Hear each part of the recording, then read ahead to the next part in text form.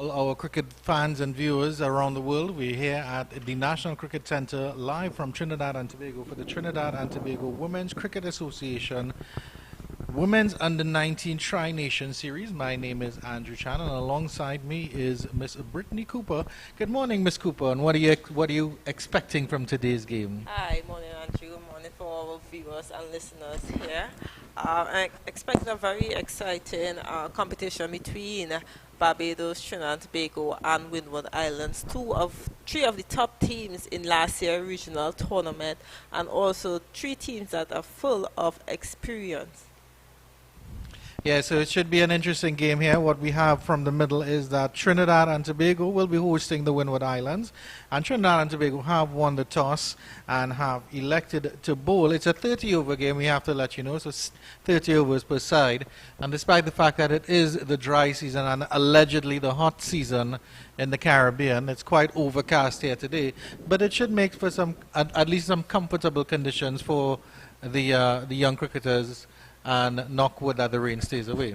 Yes, very good conditions to play cricket today. Thursday when we had a championship and premiership finals that was played here, the sun was very, very hot. Hardly any clouds in the sky. So being under 19 players, they will be very happy to play in this condition where there is no sun. So and a nice cool breeze is blowing from east to west. And of course, you would have wandered down, and as we see some shots of the Windward Islands and the official ceremony before the game starts. What was the spirit like with these under-19 cricketers? Oh, they are a very excited bunch. A lot of girls who are on this under-19 team is now training with the senior team, so it had a good chance, to view and work with them and have this discussion for them. I believe Trinidad and Tobago women's cricket is in a really, really good place, and I'm excited to see the next 4 or 5 years they step up to the plate to lead women's cricket in Trinidad and Tobago and the region. Yeah, most definitely. I mean, we saw a glimpse of some of what these young ladies can offer in that tournament in Diego Martin last year, and the USA won that under-19 tournament. So some of these young ladies, they're growing into the game, and then we have some of the names like Shalini Samaru, Chanel Sow on the Trinidad and Tobago side, and of course Katie Jazz Mitchell, who's also coming into her own as well. What about the Windward Islands squad on that side? Well, Windward Islands, they have at least 4 players who recently returned from the high performance camp which were held in Antigua. They have the likes of Zeta James, they have Glasgow, who both have been a part of the West Indies women team setup for the last couple of years. So they bring a lot of experience into this Windward Islands team. So it's good to see that the Women's Cricket Association is putting on these tournaments to assist the growth of women's cricket.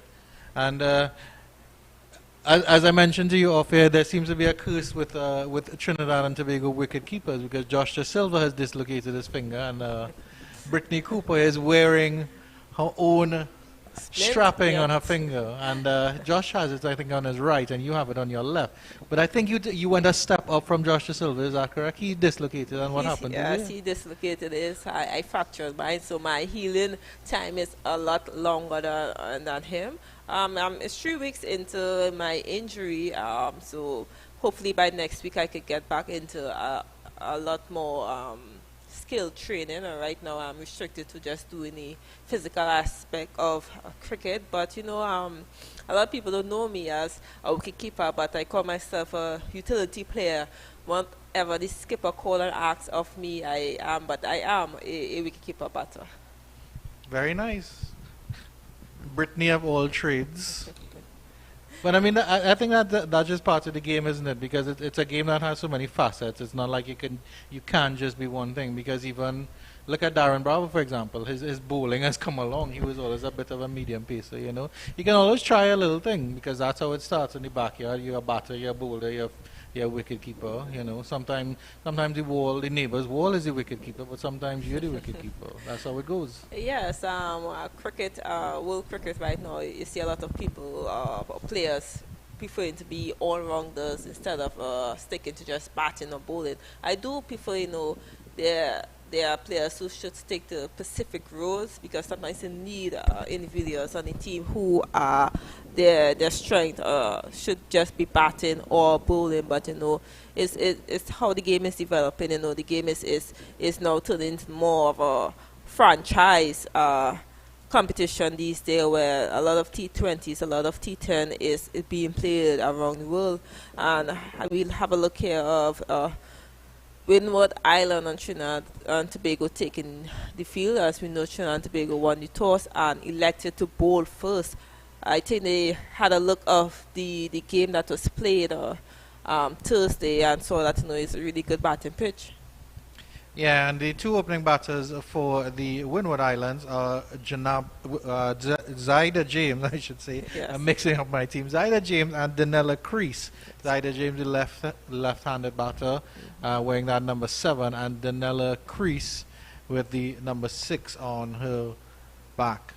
And we'll have to see who will open the bowling. And it actually looks like young Katie Jazz Mitchell might be starting proceedings from the southern end.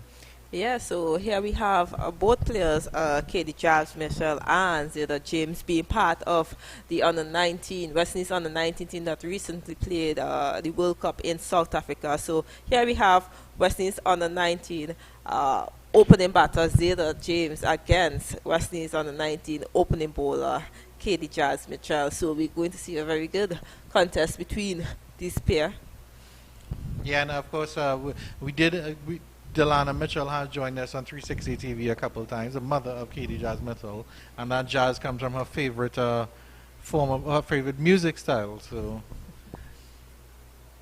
and if she gets this ball to swing, it'll certainly be some swinging jazz here at the National Cricket Centre. Yes, very much so. I know my parents love soca, so I don't know why I wasn't named Brittany Soca Cooper. No, well, it rhymes, Soca Cooper. It works. Well, maybe you can start writing songs. Oh, well, partly with my right hand, not my left, because I have an injury. Well, you're a lady of many talents. I'm sure you can develop that talent in the meantime.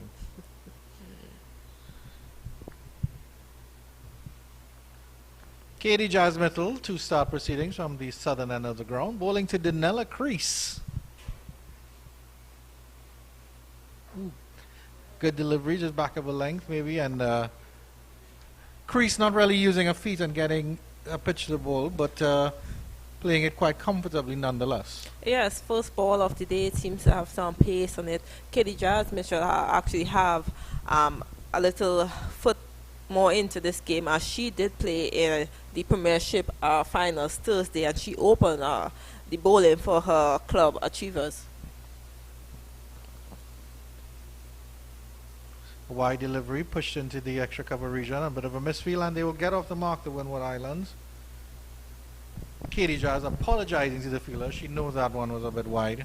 Yes, and expected a bit more there from Janaba Joseph, she being a senior player on this under-19 team. But these conditions, and it being crop season as we call it in Trinidad and Tobago, the grounds are very dry and hard and a lot bumpy than normally.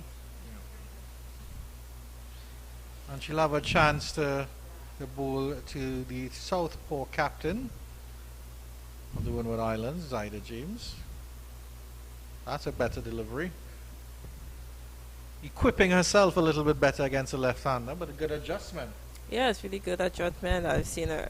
She was in a really good length from Katie Jazz. Just have to be a little more consistent length-wise. I would love to see the approach that Jada James play in this opening 6 overs. But since it's a 30-over game, I correct ourselves. It's not a T20. Sorry, I'm accustomed for the under 19 tournaments being just 20 overs. But today, in this Tri Nation Series, it's now 30 overs, which I'm very excited of, because we are taking away, playing that shorter version and giving the opportunity for more overs to be bowled. Bit short here from Katie Jazz Mitchell, and she see James rocking back and pulling that ball forward to deep square. For more overs to be bowled. Bit short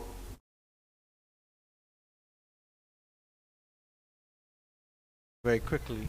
Yes, we know shorter people, you are very short, I'm taller than you, like to hit the ball square of the wicket, so I know you like that shot. Yeah, most definitely, most definitely. Once I can get down on these creaking knees. So better leg there by Mitchell. Yeah, so it's 60 for the price of 40 here. A good deal from the Trinidad and Tobago Women's Cricket Association for the Tri-Nation Series.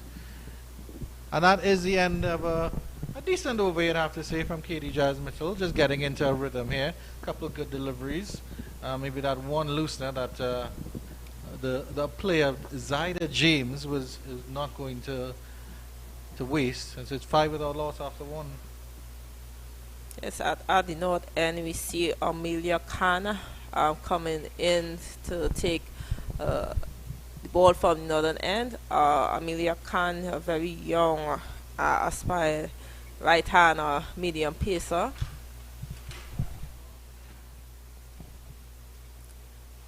By the looks of it, she seems to be bowling to a 5-4 field. There's 5 on the offside and 4 on the leg side. No slip in play, so probably the skipper Samaru is looking to see what the ball is doing before being a little more aggressive to take wickets.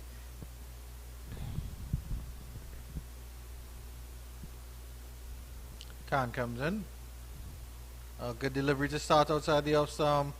Had crease pushing at that one, pushing away from her body. Well taken by the keeper behind the stumps. A big appeal there by the fielders on the field. They seem like, let's take a look at the replay. Oh, there seems to be, I know you are the one wearing glasses. I'm not, so you have a better view than me. I think there was just movement away. I'm not sure, but she was pushing very, very far away from her body. And again, this is a wonderful start here from Amelia Khan. She seems to be hitting that deck hard and getting a little bit of extra bounce out of there. Yes, I would love to see Skipper Samuel probably take that short square and put it in a slip, because Khan here is getting a lot of movements. As a skipper, you see your fast bowler bowling that line and leg and getting that swing, you need to support her. This one is good. It's a bit of a back cut. Again, just throwing her hands at that one crease. No foot movement at all. Lucky to get away with that one, I would say. Yes. Probably a crease needs to get a little closer to the ball. She seems to be standing on that middle leg position and just putting her hands at the ball. No foot movements. All batters hate that corridor of uncertainty, so just stay there, right? That's all you have to do. Throw in the odd yorker. Let them smell the ball once in a while. If you can get it up to their shoulders. Another wide one there, but fuller. And again, you see Khan continuing that line outside of crease, not being able to get her body behind the ball, and she seems like contemplating to hit that ball to mid wicket. I think she was a little bit frustrated at this over. She's not getting any luck here, crease. It's a good over so far from Khan. Again, another rising, bouncing delivery. Needs to get a little bit closer to that stump. But that delivery, when she tried just swipe through mid-wicket, if she had tried to place that through cover, she'd have certainly gotten some runs there instead. Yes, very much so. A nice little back foot punch, or even cut the ball. And, there's a huge gap between a backward point and a third man there. There's an easy single available there. Continuing with that one is called a while, a little bit too wide from Amelia Khan. Unfortunately spoiling what would have been a lovely little maiden here. But she gets one more bite at the cherry at crease.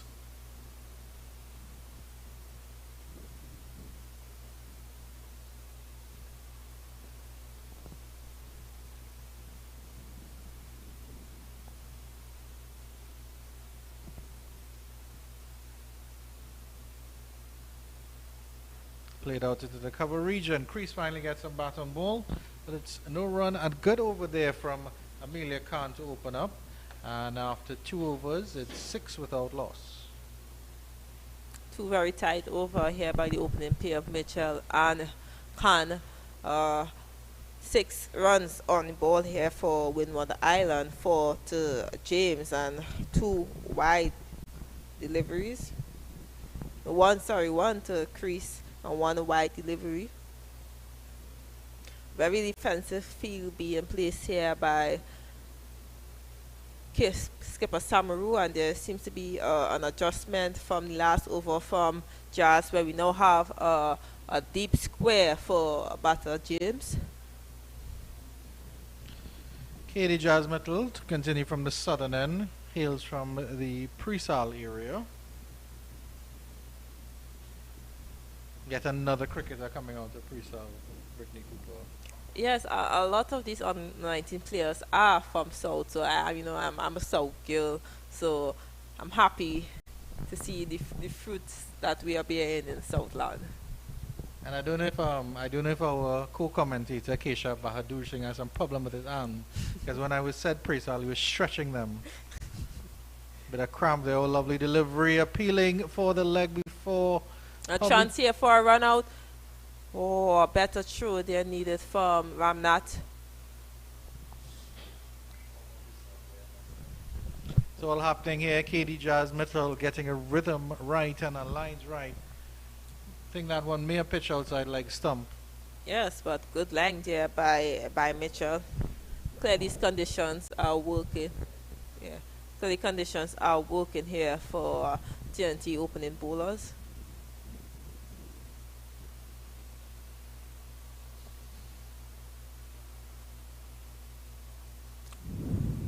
Wonderful delivery there, wonderful delivery. Now she's getting a radar on.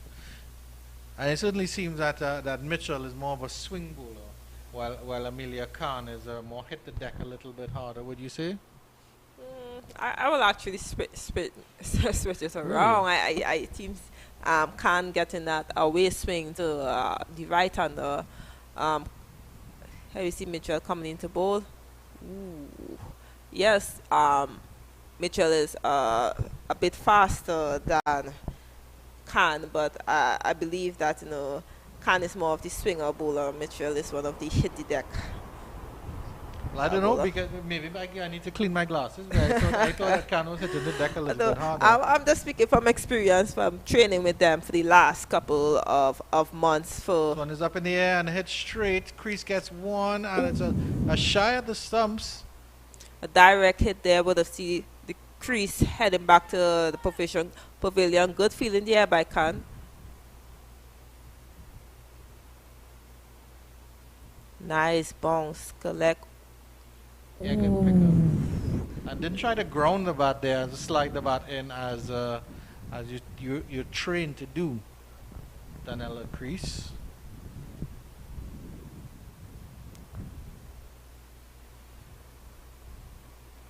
Katie Jasmittle finally finding a groove here in this over. Just 2 runs from that over.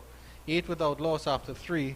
The Windward under-19 women in this Trinidad and Tobago Women's Cricket Association's Tri-Nation Series.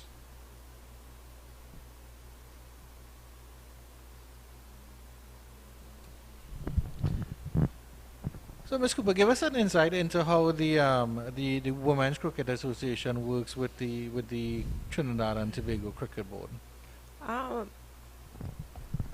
Yes, it might be 2 separate boards, but the first 2 letters for both boards is Trinidad and Tobago, and we are all have intention of developing cricket in Trinidad and Tobago, not just the male side, but also the female side.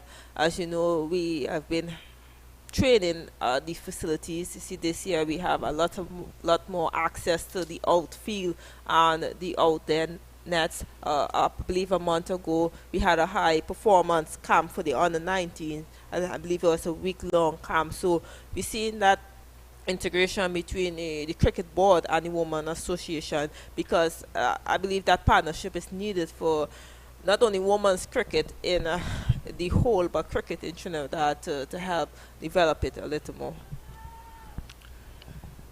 Daniela Crease continues to have to contend with Amelia Khan, who's bowling quite well and not letting her get away with anything.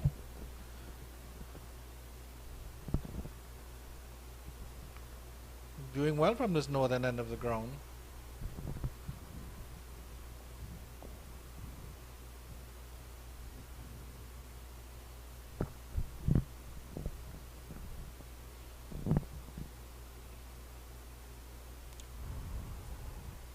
There again, you see Crease looking for that heave over middle wicket. You know, there was a half volley there by Khan. She finally bowled a bad ball there to the crease, and tricky shot selection there by Crease. Amelia Khan hails from Chatham, so another Southland lady here. Good, and then she's back to that line, which is just sort of a back of a length, good length, and bouncing, really hitting that seam very hard. But I'm seeing that bounce, but I think it's more of the moisture on the pitch. As you said, you know, there was a little rain, bit of rain yesterday evening and into the night, so not much sun this morning for that moisture to dry up. So I think that's probably the decision why Trinidad and Tobago decided to win the toss. Well, they didn't decide to win the toss, but when they won this toss, decided to bowl first to, you know, allow that moisture to come out from the pitch. And a maiden over there by Khan. Excellent bowling right now by Trinidad and Tobago to the opening pair of Crease and James. As you know, it's not a T20 game, it's a 30 over game, so there's plenty overs left. Yeah, it's been a good start so far. Katie Jazz Mitchell will continue.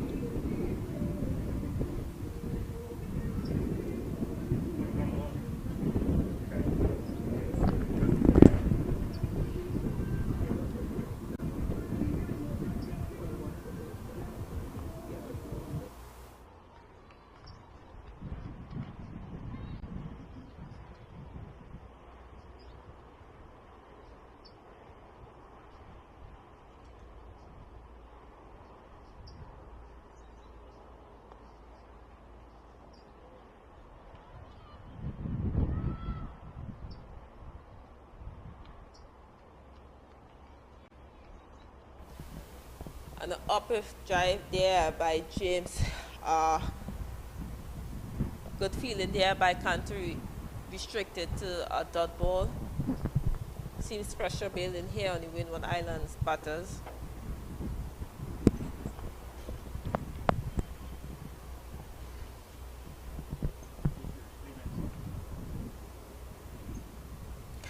But we know as both batters, keep a level head, runs will come, you know.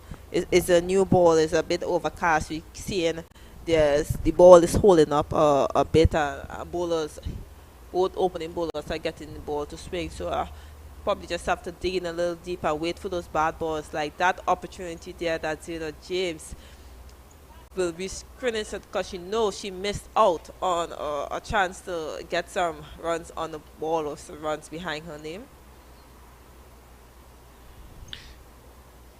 So the Windward Islands squad is made up of a number of St. Lucians as well as Dominicans, Grenadians and Vincentians as well. Yes, 8 St. Lucians on this team. Beautiful bowling by Katie Jazz Mitchell. Had James tied all ends up there. We'll have a look at the replay and see what happened here.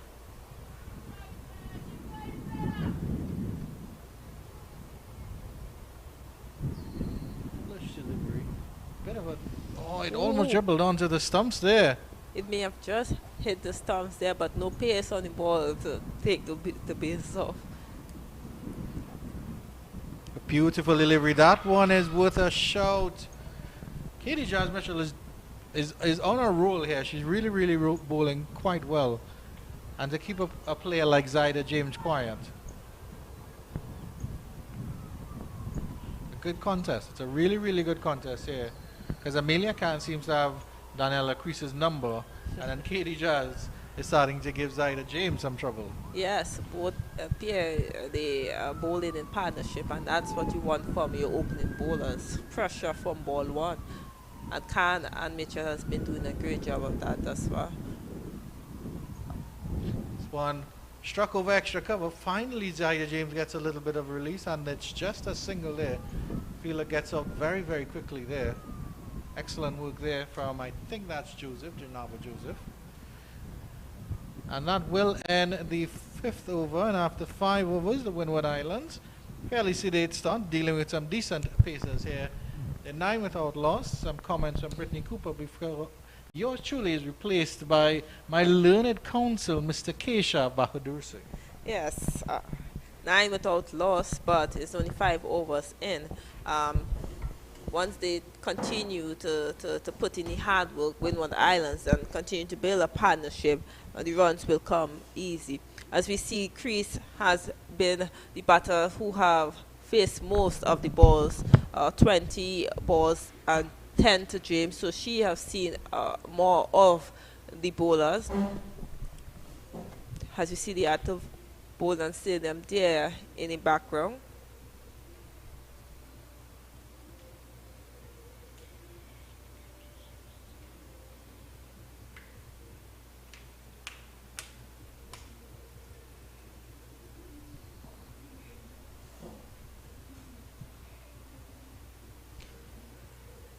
Let me see Chris making an adjustment to her pads.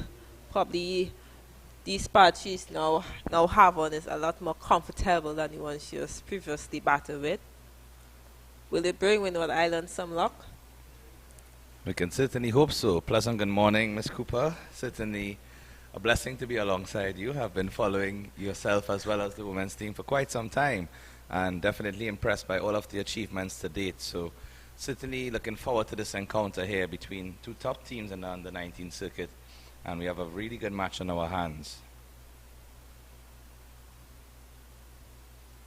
There again, we see that other bounce there from Khan. Now, this is the first time Khan will be bowling to James. Most of her deliveries were to the right-hander crease, so we'll see how she can adjust. You know, it's not always easy bowling to a left-right-hand combination.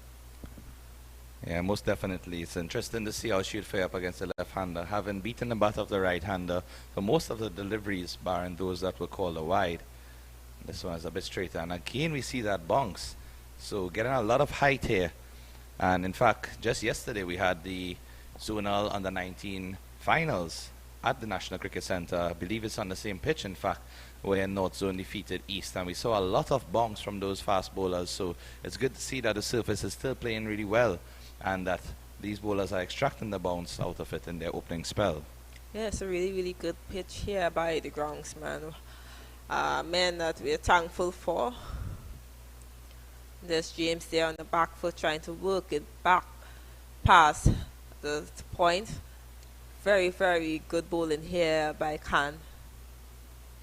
So would you think that James is being a bit watchful given the quality of the bowling, and she might probably just settle herself in and look to explode a bit in the later overs? Yes, I think that's the approach that's needed in conditions like this. As you see, there's inconsistency in bounce. Both opening bowlers doing a bit different with ball. We see Khan more having a little more swing and bounce. And you saw when Mitchell was bowling to James, Mitchell seems to be hitting that pad consistently to James. So James, being the captain and being a senior player in Windward Islands team, she know that she have to bat long in this innings to get a good score for her team.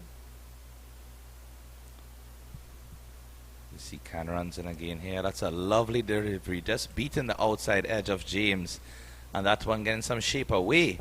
In fact, as we take a look at the replay here, very good delivery given that we saw the initial delivery is kind of angling into the body of James, and this one leaving her as it pitched.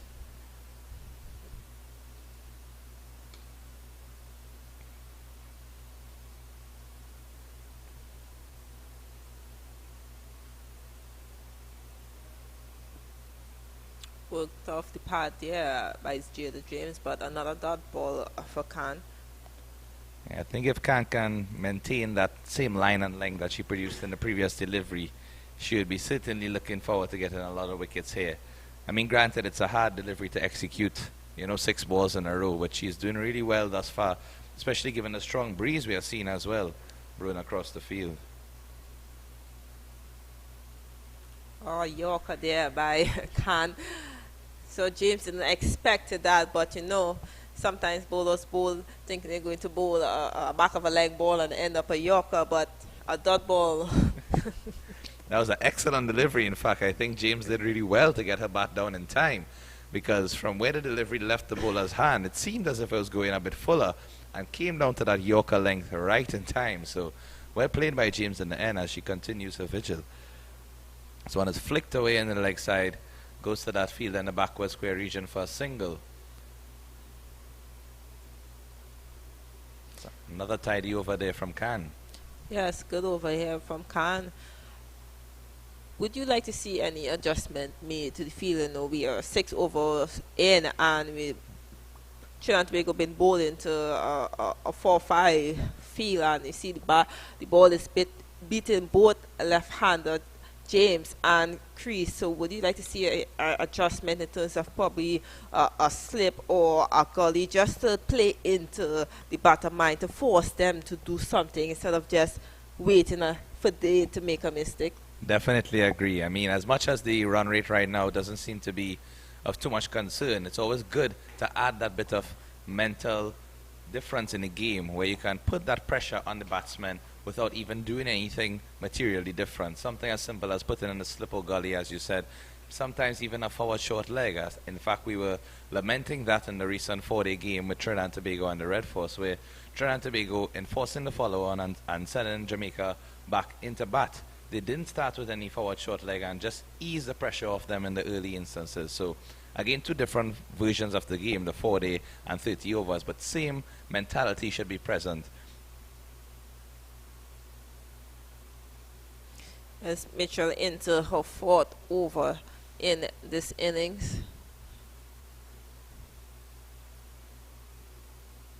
And a big heave here by James that's just flown over cover region. You see ball being chased here by Joseph. 2 welcome runs here by Windward Islands. Some good work in the outfield as well, sprinting to collect that ball, because the outfield is rather dry and quick here at the cricket centre. So very easily could have run away, but good work in the outfield and good shot by James. You can see that she's just trying to release the shackles a little bit with that one. You know, initially playing very mindfully for those shots. With that shot, we see a adjustment to the field. We see covers now gone back outside the circle. But if it was me, I would have leave cover back in, because that was not a very comfortable shot there by James. That seems like a more pressure shot, and I would have been, well, you know, I'm going to keep my fielder inside the circle. You try to do it again. So force her to try to play that shot again.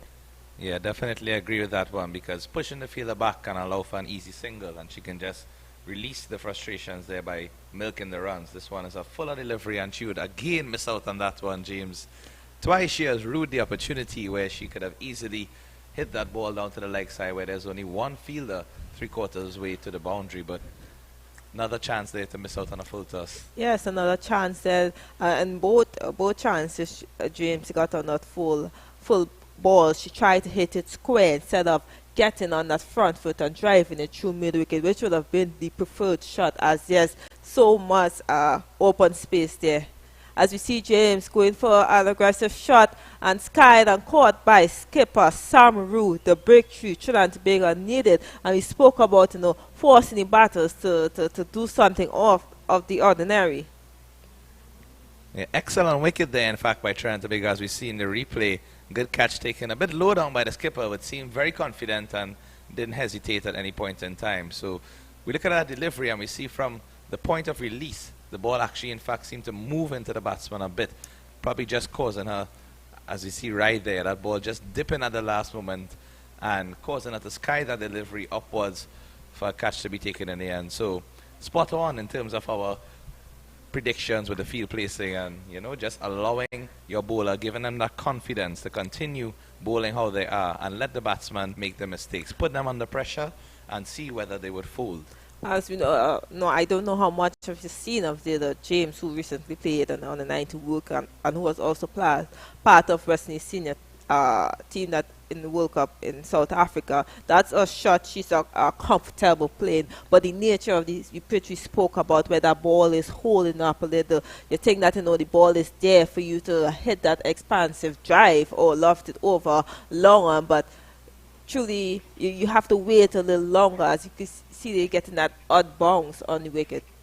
Yeah, definitely. And from what I've seen of Zeta James in the World Cup format, as well as any of the matches she has played in the regional circuit, very confident in that offside, loves to play that expansive cover drive, and has certainly excelled with it over her recent history. The only issue here is that the pitches, as you rightfully said, in Trinidad and Tobago, sometimes they might not be as quick as across the other islands, and especially when you're playing in international territories. So it's good to just monitor the situation, sometimes probably just waiting that extra second until the ball reaches you and playing within your lines. Mitchell continues again here, and that's a beautiful delivery first up. Nice line and length. New batsman is Marceline, and that ends a successful over for Trinidad and Tobago under 19. Katie Mitchell picking up very important wicket there of James, and we would hope to see her colleague Khan getting a wicket in this over. She has also bowled expertly well thus far. That's a good opening bowling partnership between Khan and Mitchell. Both bowlers bowling 4 over each on the trot. I was now going to ask if you think that they might bowl another one after this, whether you think you might see Mitchell coming back again, or there might be a change with some spin or another pacer to suit.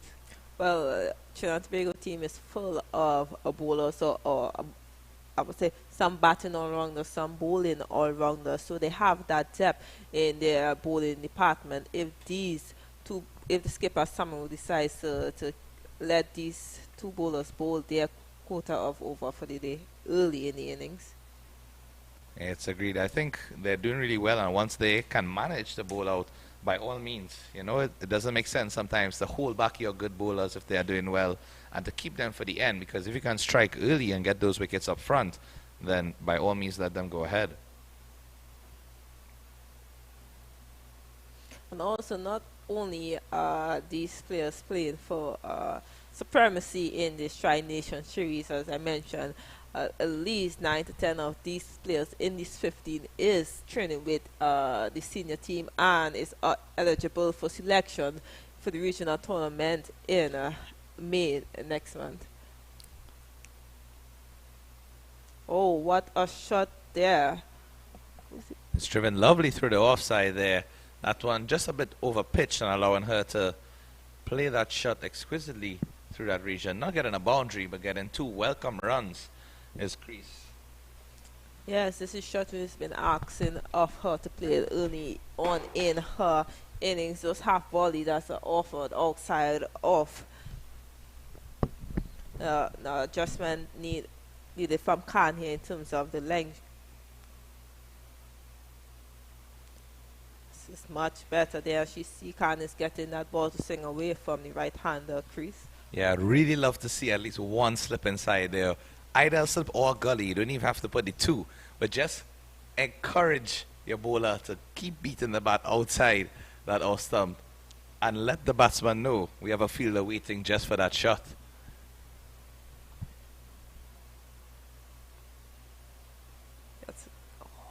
What a catch by Janaba Joseph. Again, an aerial shot there by crease. A half volley outside. No, most people would say that's a bad ball, but sometimes bad balls get you wicket. And she can't get in her first of today. Look at the reaper and a diving catch to the left of Joseph. Excellent work again by Trinidad and Tobago there, I must say, because, you called it. It looks like a bad delivery from the onset. Full and wide outside the off stump, similar to the delivery that she just played through the covers for 2 runs. But I think the bowler, again back in herself, she would know that crease really hasn't middled the ball since she has come out there, and she has been a bit hesitant and unsettled, in fact, by facing up to these bowlers, not really getting the same connection she would like on each delivery. So that instance is just to show you, once you persist, you can essentially get the batsman out, because it takes a lot of mental strength to be able to go in delivery after delivery and just think about what you're doing. There's back-to-back wickets here for Trinidad and Tobago. As we see coming into the wicket here, Trinidad Glasgow, another senior player, another player who's been in the West Indies senior team setup. She's seen as the opening bowler in West Indies under 19, but she can bat. As we know nowadays, a lot of fast bowlers are players who can hit the ball hard, and she can hit the ball hard. And if you see her run between the wicket, you wonder why she's not a sprinter.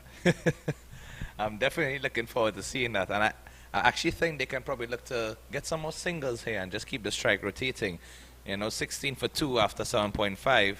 It's not bad given the start of the Trinidad and Tobago bowlers who have been spot on, but at the same time, you need to just keep the runs ticking and don't let them peg you down. Kind of runs in again here. Again, we see that bounce first up, but smartly played by Glasgow. Very nicely played down to that third man region for a single. So immediately off the back, and as you called it, she sprinted down to the other end before we could even look. So it's good to see that intensity already being put in from her first ball. And the end of another successful over for Trinidad and Tobago. 17 for 2 after 8. Are we going to see a change in bowling here? Yes, it seems there's a change from the solar end. Seems like Ttwca Orozco is coming in to bowl her leg break. So he's going to see some spin into play here. Facing up to the left-hander Glasgow. Yeah, Ttwca Orozco, right-hand leg spin from Freeport, attended Naparima Girls High School. Of course, must mention Naparima College and Naparima Girls High School, two of the premier schools in South Trinidad. Wicketkeeper as well for the under-21 Naparima Girls High School cricket team, and took the most wickets as a leg spin bowler and top scorer for the 2019 season. So surely she'll be looking to continue in the vein from the previous overs where we got a wicket each from both Khan and Mitchell. We see in the field deep cover, long on, long off, and a deep forward square to left-hander Glasgow. A tricky field for a leg break bowler bowling to a left-hander. You expected probably 2 on the leg side for the left-hander with that ball coming in, and we know left-handers, when they see that ball coming into the path, like to go for that swing to corner mid-wicket region, which was free for Glasgow there. And that delivery was flighted very nicely as well, so I'm sure she would have been licking her lips at the opportunity to hit that over the boundary, but played it very smartly. Sometimes those deliveries can easily be your downfall when you get drowned in honey, as they like to say. Drowned in honey. You go for a big heave. Leg spinners always have that ability to just entice you into coming for those shots. And again, another flight to delivery and hit straight to short mid-wicket, but dropped there by the fielder Ramnath. She couldn't ask on easier catch, unfortunately. Yeah, that one going straight to her, but seems to have been struck very powerfully. So could be just a matter of the ball being hit a bit hard and bouncing out of her hands, and we immediately saw all of the other players applauding her. Not one player seemed to be upset, but instant applause to just support her and tell her move on. Again, a lot of nice flight there, and that one played into the gap in the offside. They pushed her one and they come back for the second as the sprinter is showing how quick she really is between the wickets. Another flighted ball. The ball is so flighted that our cameraman can't get to see the full delivery being bowled, but again, good batting by both batters. You see already 4 runs in this over. A little adjustment needed to be made by Orozco in terms of the length she's bowling. She just needs to pull it back a little.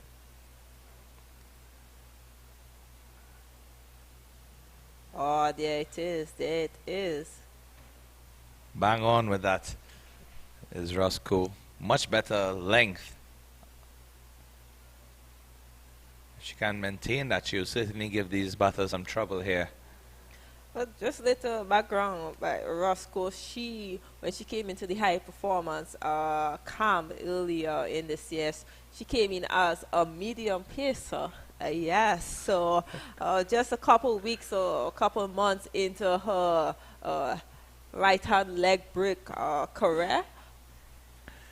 That's really interesting to see, and I mean, by all means, I applaud her for that effort because leg spin is no easy task, and leg spinners always have the uphill battle of knowing that the batters want to take the attack against them, no matter how good you are. Even Shane Warne used to state that he always had to outthink the batsman, knowing that they would want to play their shots.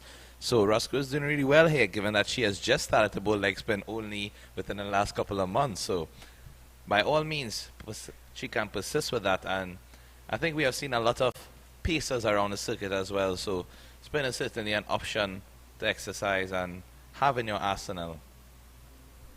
That's when I now started playing cricket when I was a lot shorter.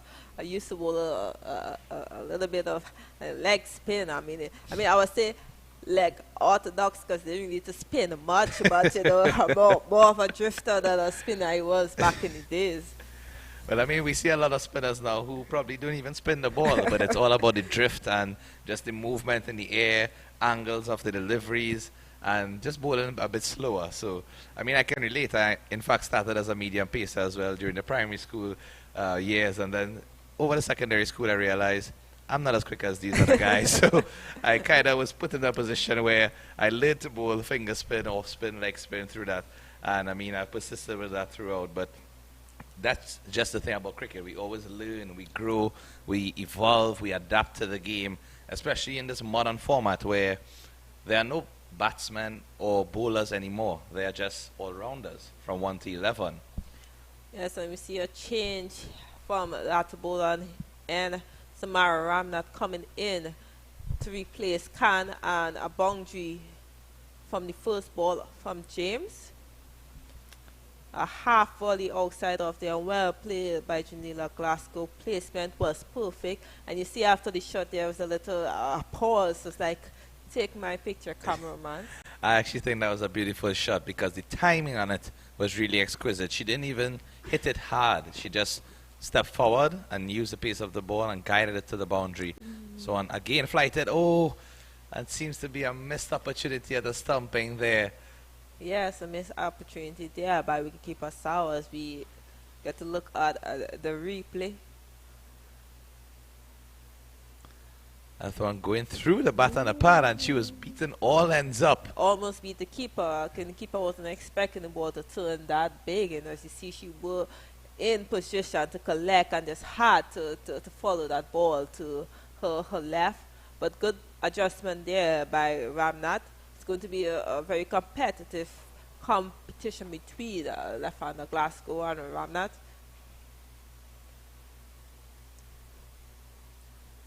That one, she's just stepping back and driving it down to the long off region. A bit of a misfield there, and it seems to have run to the boundary for 4, is it? No signal from the umpire as yet, so just 2 runs. Fielder doing well to recover after the initial misfield and getting him back in. Oh, and we now see the 4 being signaled by the umpire there. I wondered for a second because she seemed to just walk after she misfielded. Yes, she didn't seem to run for the delivery to prevent it, so... I think it's, you know, you're already disappointed that you misfield the ball, but when your misfield is gone for a boundary, it's much more heartbreaking. There's a dot ball there by Ramnath. You see when that ball is bowled on that 4th, 5th stump, Glasgow is very excited at that length to go hard at the ball. Better line there by Ramnath, and you see some bounce as well from spinner. Well played there by Glasgow. I think that's where Ramnath will want to be focusing her line because Glasgow doesn't seem as comfortable with those deliveries on the body, especially being an off spinner and getting that bit of turn away. Again, we see that one on the body and play defensively. So the key is to reduce giving her any opportunity around that 4th to 5th stump, as you said, eliminating that chance for any width and allowing her to free her hands. So decent over by Ramnath, unfortunately conceding 2 boundaries, one not a fault due to a misfield, but at the same time she came back well with those 3D deliveries in the end to just keep it tight and angle that body into the batter. So 30 for 2 after 10, current run rate of 3 runs per over. And I would welcome back the esteemed Mr. Andrew Chan alongside me. Yes, good morning again, viewers, and good morning to my learned friend Keshav Bahadur Singh. How have you enjoyed your opening statement at the National Cricket Courts here in the matter of Trinidad and Tobago versus Windward Islands? Well, opening statements are always a pleasure, you know, because you have the opportunity to set the tone for the rest of the day and essentially just let your audience know what your intentions are. And our intentions here are to see a wonderful competitive game between Trinidad and Tobago and Windward Islands, which we are already seeing unfolding as Glasgow has come to the crease and taken the attack to these bowlers despite a slow start. So I'm really looking forward to seeing how this unfolds and this battle between the spinners and the batters. The full delivery here from Orozco. As you mentioned, the trials and tribulations of a leg spinner.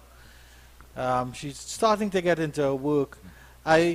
I'm slightly disappointed that that Shalini Samru, the Trinidad and Tobago captain, did not give Mitchell and Khan another over each, because they were at the stage where they had gotten 2 back-to-back wickets, 8 17 for 2, and since the appearance of the slow bowlers, that's when the Windward Islands batters have started to cash in.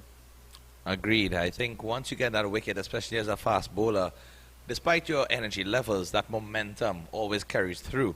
And, you know, as our fellow team member, Gordon Pay, always says, you smell blood when you get that wicket. And you really and truly just want that opportunity to get the ball again and running as fast as you can. So having gotten a wicket each, I would have liked to see at least one of them, if not the 2, continue with this spell. Yeah, definitely here. Orozco not doing too bad. And she was unfortunate as well that her fellow spinner, Marissa Ramnath, dropped that catch at mid-wicket, which would have gotten rid of Marcellin, I believe. Yeah, indeed that was a mischance there. I'm wondering just if the skipper is keeping back those opening bowlers, knowing that it's a 30-over game, 6 overs per bowler, and both of them having bowled 4 in the initial spell, whether she's just keeping them back for the death overs, given that they have been very much on target and allowing the spinners, from what we've seen thus far, you know, they haven't been able to really get that spot, as this one is a wide delivery, passing the keeper as well, and batsman run for a single, come back for a second, as the sprinter is really showing her ways, getting there much quicker than I've seen from a lot of the cricketers in this circuit thus far. Yeah, the spinners haven't hit their mark as well as the opening bowlers have. But if you look at the stage, 17 for 2, and they're now 34 for 2 at almost at the 11th over. Just one more over, I think he might have picked up another wicket and really gotten into the lower middle order of the Windward Islands. This is a good delivery here from Orozco, maybe slightly misaligned towards the leg stump, but she'll be happy with that. Especially with 2 new batters at the crease, you would think that's the best time to keep on your strike bowlers, because just releasing that bit of pressure and allowing spinners to come on, you know, batters can see the ball a bit bigger, take their time and allow for the ball to reach them, just monitor the pitch. It's not as difficult to face as when you're seeing a pacer who has been moving the ball in and out of you when you're now stepping to the crease. And of course, it was interesting at how the universe tends to unfold, because Darnella Crease was dismissed by Khan, who really had in the most trouble, and then Zaida James was dismissed by Mitchell, who really had in the most trouble as well. And they both scored 4 of over 20 deliveries. So that's what I'm saying. You have your 2 best batters. Zaida James is one of the best batters, young batters in the Caribbean, and you get those 2 out cheaply. Push for another over, push for another 2 overs. But of course, it's a learning curve for Shalini Samru, and hopefully she will learn from all these experiences. Maybe Brittany Cooper will wander downstairs and say, hey, could I give in Miss Katie Jazz and Khan another over? Ramnath to continue. Let's see how she continues. Getting into her work here. It's a good delivery, flighted. Pushed into the mid-wicket region, just a single there. Samara Ramnath, hailing from Charleville and Chagonas, attends Saraswati Girls Hindu College, so from close to the National Cricket Centre in Vancouver, and I'm sure she would have been willing and able to come to this game and try and get some wickets for her team. She wouldn't want to take on that job catch too much. You know, sometimes it can have a demotivating effect on fielders, but the fact that her captain and everyone else seemed to applaud her as it happened just shows the unity in this team and the fact that everyone is willing to encourage each other on the field of play. Yeah, definitely. And of course, getting the opportunity to bowl, which may have been a very smart move from Samaru, just get her on to bowl immediately after that drop cat, get it out of her mind. And she does have a very good action, straight up to the crease, high arm action here, uses the fingers, and when she gets that ball on spot, it really is a, it really can be a, it looks like she can have pose a little bit of danger here.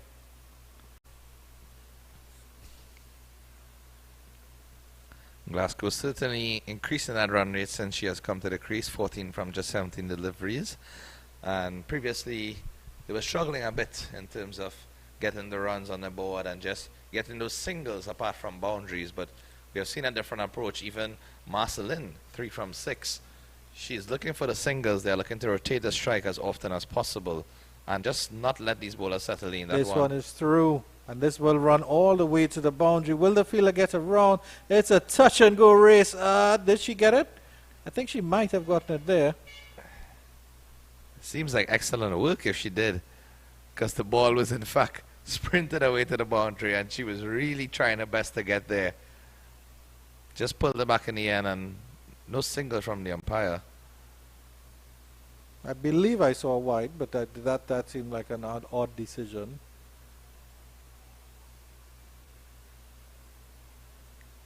Yeah, agreed. I think that one was within the line from our view up here. And our director, Jason Christopher Nolan Passad, has indicated that it's 5 wides. So on a heave and a miss out opportunity there for Marceline.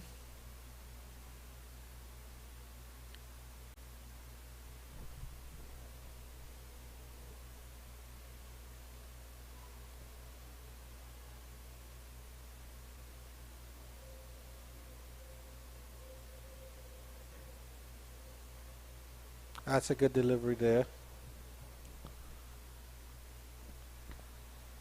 Marceline, one of the many solutions in the lineup, have an experience at the regional under-19 level. Yes, it's a good mix of talent, of the talent pool here on both sides. Likes of Zyda James, Jenny Lee Glasgow, and others. And then, of course, on the Trinidad and Tobago side, Chanel Samaru, or Shalini Samaru, Chanel Sow, Katie Jazz Mitchell, Janaba Joseph. At the end of 12, it's 41 for 2, the Windward Islands.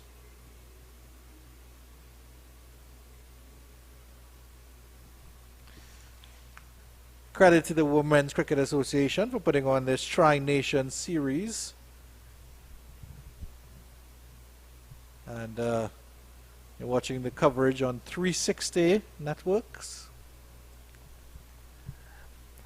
Just as we take a look across here in the Queen's Park Oval, where Barbados and Windwards are engaged in a thrilling encounter at the final day.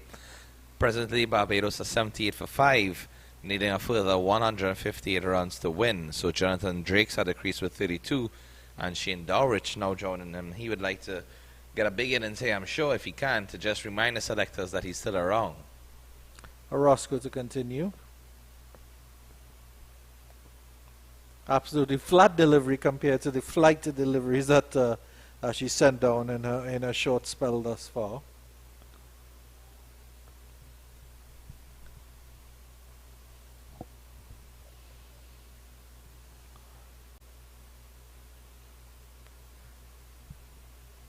I think that's good bowling there from her. I think that's where she wants to be, Keshav. Yeah, that's the spot she'd ideally want to hit over and over. Granted, the first couple of overs would have been a bit difficult to just try and get into that rhythm, especially as a leg spinner, but she's done really well to come back here, and that one, as I was commending her, she bowls a wide delivery down the leg side. But again, not to be too harsh on these cricketers, because as Cooper noted, she just bowled leg spin about 2 months ago. So learning the trade and taking the time in terms of just trying to do the best she can in these circumstances. It was actually a good length, but just the wrong line that last delivery. Beautiful.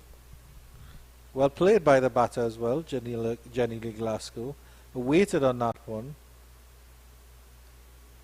Glasgow is looking really confident, I must say. The way how she's playing her shots from ball one, she really came out here with the intent to help her team get to a formidable total.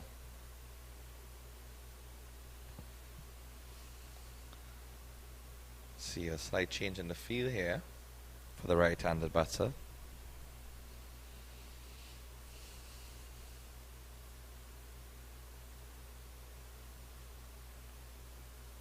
It was good to see young Jaden Seals doing some laps around the cricket centre this morning, Keshav. Of course, we know he's coming back from injury. That's a wide delivery, a poor delivery.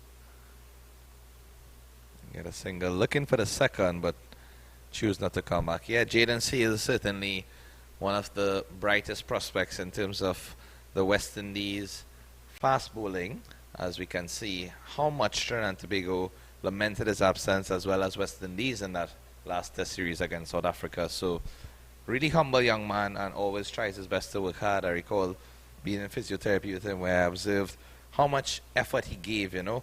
It was really admirable to see every single day, and the support from his family, from everyone there at the Sport Medic TT clinic in St. Augustine, just showing him that everyone wants him to get back to the best of his abilities. So all the best to Jaden in his recovery, as we look forward to seeing him soon in the regional colours.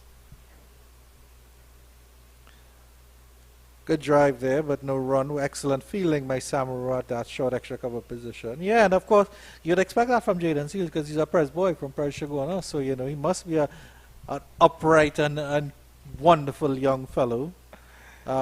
It also looked like he had built, I don't know, when he first started, he looked a little bit more light, and he certainly has put on a little bit of muscle mass. His shoulders looked a little bit more broader.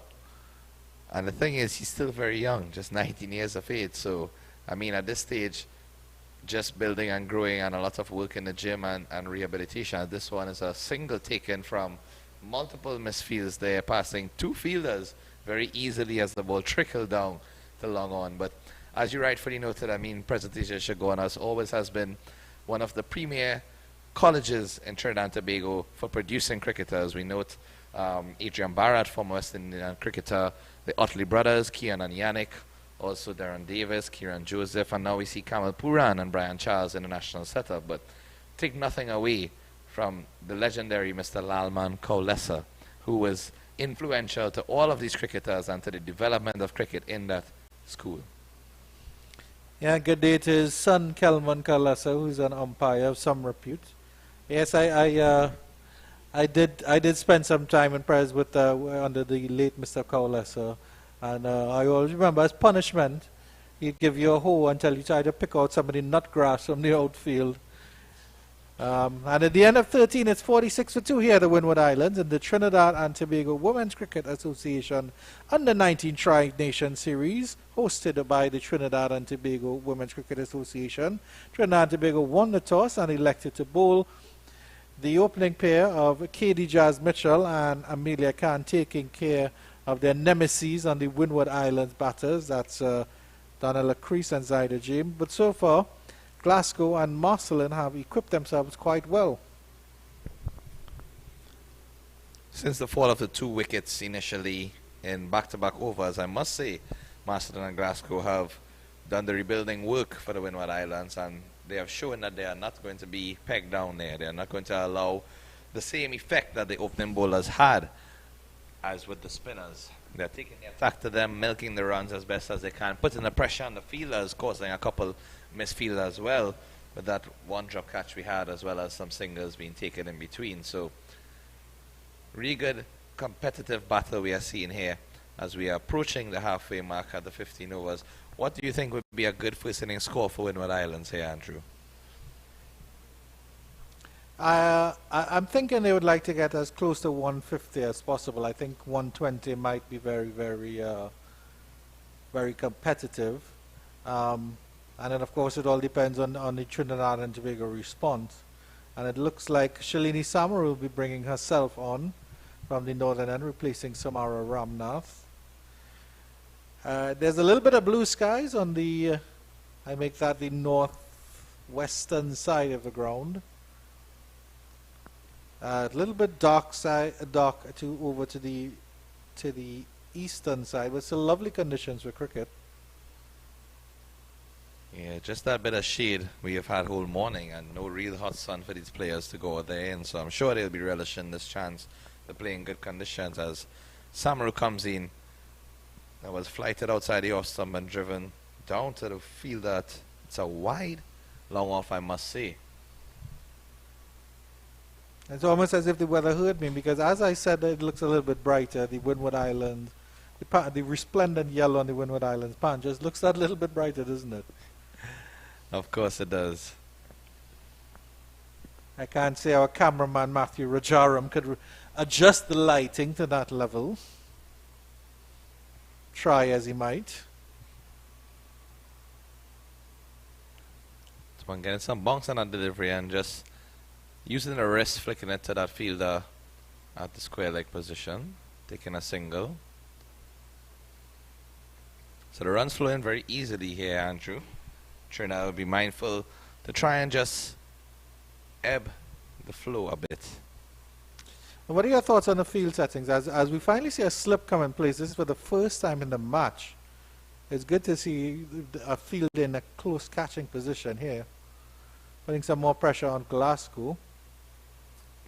Yes, Samaru would certainly be confident in her abilities, and bringing that slip in certainly means she would have some sort of confidence in her ability to turn the ball and get that outside edge. Glasgow seems to be an attacking batsman from all intents thus far, and the way she has played this innings, I think Samaru would probably just try to tempt, as we see that one deceiving the outside edge of the bat, and a lot of bounce, very noticeable on display for the spinners. Glasgow acknowledging that one as well, having some words with the keeper behind his stump. So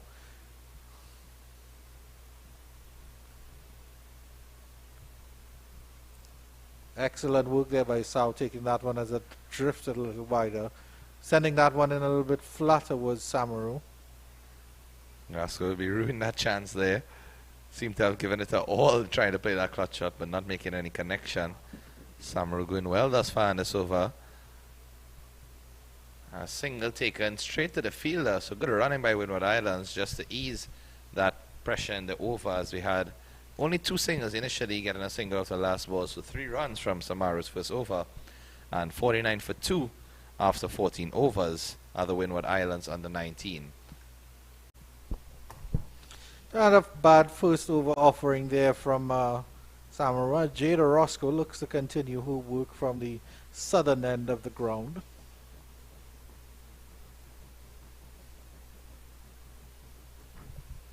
.49 for 2 after 14. I don't think the Trinidad and Tobago camp would be too unhappy. I'm sure they would like to see some more wickets in the wicket column, but in terms of the run rate, not too bad at all.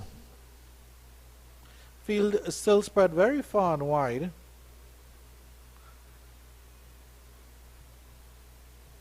Very wide, short mid-off and mid-on, as well as a long off and long on. Super flight here from Glasgow, and that's from Orozco, and that's flat batted past the bowler, straight past that. Glasgow got a big piece of that one, and that went all the way racing on the 2 for 4. That's a really lovely shot there, because it's so easy to hit that ball aerially to a fielder. I mean, it was hit aerially, but straight back and with enough pace to pass the bowler. As it's passed her, it sped along the boundary, along the outfield to the boundary for 4 runs. So she would be very mindful here, Roscoe, in terms of that flight, because each over we've either seen either too much length or too bad in terms of the line. So we just have to find that middle ground where she can find the right line and length at the same point in time. You see this again, one too here. much flight here. And that one, she goes wide down the leg side. Won't go to the boundary for 4. Run a comfortable 2 there. And that's a very good point you made, Keshav, about Glasgow. She could have She could have hit that anyway, but she looked like she definitely picked her spot and said, I'm going to go down the ground. I'm not going to try to carve that over cover, you know. And didn't try to overhit it as well. It's good placement, really good placement. And good to see the batter having that sense of awareness. But 22 of 28, that's a very, very good little knock so far from Glasgow. And the 50 has come up for the Windward Islands as well. Yeah, 56 for 2 in 14.1. Roscoe coming back into the attack, and that one is off the pitch, in fact, as it goes down to that fine leg region. Batters get one and they come back for a comfortable second. So runs leaking a bit too easily here at this point, I think. Skipper Samaru, who's fielding right there, just having a word with her bowler Roscoe, trying to encourage her to find that spot. It's actually a no ball, because that ball wasn't on the pitch at all. So it's a free hit here. And she's decided to adjust the line, Orozco. I'm not sure if the experiment has worked today, Keshav. I mean, Miss Ramnath was bowling a little bit better at the other end, I would say. Yeah, agreed. Samaru might have to shuffle her pack here after this over. Very possible we might see a change after this over if it continues in this manner. Take nothing away from the effort. You know, it's really admirable to see her still persisting and trying her best. Well, that's a much better delivery, I must say. Glasgow chipping up to that one on the free hit and not getting any runs at all. So, well bowled there by Roscoe. I wonder if this change of angle might be the trick that she was missing all the time. Yeah, maybe she's just trying to experiment too much here. See what happens now. And this is beautiful bowling here. Fortunately, he gets past that one, past that one for the bowler for a single.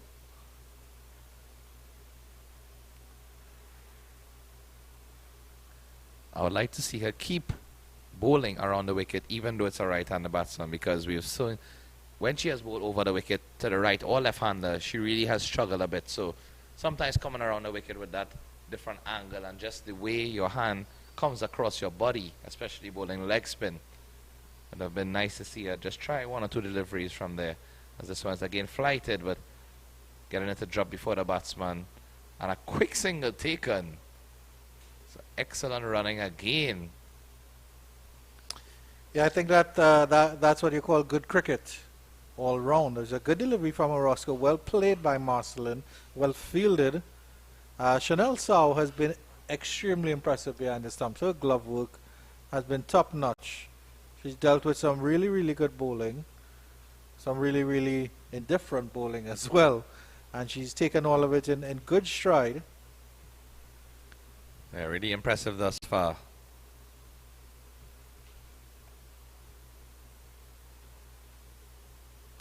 Another loosener here from Orozco, and has deposited in the backward square leg. Glasgow continues to march on. Orozco not doing so well at all. Shalini Samaru comes to have a word with her here, because this really is a very, very expensive over.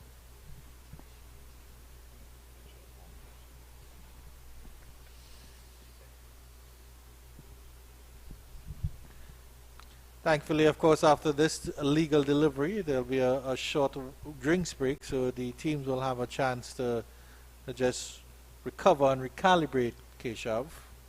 That drinks break will come at a much needed time for Trinidad and Tobago. We just seen the body language change a bit in terms of initially being very chirpy and very excited, and now she stops that one with her shin. I think even the batsman is wondering what happened there. I hope she's all right and there's no injury. Seems to be moving fine, but interesting stop there, and we'll take a short break and come back.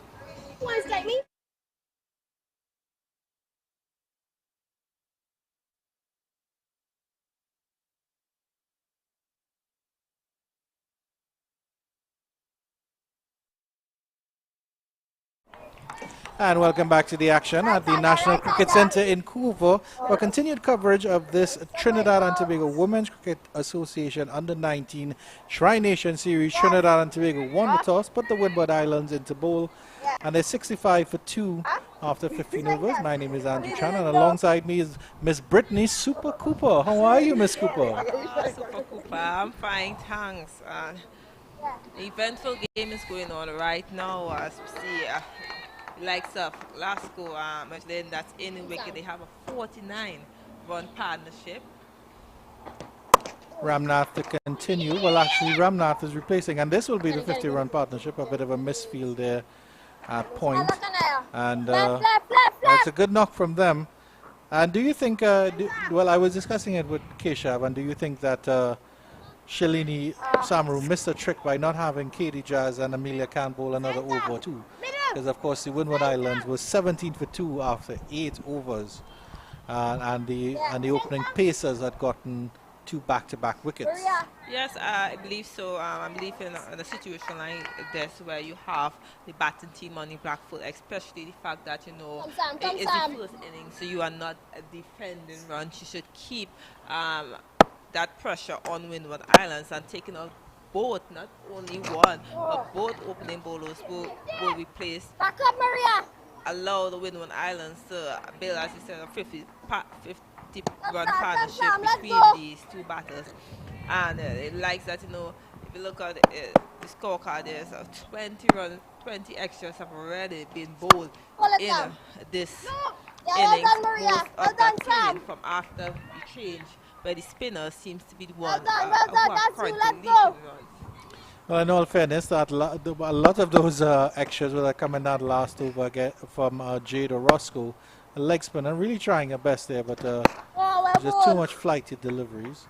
And of course, our viewers can now hear the stunt cam installed by our director Jason Prasad and cameraman and utility man Matthew Joram. But outside of those two opening bowlers, there are other medium pacers on the ground who keep the ball. We have Janaba Joseph. We also have the likes of Man Paul, who both bowl medium pace for their respective clubs. Yeah, so options here for Samaru. We may see her come on and replace Orozco from the southern end. Ramnath hasn't been doing too badly, a little bit more expensive than she would have liked, but I do like her action. It's a very minimal action, straight approach to the crease, seems to have good control.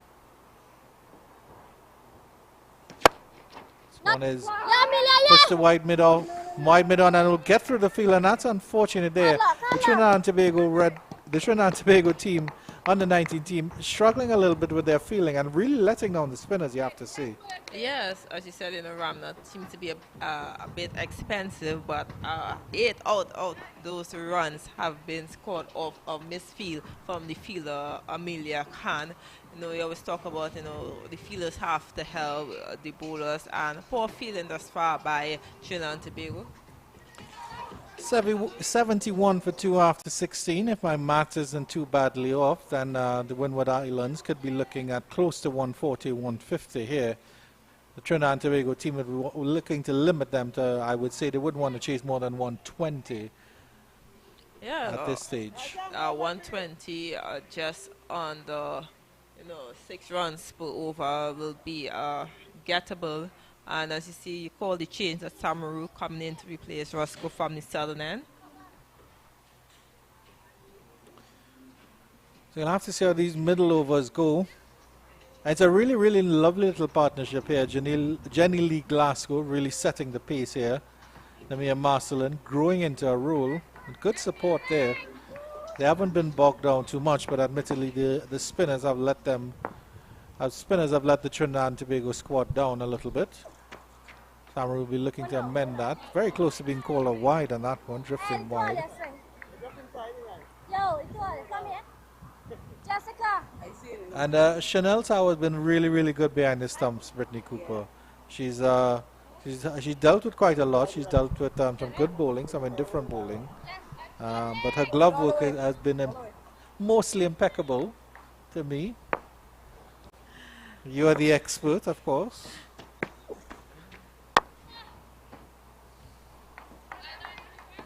Not too much of an expert. I'm more of a part-time keeper, only called when I'm needed. But you know, Sal just came back from a high performance camp, so she's been doing a lot of work with the high performer coaches in Antigua. So it's good to see a good improvement in her wicket keeping abilities. And there seems to be another misfield there by Roscoe and 2 easy runs. It's good run in between the wicket between this batting pair. Disappointment on the face of Samaru, but you know, as you being the skipper, you can't show that emotion too much because it tends to affect the fielding team.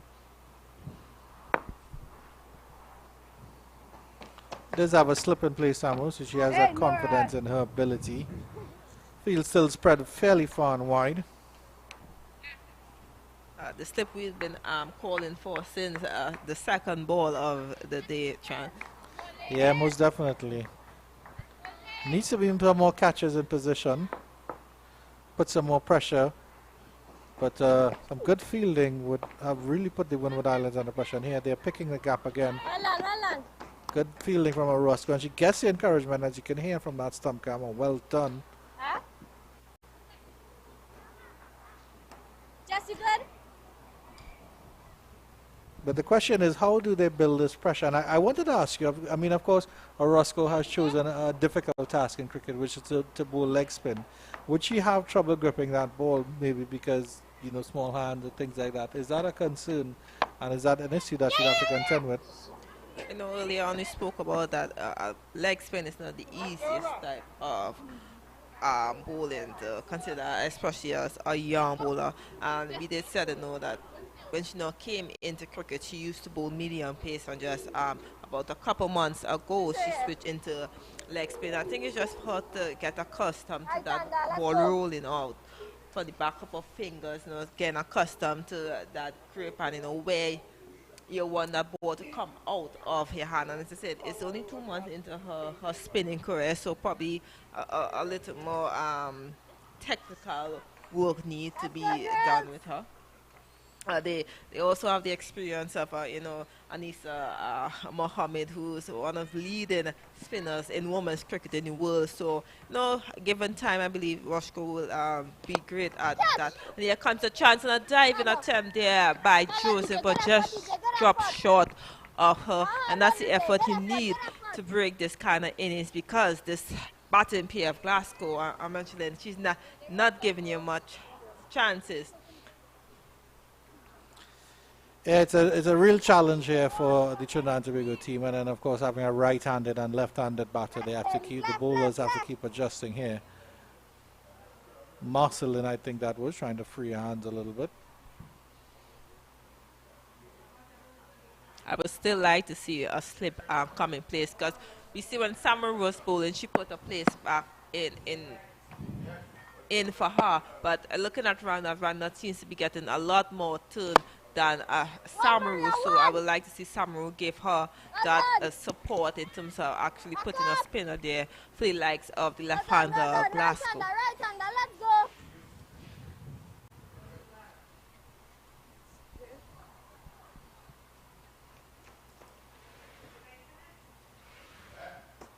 Umpires will certainly be getting their steps in, running across the field, moving into that square leg position.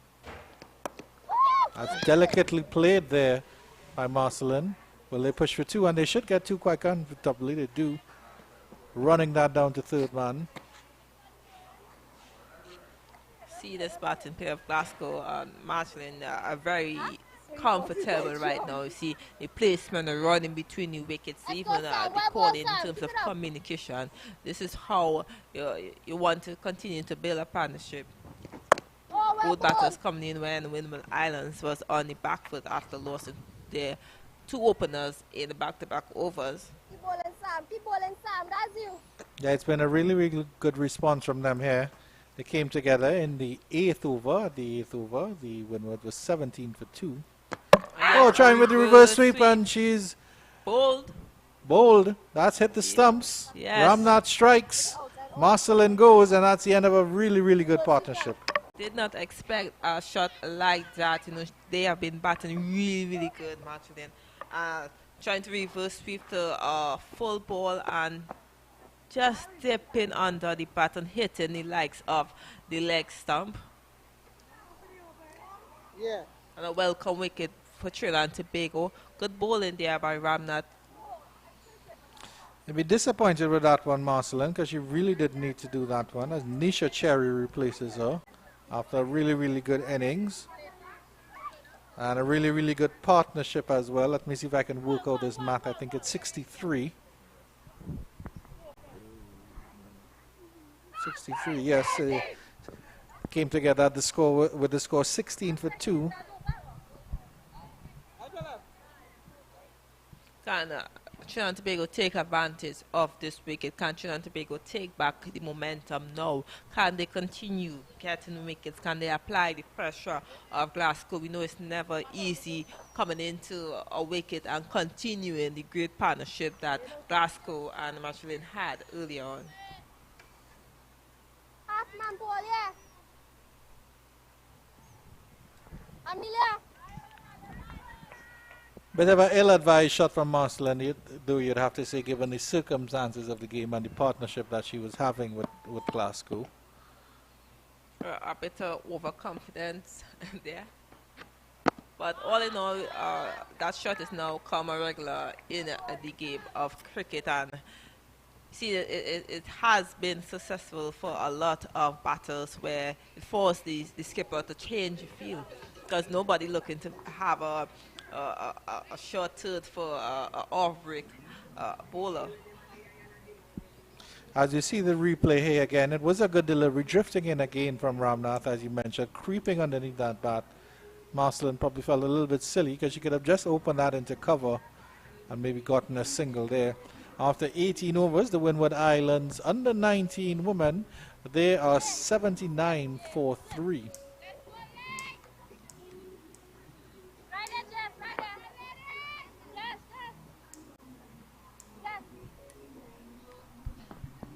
Skipper Samaru back in to bowl her third over of the day. Bowling to the left-hander Glasgow. Slip still in place, so he's still searching for a wicket. This one's up in the air and smacked the deep extra cover. Ramnath herself will come around and get that one. Bit uppishly there. But in the gap, Glasgow continues along her merry way.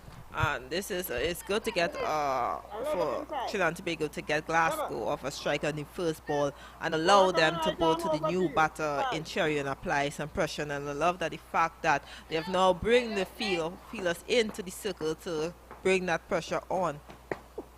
I would love to see, though, probably the slip fielder come into play, like bring that slip fielder back in. You know, it's a new batter who's unsure what Samuel is really doing with the balls. You know, just apply some pressure and get in that batter's mind. It's a really packed field on the offside. This one's uppishly and into the extra cover region. There's no run. So that pressure working there a little bit. Reaching for that one is Cherry. Yes, only one fielder outside of the inner circle, and that's a deep mid wicket.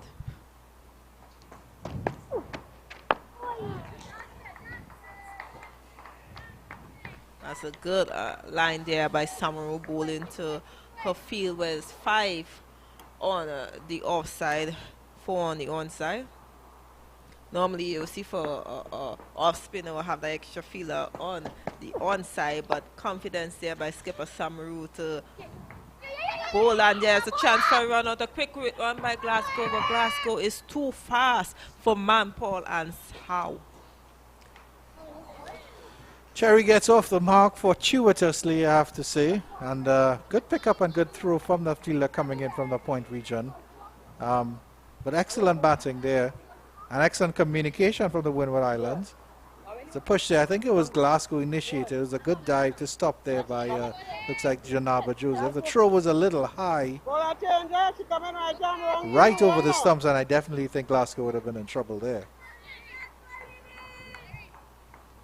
But it's good to see that the Windward Islands are trying their best to keep the scorecard ticking over. You really don't want to get sedate and bogged down. And this is good work from Glasgow. She'll turn that into the lakeside region and pick up a single to end the 19th over. At the end of 19, the Windward Islands 81 for 3, 82 for 3, I should say. And if you're down there, what would you be telling Miss Shalini Samaru, whispering in her ear, Miss Cooper? Well, as I mentioned earlier on, there's a medium pace offer on. I would like to see like stuff all around the Janaba class. I hear me Janaba class, Janaba Joseph. Come into the midst. We saw that early on the opening bowlers, he had a little bounce on to offer. And the in-swinger of Joseph, I believe, will be a good challenge for the left-hander of Glasgow. So we know Samaru just bowled her third, and like Ramnath, who is into her fourth over. So maybe fifth over, maybe will come into to change at the other end. Oh, well bowled there by Ramnath. That's beaten everyone. Will run down to the boundary. Roscoe will come around and pick that one up, and they'll jog two. Wait for the signal from the umpire, more than likely, and it is byes. The umpire on that northern end waving at us and waving at Jason Passard to let him know that it's byes that he has to put up on the scorecard. And Jason waves back. He's such a polite fellow. Such a polite fellow. Come, Sam.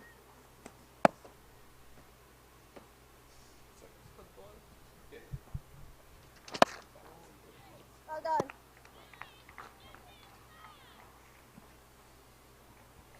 Do you think it's a situation, Brittany Cooper, that there were plans that were laid ahead and that Samaru just maybe isn't adapting to the situation as well as she should have? As you mentioned, she has options. And this one, it goes high. Katie Jazz Metal settles. Oh, and she spills it there at long on. Unfortunate there for Samara Ramnath. Again, creating an opportunity there. And Glasgow living a charmed life here at the National Cricket Centre in Couva. Another drop catch here by Trinidad and Tobago. Straight into the hands of Mitchell, and out it goes.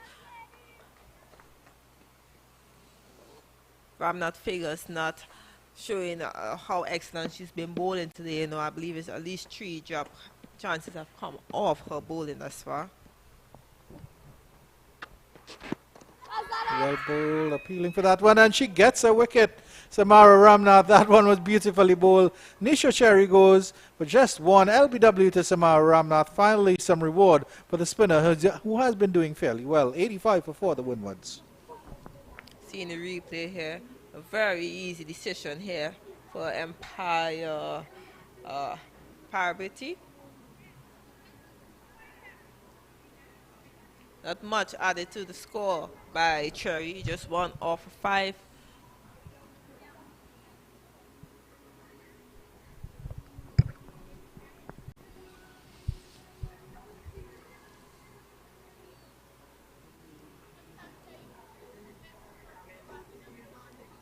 And the new batter has one of my favorite names of all time, Anisha Linnell Fontaine.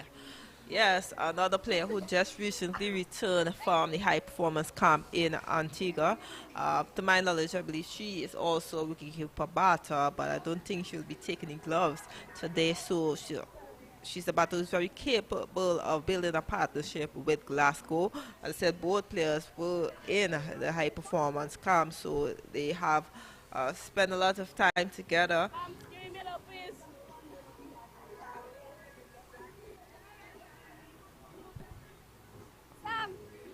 Ramnath really coming into her own here now. That's 2 wickets here, 2 key wickets.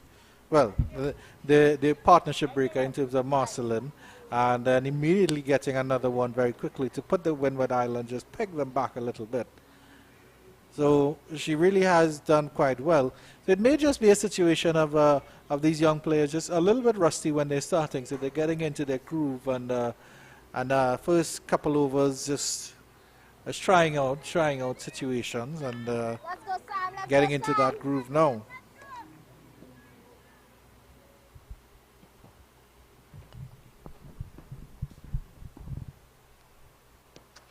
Beautiful delivery.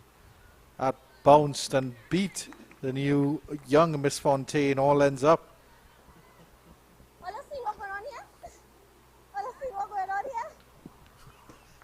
You can hear on the stump cam somebody say, oh, let's see what's going on here. And true Trini Twang. That's up in the air over the field, that extra cover. A bit of a loosener there. Will it run all the way to the ropes? No. Katie Jazz Mitchell will pull that one back in. And they'll get a lovely little 2 there. Fontaine is off the mark.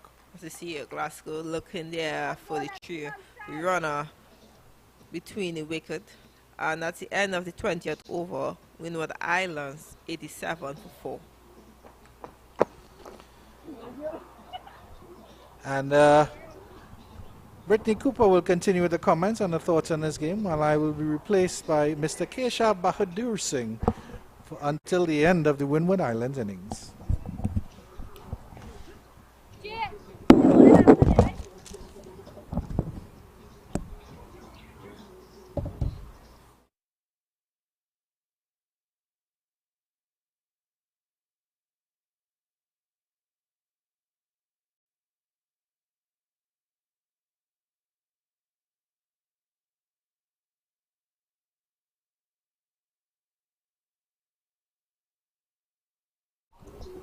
In comes Sammy Rutabo to Glasgow.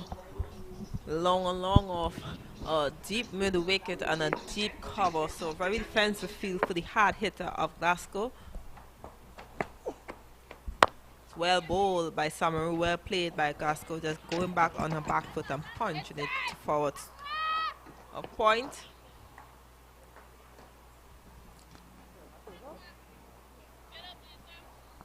Come in a little bit.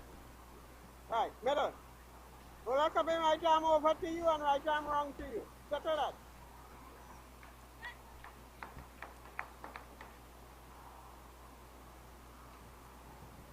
Samaru again here to Fontaine. This one is flighted outside the off, a bit short, but played to the mid-off region. No run, bit of hesitation there between the batters. So Trinidad doing well to prize those 2 wickets recently after Windward seemed to have been taking the game away from them at that point with Glasgow. Certainly attacking the bowlers, and now 36 from 49. She'll be looking to get a half century here. Yes, much needed partnership broken there by Trinidad and Tobago, who the senior run rate has now dropped under a 4.2 as we speak. Oh, nice over defensive there, boy. But it is good cricket here by Trinidad and Tobago and Windward Islands. Samaru doing really well to keep it tight. 3.4 overs, none for 11 thus far. So I'm sure she'd want to get something in that wicket column, but doing a very good job thus far to contain the run scoring. And after we saw, a flurry of runs between that period of play, around 15 to 20, it's good to see that they are now pegging it back in these last few overs.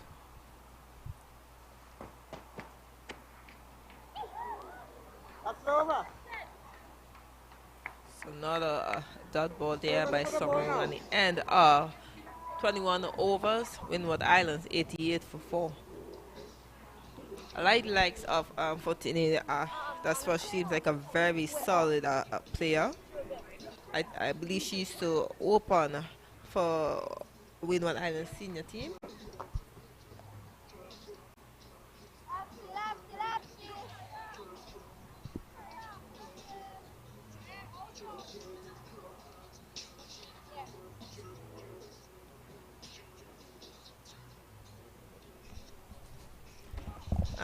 Fortini being another player who was recently in South Africa playing the Under-19 World Cup. So as I said, a lot of players in the Trinidad and Tobago team and Windward Islands team who have the experience to play in the first ever Under-19 Women World Cup. That would have truly been an amazing experience. I'm sure you wish you had that opportunity yourself. I mean, I'm only 22. I'm just a bit older than these young ladies, and unfortunate for me. But as you said, back in my day, our day, because I believe it might be around the same age. I really wish so.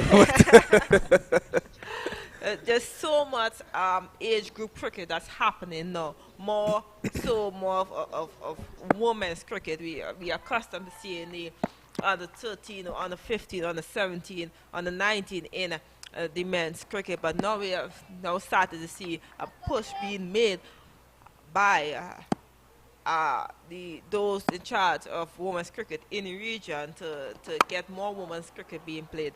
And as you see a change from the end, you see the likes of Joseph taking over from Ramnath, and poor feeling there again by Trinidad and Tobago. Glasgow being able to steal 2 runs in the hands of Manpole. So we have Joseph into the attack, bowling some right-hand medium pace, originating from Union Hall, San Fernando. A fellow Southerner, I must say I'm pleased to see that. Coming from Palm East myself, very close to the Union Hall region. That one is driven nicely behind the bowler's head. Just a single down to long off, but putting out all her shots on display here is Glasgow. You know, she's really cultured this innings in a very appropriate manner in terms of she came to the crease. She wasn't unsettled by losing 2 quick wickets. She got her singles, got herself in stride, and when the boundary was there to be hit, she hit them. And I certainly agree with your point, Brittany, in terms of the amount of cricket that we are seeing. These under 19s, under 15s, 17s, 13s, and even under 23s are playing across the region. It's certainly much more improved and better for their development. That one just passes the outside of the bat there. But I also recall back in my day, I mean, I'm approaching 30 this year, so a few years older than you, but even when I used to play zonal cricket, you know, essentially we had just the zonal format. After that, you would have national selections, and then you go to play whichever regional tournament. Now we see that they have the zonal tournaments, they have North-South Classics, they have regional tournaments, and that's another wicket for Trinidad and Tobago there. Seemed to have just popped off very easily as that one just held up in the pitch. Joseph getting a breakthrough immediately. I see a replay here.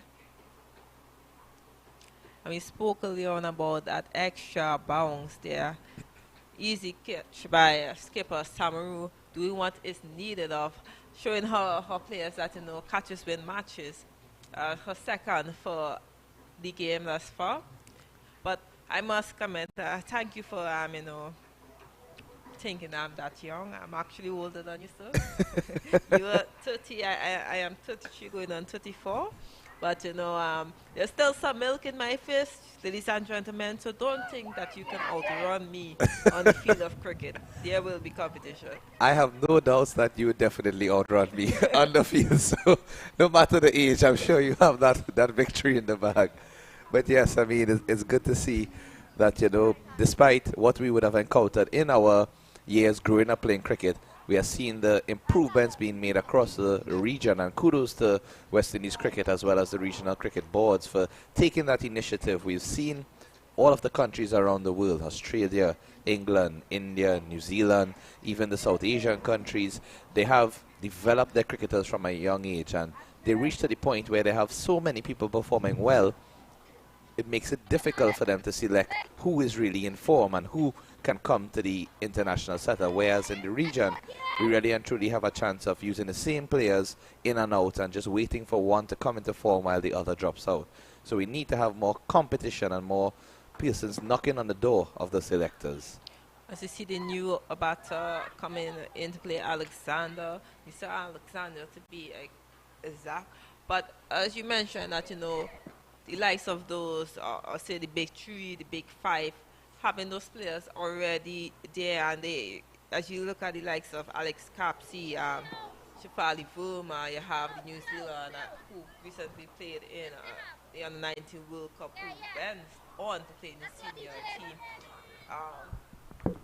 Player, you have the likes of James and Joseph. You want your young players to when area shot there by Alexander, and she's happy that it falls short of Roscoe at short to the woman. I'd like to see a bit of a dive there, I must admit. Just a dive forward, because the ball really didn't drop too far away from her bouncing. Just one bounce into her hands as she collected it cleanly. But Yeah, you know, it's really admirable to see that across the globe we are having a lot more cricket for these players, and also congratulations to Hayley Matthews as well, playing in the first edition of the Women's IPL and really a standout player for Mumbai Indians as they won the tournament, and she was the MVP overall. So it just shows you how our regional cricketers are revered around the world, and sometimes in our own countries we don't appreciate them and show them the respect that they ought to get for their, you know, achievements and their accolades thus far. Yes, currently some of our regional cricketers, we have Hayley Matthews, Shemaine Campbell, Shamilia Cornell, Stephanie Taylor DeAndre. He's appealed for a stand behind, but umpire probability said nope, she's back. But yes, DeAndre Dutton, who recently retired, as we take a look at the replay there.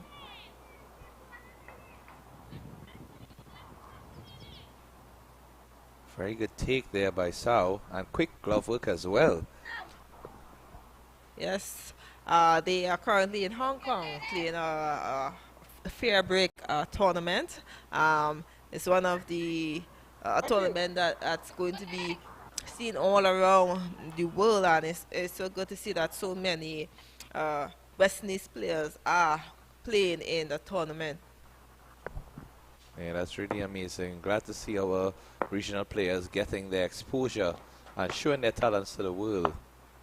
And cricket has really been revolutionized as that one is placed to the point region and they pick up a quick single. So Glasgow going along very nicely here.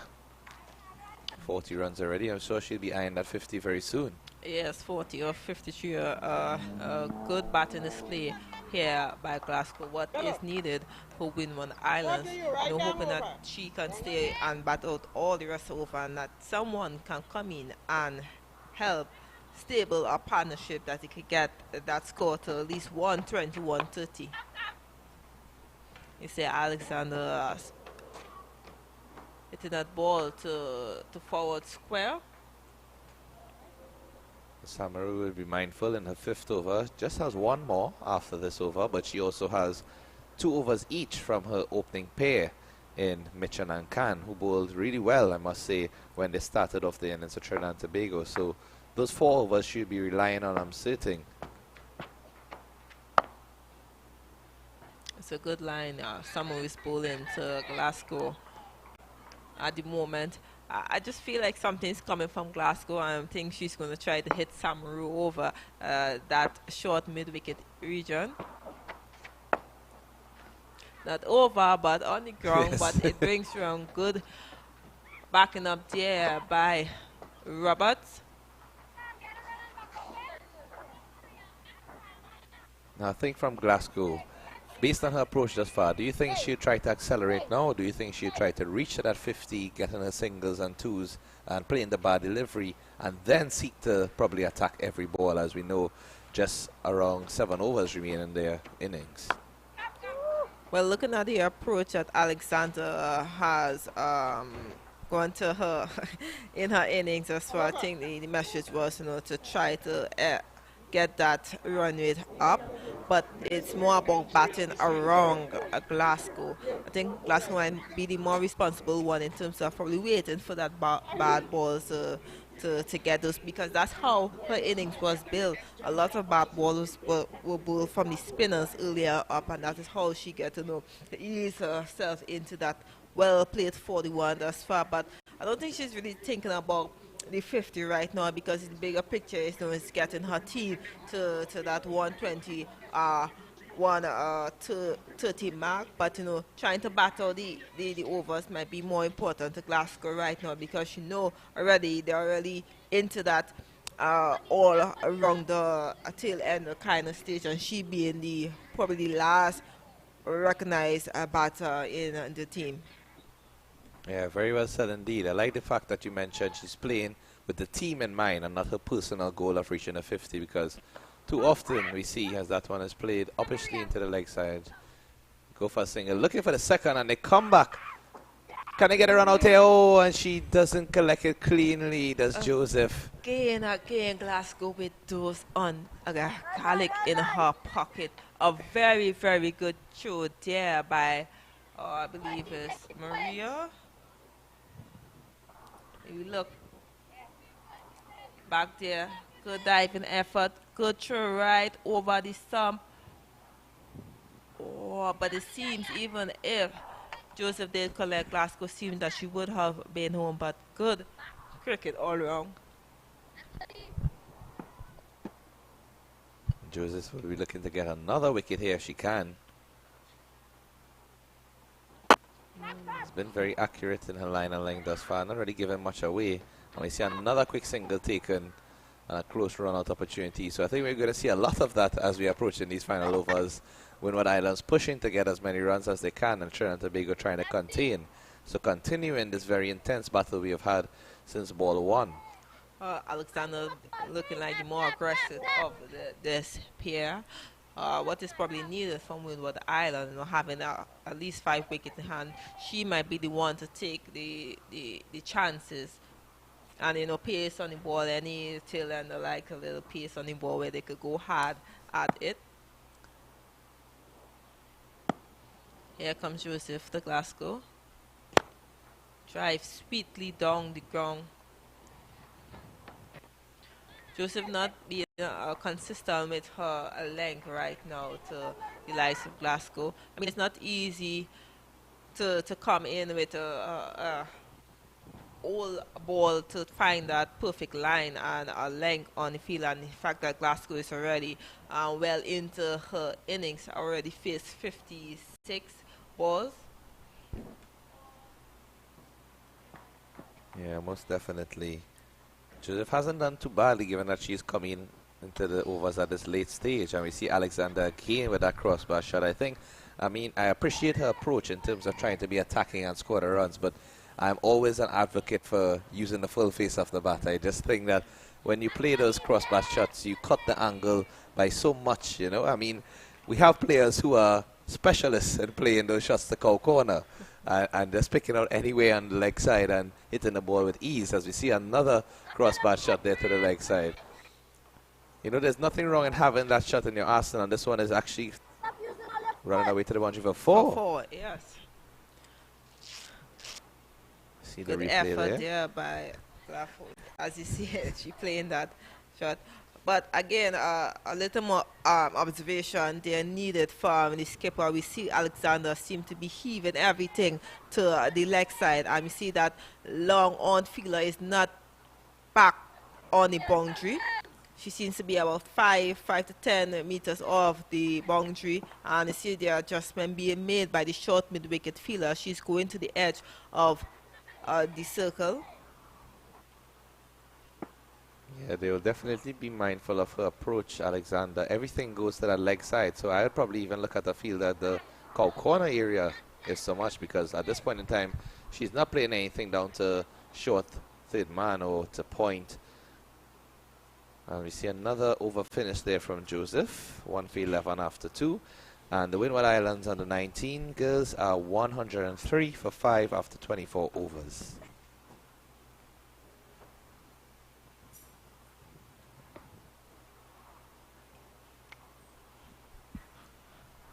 See a bowling change from the southern end. What we commentators been calling for since I believe the 9th over. You see Katie Jazz Mitchell is replacing the skipper Samaru. She has 2 overs left in to try to break this partnership that seems to be building between Alexander and Glasgow, but not more so that the fact that they will want to try to get Glasgow out and apply more pressure on the Windward Islands team.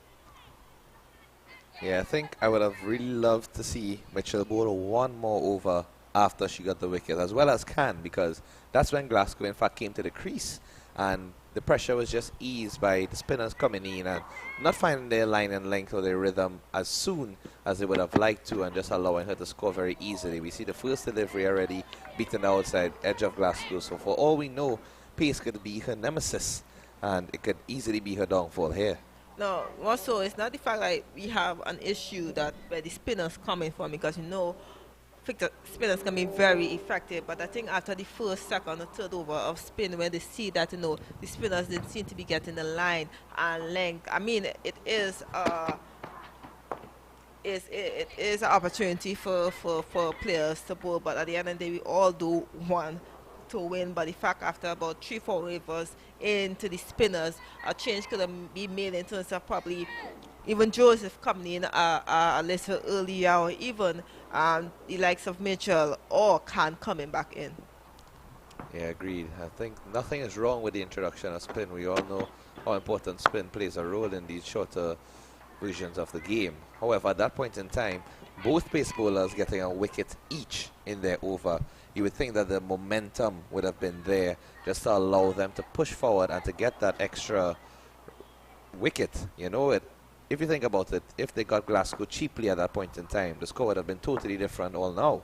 And then, even with the introduction of spin, as that one is heaved away into the leg side to the corner region for 4 runs. So slightly over pitching there was Mitchell, and Glasgow just waited after respecting the first 3 deliveries, waited for an opportunity to slug that one to corner for 4 runs. I see Glasgow was waiting on that fuller ball and was perfectly pitched and set up for that shot to corner region. And as you said, probably a little adjustment, because as a left-hander, Glasgow, she's on a 46 right now.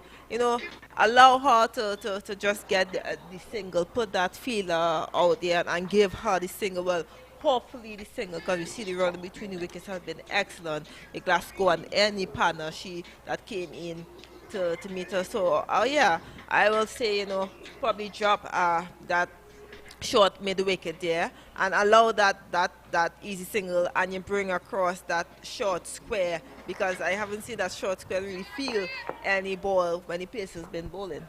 Yeah, definitely agree with that point, especially as you have Glasgow on strike. You want to give her the single and bring the other batsman, Alexander, who really hasn't been connecting well.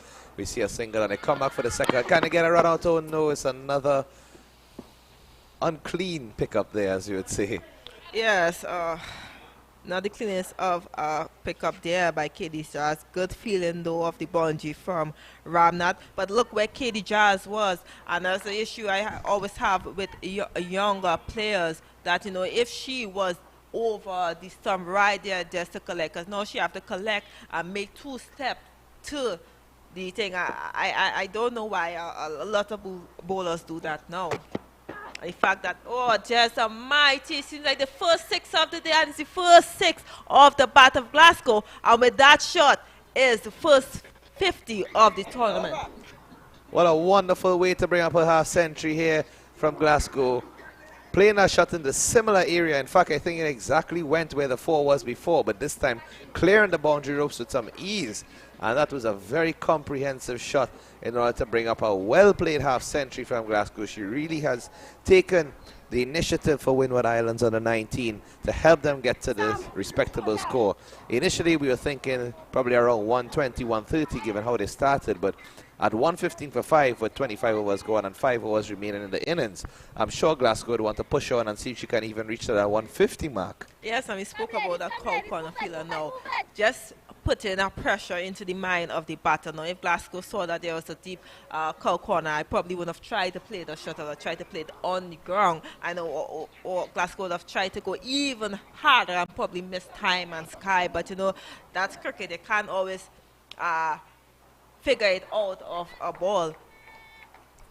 Yeah, and that's the thing. I mean, the mental pressure. If even they put that fielder there and she bowled a slower delivery, she could have went for the same shot and just get it a whole back in. But this one is slugged into the leg side again from Alexander. And we see a one-handed attempt at a catch. But it goes to the boundary for 4 runs. So not the best fielded effort there coming off the boundary by the long-on fielder. And bowler doesn't seem too happy with that one. But some encouraging words from the wicketkeeper, Chanel Sow, vice-captain. Just encouraging everyone to keep on going and let that one stay behind them. Yes, again, Alexander playing that shot. And again, ball area, could it be a chance? No. just dropped before Katie Jazz Mitchell, but at this point in the game, you need to try to make an effort to try to break this partnership.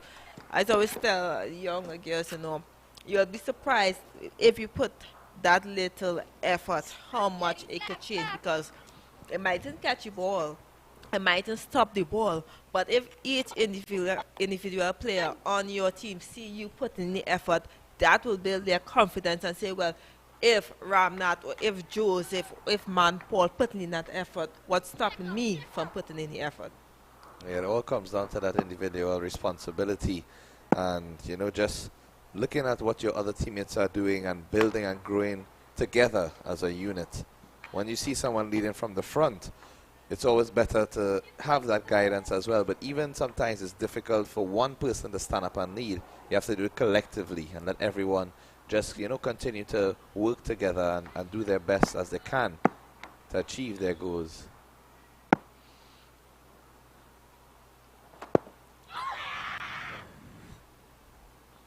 Try to flick that one on the leg side, but seems to have just got caught in the pads. A stifled appeal, but no real movements from the fielders in terms of trying to get that one for an LBW. And again, if you look at the field, still is a poor captaincy here by Samaru, because you look at that mid-wicket field and she's at least 20 meters off the boundary. Big Glasgow just hitting a 6 in that area. And she's bowled. No need for that fielder to be there anymore. Good bowling there by Joseph Straight. No room for Glasgow to play that mighty heave over Cow Corner. And we have a look at the replay here.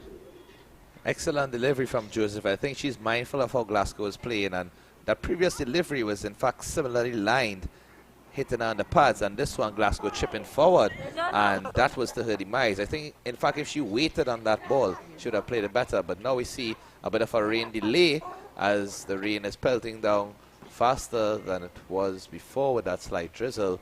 Groundsmen are getting prepared. Glasgow walking out here. We've seen the new batsman walking in, but I think she's coming back out. Yeah. The rain's getting really heavy here. Really heavy here. As we know, we had a bit of shower last night, yesterday, but it seems to be coming. You normally think you say it's like a passing cloud, but it seems a very hard passing cloud right now. I see the groundsman running on with the covers. But back to Joseph, if you look back at that ball and the line she bowled, if you look how Glasgow was bowling or where she was scoring her runs, almost every delivery she faced, she had that option of room. She had a room on the offside to slap it through, or even those balls that was right on top of off stump to see the 6 and the forward, which was hitting off Katie Jar. She had room to get under it. And if you look back at the dismissal, Joseph bowled that ball right onto her pads, where if Glasgow did not get her front foot out of the way, which she did not, there was no room for she to get under it to hit it to mid-wicket. Agreed. And as we see at the bottom of our screen there, cameraman Matthew Rajaram just printing out to collect the stump mic, ensuring that it is safe. But in all excellent points, Brittany, in terms of how that delivery and that wicket ensued. If she stayed in her crease and played the same shot that she got for 6, I think she would have gotten the same result there. But I think it's good thinking by Joseph, because having come to the attack at this point in time in the middle of the innings, very crucial point, and to pick up 2 key wickets, it really shows that she's using the brain and she's using the ability to maneuver the ball and just outthink the batters. So we see the covers being put on the pitch here and a bit of a delay for rain, so we'll look to take a short break and come back to you guys soon enough.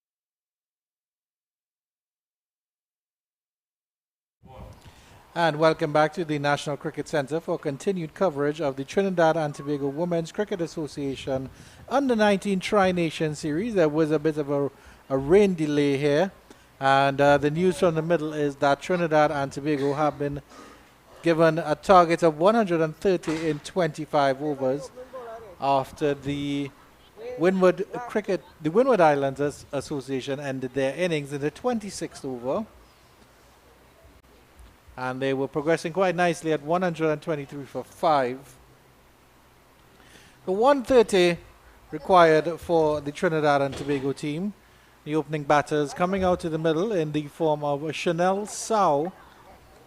And I make that out to be Samara Ramnath wearing the number 30. So Sow will be facing first up.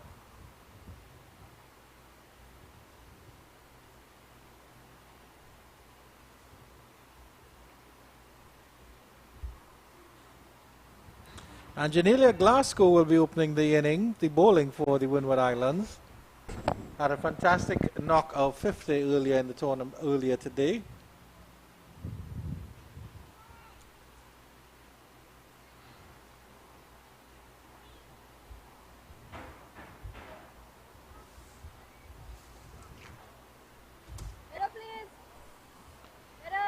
Glasgow to start proceedings. And it's a false start. She's just running in and fielding how she's going there. I welcome back to the commentary position alongside me, Mr. Keshav Bahadur Singh. Good afternoon, Mr. Chan. Again, pleasure to be in your company as we look forward to this innings by Trinidad and Tobago in response to Windward Islands. Competitive total set, 131 from 150 as Glasgow runs in for a first delivery. Yes, One angle into the leg side and just ticked off, but no run as it went straight to the fielder. Coming off the bat fairly quickly is this brand new ball. Came to Sow quite quickly and she had the time to just get in line and turn that on into the leg side. A bit of a stiff run chase here. Required run rate 5.28. The Trinidad and Tobago batters will want to get a good start here. Good leave outside the line.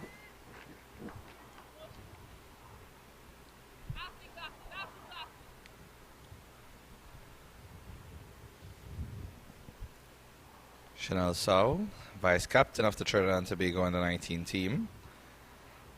Right-handed batter as well as a wicket-keeper. Did well in the first innings with the glove work. He is from California and attended Holy Faith Convent, Vancouver. So that California, I assume, would be in Vancouver and not in the United States. Well, that'll be quite the commute, wouldn't it? I would assume that. So she debuted for Trinidad and Tobago under-19 at just 14 years old and debuted for the West Indies under-19 in 2022 at that inaugural under-19 Women's World Cup. She was also voted Cricketer of the Year in 2018 and 2019 of the Flow Secondary Schools Cricket League. So certainly a lot of experience under her belt here, Sow. Certainly has played a very accomplished so far, very good behind the bat. Standing up tall, playing it late as well. She seems to have a little bit of time on her hands. She's probably disappointed with that delivery that was on the leg side because there's just that field that short backward square. If she had gotten it past that fielder, should have been off the mark and flying here. But good bowling by Glasgow to start, showing her all-round worth. Lovely delivery again, and Sow very good behind that one again.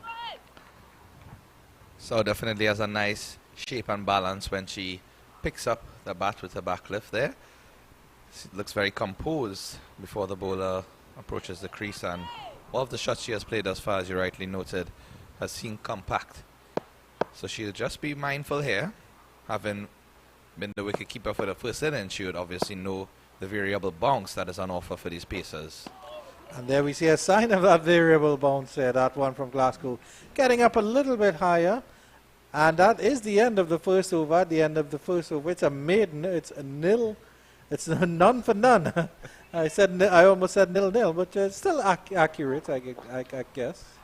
Yeah, lovely delivery there as we saw the replay, but I think that 0-0 reference might be in light of Today being the return of Premier League football. Who's your team, Andrew? I don't want to discuss Premier League football because my team was handled quite easily by the defending champions Manchester City earlier today. So still in the doldrums, Liverpool Football Club. Well, I must ask, being a Manchester United supporter myself, which unfortunately I've just said publicly, why did you guys take the need to, play so hard against us and then immediately after go back to that poor run of form? Well, we have a lot of respect for tradition. So cutting Manchester United's tail is part of our long-standing tradition. Selena Ross, the new bowler here, as we get back to the cricket at the National Cricket Centre.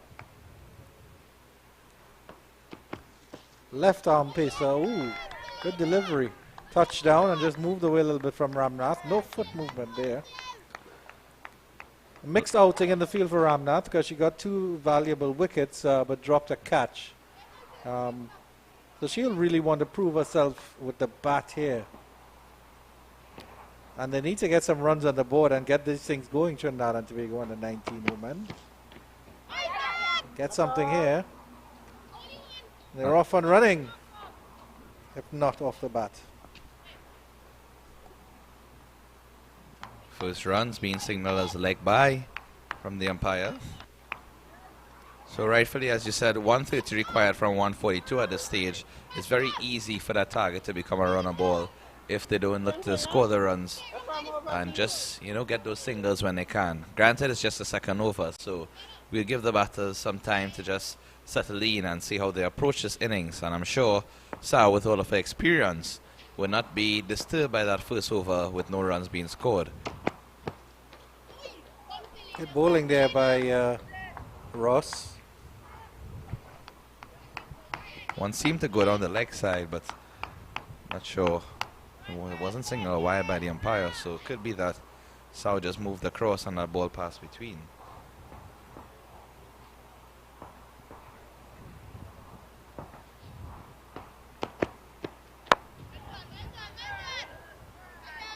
Very languid approach from Sao here.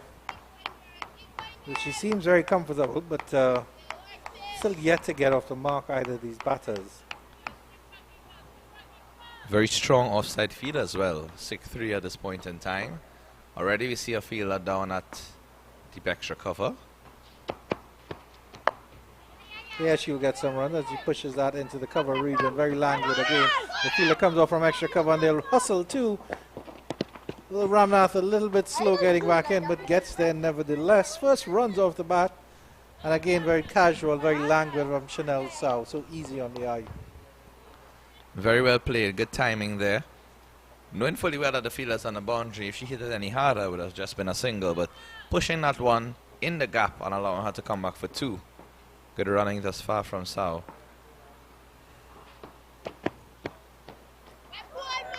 Good response there from Ross.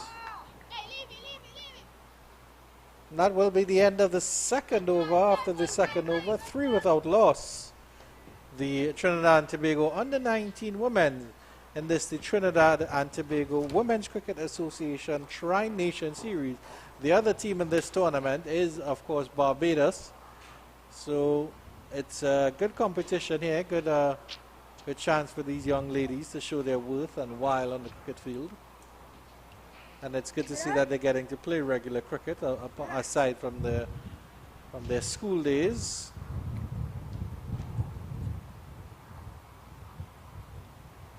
No surprise, Glasgow will continue from the northern end of the ground.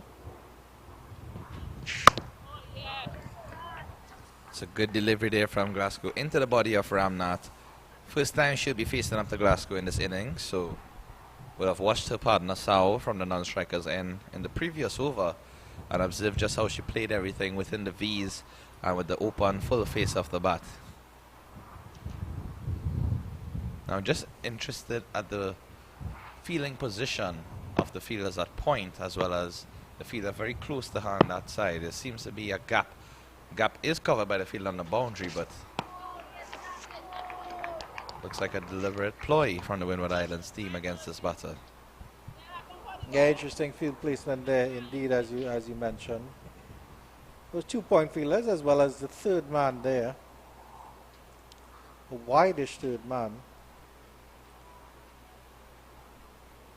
And that fielder out a deep cover as well.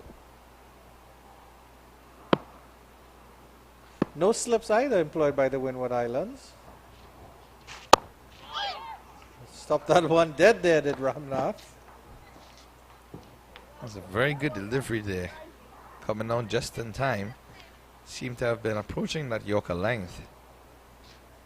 To see the replay. Yes, that one darted in, and she would be totally relieved that she got some batter in, because if that hit the pad flush on, I'm sure it would have been LBW. Looked like it moved a little bit in the air as well. It seemed to be heading down leg and then just sort of streaking. Gets a cut on this one and gets that one down to third man.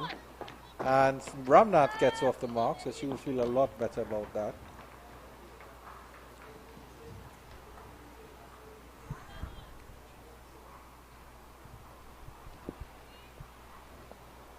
Ramnath also the sister of national cricketer Rajiv Ramnath. So good to see that cricket runs within the family.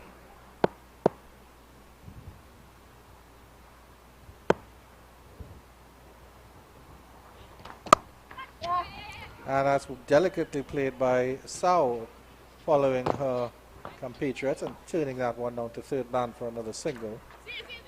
And you can see again the ease at which he played that one. Soft hand has opened the face, used the pace that was on offer, didn't try to overhit it. And good composure shown by Sao already in her innings. Seems as if she'll be setting herself up to bat through the innings as the opener and take a responsible role for this team here as being the vice captain as well. And that third man coming just a little bit finer. We saw a similar approach from Glasgow when she batted in terms of how she took her time, she middled the balls and played proper cricketing strokes. That's a nice looking shot from Ramnath, straight to the fielder for no run. And that concludes the third over, 5 without loss after 3. Trinidad and Tobago on the 19, and there's just about on as even at this stage, or there's one more delivery left in the over. After 3 overs, the Windward Islands were 8 without loss.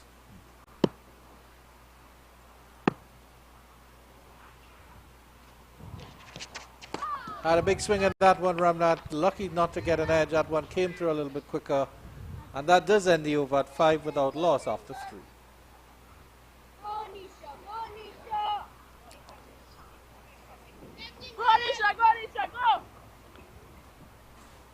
again getting some nice bounce off the surface. Glasgow doing very well thus far to follow up from her first innings half century. 2 overs, none for 2.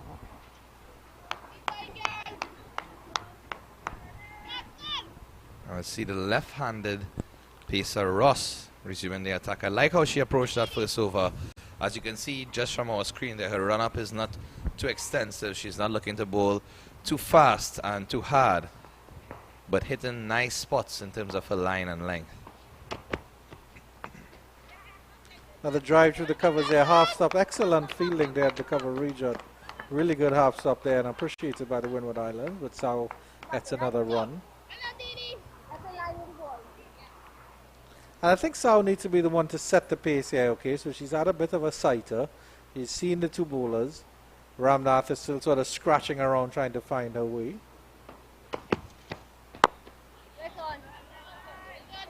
Both batters are very good shape. They're keeping their shape. They're hitting the ball quite well when they do hit the ball. They're just not quite getting those gaps just yet.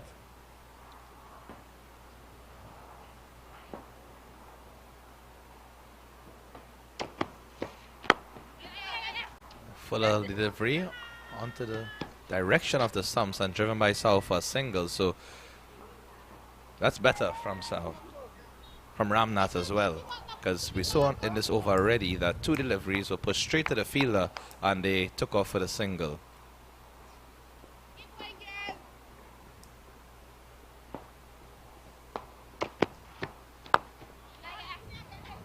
Excellent shots again there. Mid-off getting some good fielding practice there. But in all fairness to the Windward Islands bowlers, they're a little bit tighter, I would say, than Katie Jazz Mitchell and Amelia Khan were at the opening of the Trinidad bowling. Not to say that they were bad, but they've really controlled their bowling, their actions, and they've hit their line and length.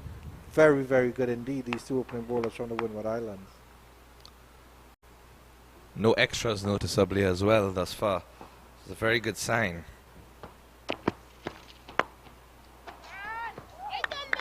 I think what they're doing really well, Andrew, is that they're bowling to their field. So again, take nothing away from the opening pair for Trinidad and Tobago. Mitchell and Khan did an excellent job. They beat the bat many times. And in fact, they had the better of the batters as they eventually got 1 wicket apiece against the opening pair. I think if we saw them continue just for one more over, it could have changed the outlook of this game. But these bowlers are doing well, as that's the first wide signal of Ross there. So just train a bit in line, as we were commending the consistency before. It's also early in the innings, Keshav, but the Windward Islands look to be a better fielding unit as well. Just to see just their ground movement at the moment. And coming off the rails there a little bit, Ms. Ross, as you were complimenting her, Keshav. The unfortunate commentator's curse. I do apologize, Ms. Ross. I'm sure you'll find back that line and length in this delivery.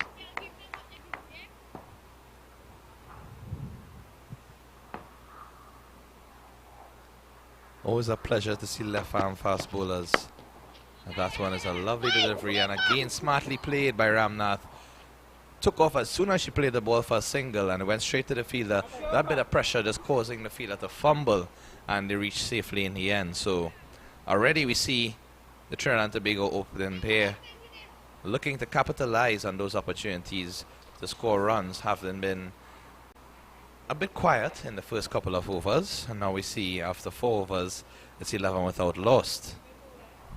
Yeah, good over there for the Trinidad and Tobago unit. 6 runs coming off that over. 2 unfortunate wides from Selena Ross. Glasgow should continue her tight bowling from the other end.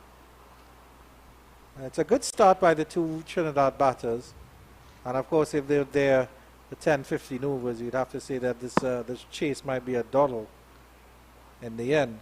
But it's still a stiff target. The run rate continues to rise. It's getting closer to that 6 and over mark, which psychological pressure, Keshav, scoreboard pressure. Runs on the board, always a tough task to live up to. Glasgow continues here. This has to recheck her run up. Saw that with the first delivery as well. So not rushing into things. We know sometimes bowlers reach to that stage and they still deliver, and the delivery is not what they intended. So nothing wrong in just taking your time, going back to your run up, making sure that each delivery is your best. Full delivery, and she's gotten away with that one, Jalila Glasgow. I think if it was Sao facing that delivery, she would have definitely gotten it through that gap. I mean, there is a fielder outside there in that deep cover position. So there is the backup there.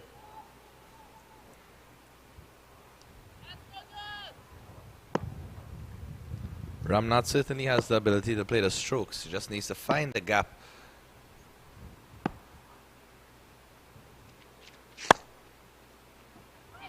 Half stopped by the fielder, and a bit of a misfield there, and they trot back for the single as Sao was a little bit hesitant to go for the run. Samira Ramnath set off immediately. Sao sort of stopped and was guilty of ball watching. Samara Ramnath, my apologies. I think Sao was just making sure that she was in her crease as well, because the bowler did in fact get a fingertip onto that ball and went onto the stump. So good mindfulness from her, because many times we've seen run-outs effecting in that manner and the non-striker is left dead, having backed up too far. Nice little push into the leg side. Mid-on will come around. Again a bit of a misfield, but the single was always on. This is good. They're starting to get into that groove. They're pushing the ball around. They're getting his singles. No real bad deliveries Well, I guess that other than that full delivery from Glasgow early in the over, which he got away with. So they'll have to be mindful of that, and they'll have to look for those bad deliveries to put away and make sure they put them away.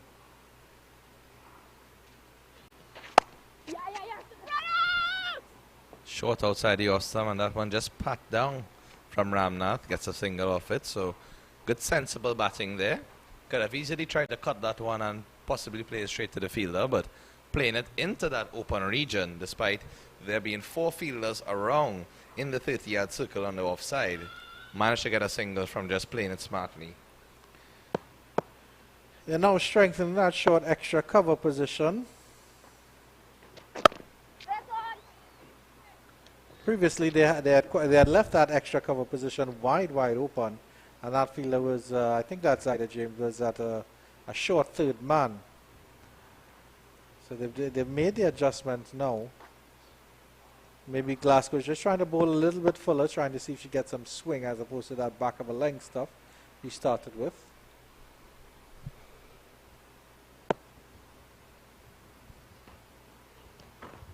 Beautiful delivery there. Half-hearted appeal from the bowler.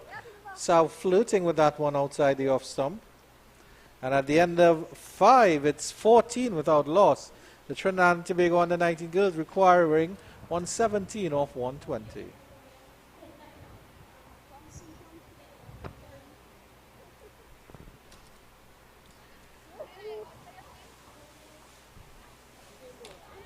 At the same stage in the Windward Islands innings, they were 9 without loss, so Trinidad and Tobago just getting into the ascendancy there. As we see a shot of the crowd here at the National Cricket Centre. Finding whatever shade they can in this hot sun. So the weather has changed completely from the first innings. As Selena Ross will continue. Good left arm medium pace so far. Good full delivery there, Ramnath trying to carve that one open. Half-hearted appeal from the bowler. Nothing doing. Have a look at the replay on this one. Full delivery. Float outside that off stump.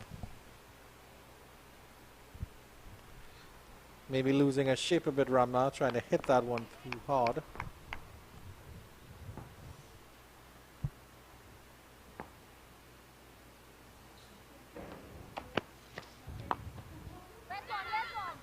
Full line delivery there. That's one just drifting into the pads a little bit. Played into the onside by Ramnath for no run. So Ross noticeably a bit slower than Glasgow from the other end, but again 2 different types of bowlers. Glasgow seems to just be hitting that short of a length area and keeping it tight in terms of restricting the batsman to any movement. Ross fuller with her lengths and possibly enticing the batsman to drive a bit uppishly.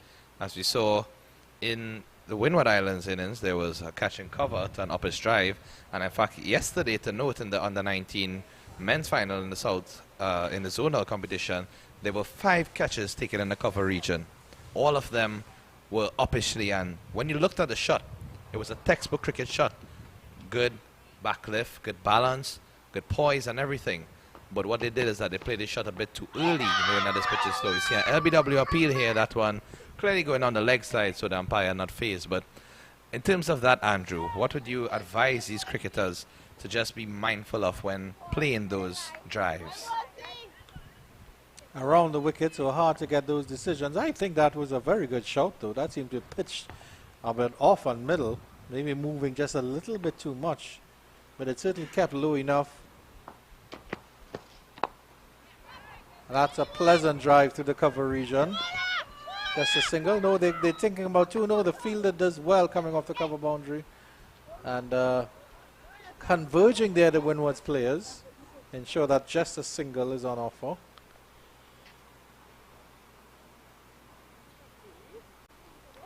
Seeing some good team spirit there. Batter just asking one of the fielders to help her tie her laces. Always something to admire about this game of cricket. The friendship and the camaraderie amongst all teams at all points in time. You know, they call it the gentleman's game for a reason. I guess you'll have to say a gentle person's game in the context of being politically correct here. Of course. It's a universal concept that we know cricket is for everyone, and we love to see this initiative put on. Shy at the non-strikers, and there, South just about making it in. A bit of a wild throw from that fielder. And that does end another exciting over here. At the end of 6, it's 16 without loss.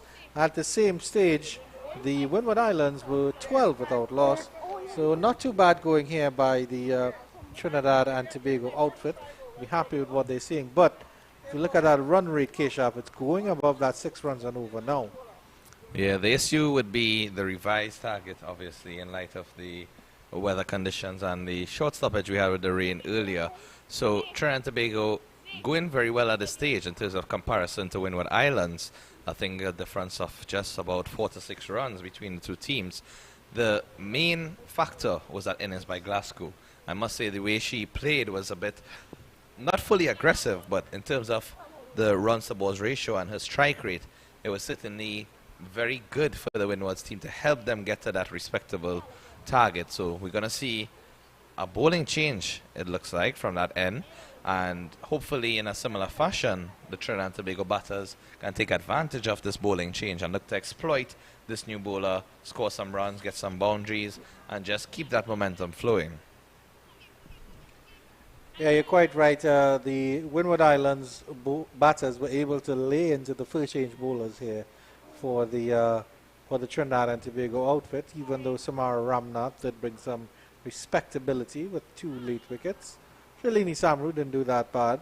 I think it was just the leg spin, the challenging leg spin of a Roscoe that really helped the Windward Islands get a hold in this game.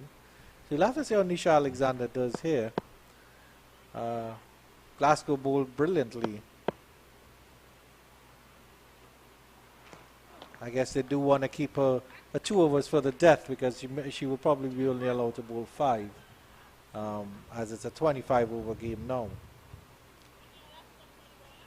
Seems to be a logical decision at this point in time.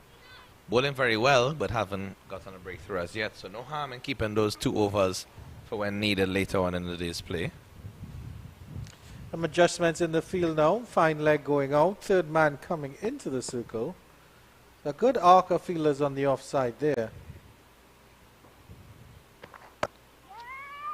Back of a length there, pushed into the cover region, and they didn't pick up cleanly there, the fielder. But I think Ramnath may have been struggling. Smart batting again from Sao, playing with some soft hands. Drifting down the leg side there. Alexander, no luck for her. It was going to be interesting to see how the Windward Islands second change bowlers come up and face the challenge. So far, Alexander not doing too badly. Bit of a medium pace, a slow medium pace, maybe a fast spin if you want to call it that. Back of a length, pushed into the point region again, and no run yet again. What I like about Alexander is something that I've been seeing across the local cricket circuit as well. Look at how short her run-up is, but how effective her bowling is as well. Apart from that delivery going down the leg side and making me eat my words at that point in time. But the thing is, she's not trying to bowl too hard and too fast. That one, granted, was a poor delivery. And again, factor in this strong breeze in the National Cricket Centre where it blows from right to left. So carrying that ball down the leg side, even though it started in line with the off stump.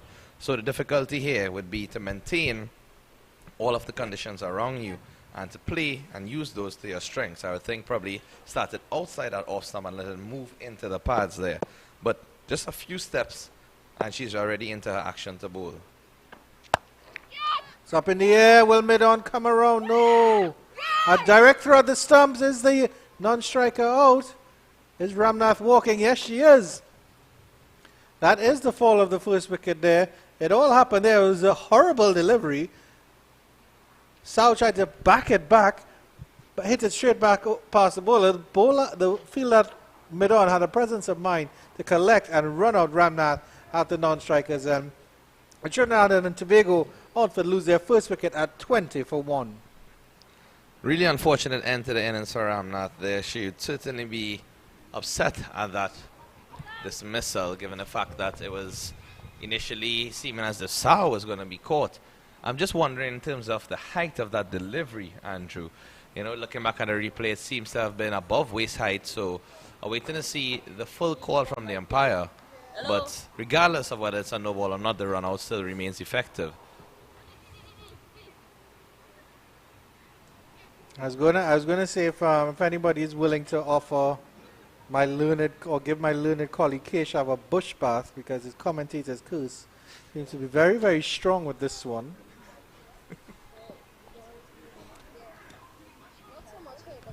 I must say it is not intentional, but in fact it has worked for the positives as well in previous games. As we saw with Trinidad and Tobago, just as I was calling for them to make a change in their approach in that 4-day game, they decided to get some wickets, and they got at least 2 or 3 before the close of play, with Brian Charles, you know, being the standout at that point in time, and all of the reference to my playing days with him in Glico Prisal. So there's good and bad at all points in time, Andrew. And I think this is a very pivotal partnership here, because we have Janaba Joseph and Chanel Sao at the wicket. And this could be a partnership that could really turn the game on its head for the Trinidad and Tobago outfit. Alexander to continue. And Sao flats back this one. And the mid-outfielder does well getting down to run around and get that one. And a nice sound off the bat there. But I think she had to adjust her line there, because it seemed like she wanted to heave that into the leg side. And when she thought it was a little bit wider than it was, and she just carved that past mid-off for a single. And at the end of 7, the Trinidad and Tobago women, under 19 women, have lost their first wicket at 22 for 1. Welcome back into the commentary position, Miss Brittany Cooper, downstairs availing herself of some treatment, courtesy the Trinidad and Tobago Women's Cricket Association. And coming back up just in time to enjoy the partnership of Chanel Sao and Janaba Joseph, an important one, you'd have to say. Yeah, it's a very important one. 2 of the senior players in Trinidad and Tobago team. These 2 players just came back from the high performance camp, but good bowling, not a bad bowling display by Windward Islands, as for the fact, you know, you have a left hand medium pacers bowling. Or that's something rare in the Caribbean, and even more rare in women's cricket in the region. Ross does continue here, and she's doing well, and that one is beautifully struck there by Sao. She's a player that definitely looks like she has a little bit more time on her hands to play those deliveries. Chanel Sao. She's very languid and very, very compact as well. Yes, she's tall in stature, so you know those back of the leg deliveries will be she'll be comfortable punching it. I see she punched at one on her front foot. Here comes Ross to Joseph. Long on goes back on the boundary for Janaba Joseph. Windward Islands think tank planning for the hitter. Lucky to get away with a wide on that occasion, Ross. Well, when I was doing treatment, the 19 Trinidad and Tobago girls were having this discussion about, you know, if the umpires don't call wide down the leg. But I think there's a new rule saying that if it's close enough or playable for the batter, it's up to the umpire to determine to call it a wide. As you saw in our previous ball, the ball wasn't too far from Janaba Joseph pads. How do you feel about, you know, that adjustment to well, as somebody who's a bowler, and I know that bowler is a short change throughout cricket, I'm glad to see it. That one is definitely called a wide. There will be no contention with that one. Yes, as you rightfully say, you know, I would say that cricket is a batter's game, and it's good to see, you know, some rule changes are going to be given to assist the bowlers. I know in the women's cricket we don't have the courtesy of having 5 fielders outside the circle. We only have 4, so you know, more land for the batters to score their runs. That's a wild delivery and a wild wide there. Will that run all the way to the boundary for 4? Yes, it will. Unfortunate there from Ross. We've been talking her up so nicely, and she's just losing a little bit there. That is really unfortunate for the young bowler. Yes, the first no ball of this innings. It's a free hit, a welcome free hit for Janaba Joseph, who is yet to get off the mark. So we saw in the previous innings when Windward Island got a free hit, Glasgow did not capitalize on it. So let's see if Joseph will.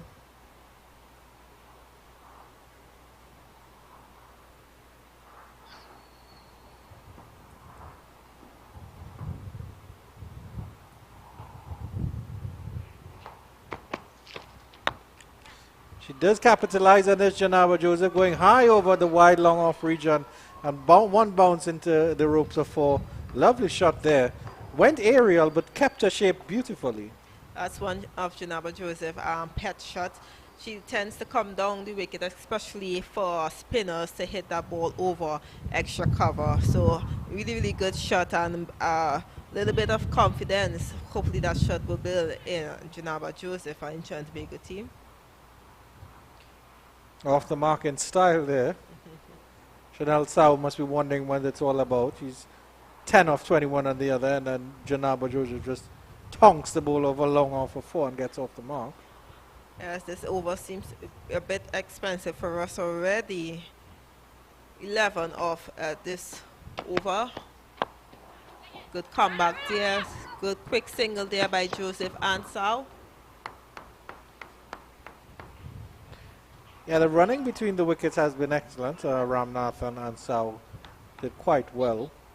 It seems that at least the communication is there between the players, and they have their confidence and they trust their teammates, which is always important. Yes, these both players actually play a lot of the club cricket together. They play for Three Rivers Women's Sports Club. So as I said, they are familiar with each other. Lovely shot here from Sau, and that will run away to the boundary as well. That was classical. Another 4 there. A very, very expensive over from Ross. The rail just coming out at the end of that here as Brittany Cooper admires this shot. A beautiful shot. One of my favorite shots. Finding a gap between extra cover and a mid-off.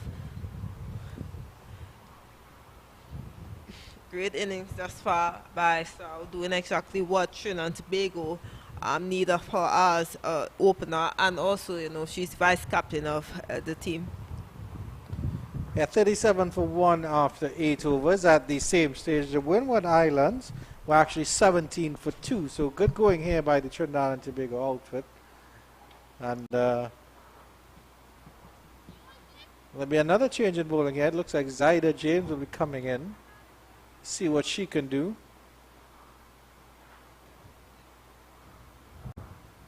Good competition here.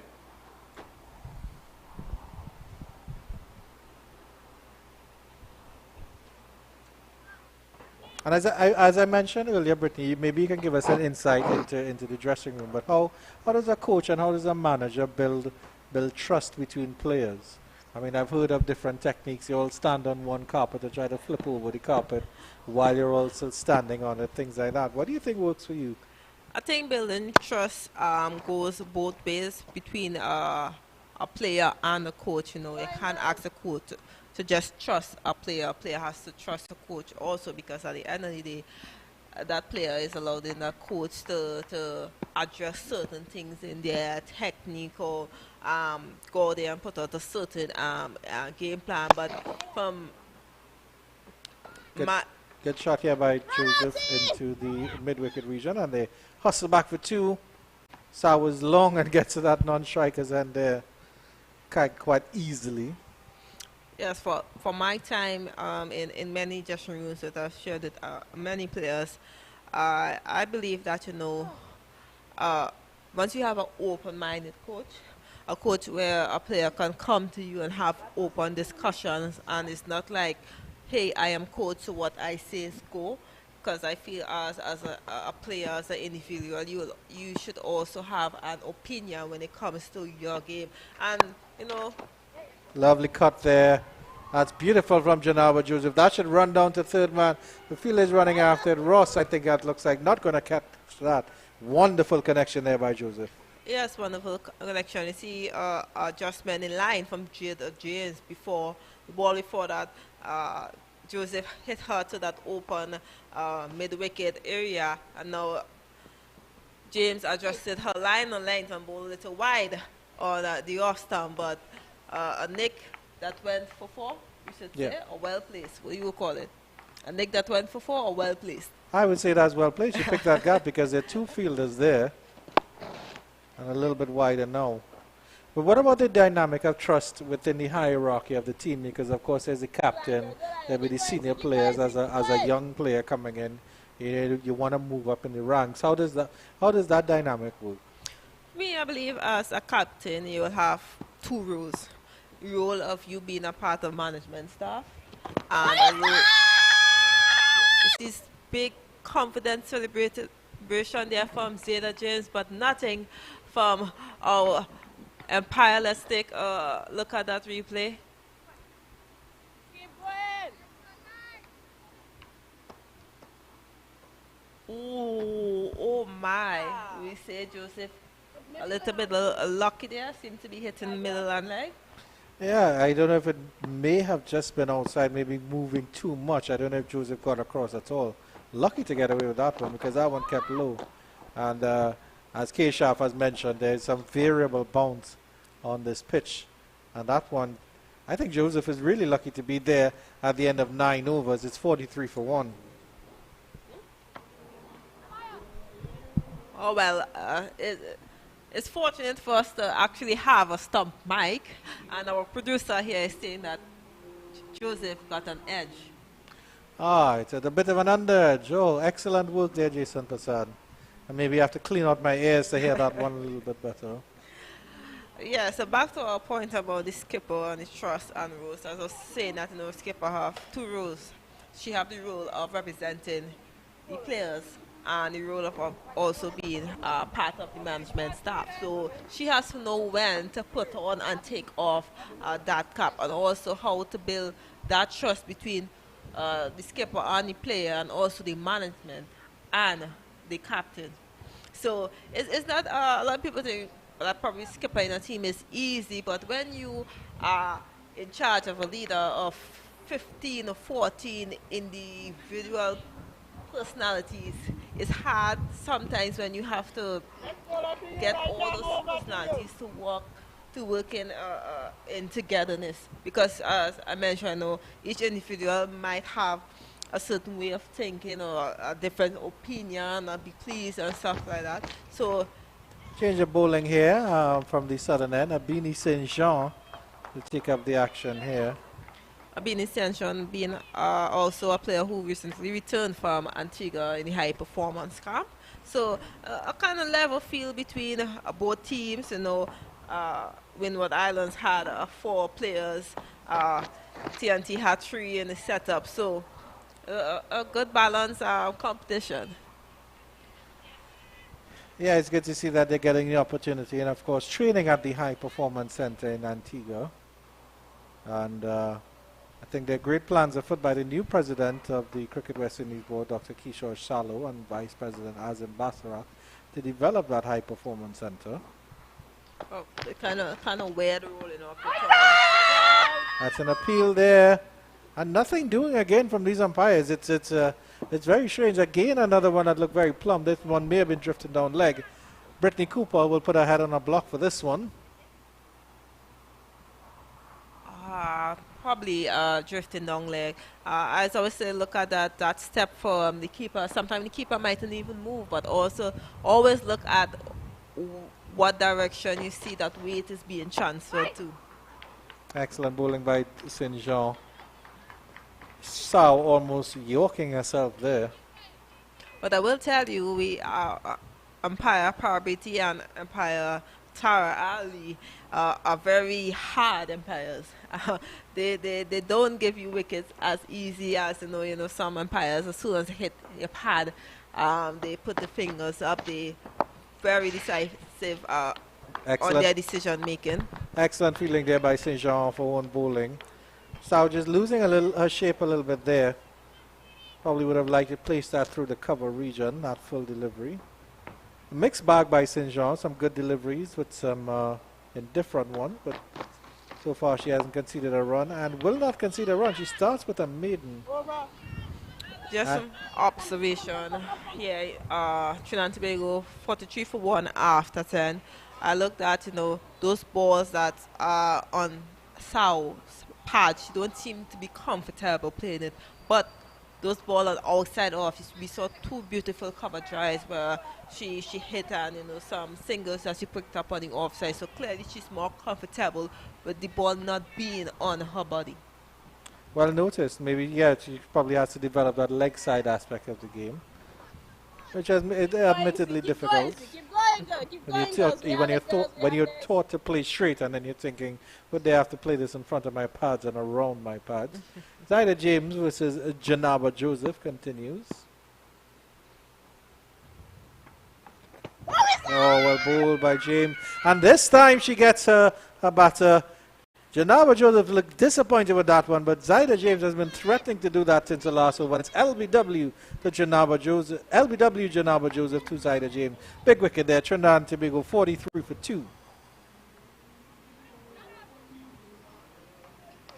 Bit disappointed there, Janaba Joseph, and celebration by the skipper Zyda James. We will look to our left to make sure our producer did not say Joseph got some bat on it. So, good decision there by umpire Parabiti, sorry, on the other end. And out comes Joseph, and in come the skipper, Shalini Samaru, left-hander in the mid, so left-hand, right-hand combination here. I'm pretty sure the skipper will be pleased to know that the first ball she'll be facing is a left-hand orthodox, and we spoke about how much left-handers like those balls into their pads. So let's see how it goes. Vice captain and captain in the middle, skipper Samaru, vice captain Sao, up against James. It seems like James seems to be telling the umpire how she got that LBW decision. Once they question the umpire with respect, that's all that we can ask. And the Shalini Samaru comes out at number 4, and it was the number 4 left-hander as well for the Windward Island Jenny Lee Glasgow, who got a really wonderful half-century that really gave the Windward Islands a decent score before the rains came. So Samaru, we know what she's capable of. Sao seems competent at the other end. It's just to see if these two can rebuild right now.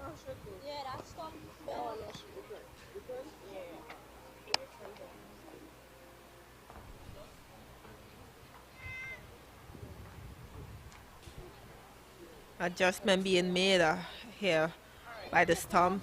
Seems like Samaru is not pleased that the stump is straight enough.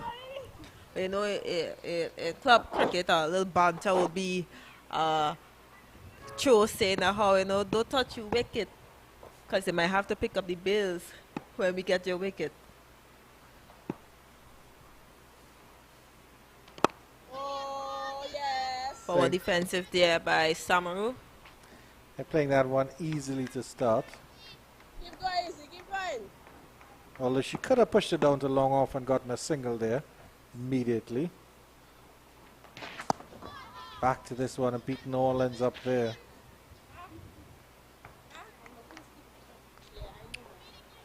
James bowling to 3 fielders outside the circle, long off a deep cover and a deep mid wicket. And another dot ball there by Samaru. 88 needed from 87 balls, so there's a lot of balls left in this innings. Oh. Well, bowled again there by Zyda James.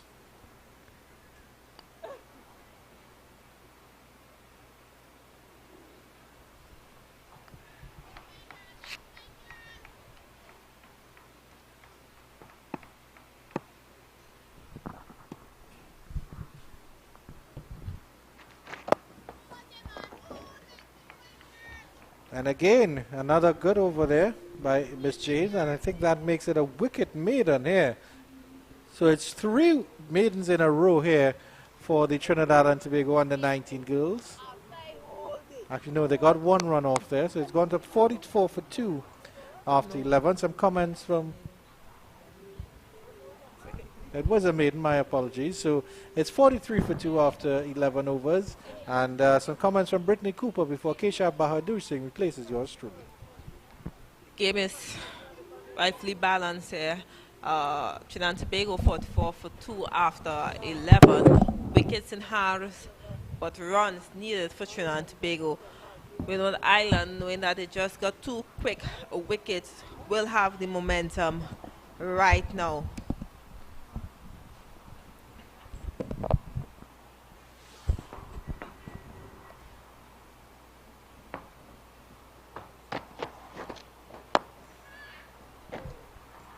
There's the full toss ball by St. Jane, but only restricted for 1. So I would have wanted to get more runs off that ball.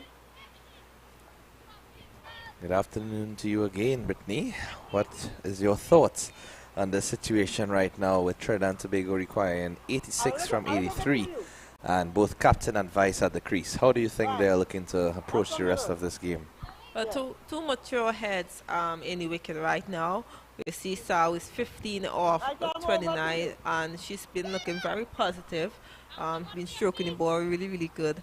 Now skipper Samaru is in the wicket, and she has to start to find a way to kickstart her innings. There's a lot of room for easy singles on the field. As you see, there's a deep square, deep mid wicket and a deep cover. Samaru being new to the wicket is a bit surprising, as why Windward would open the field so soon.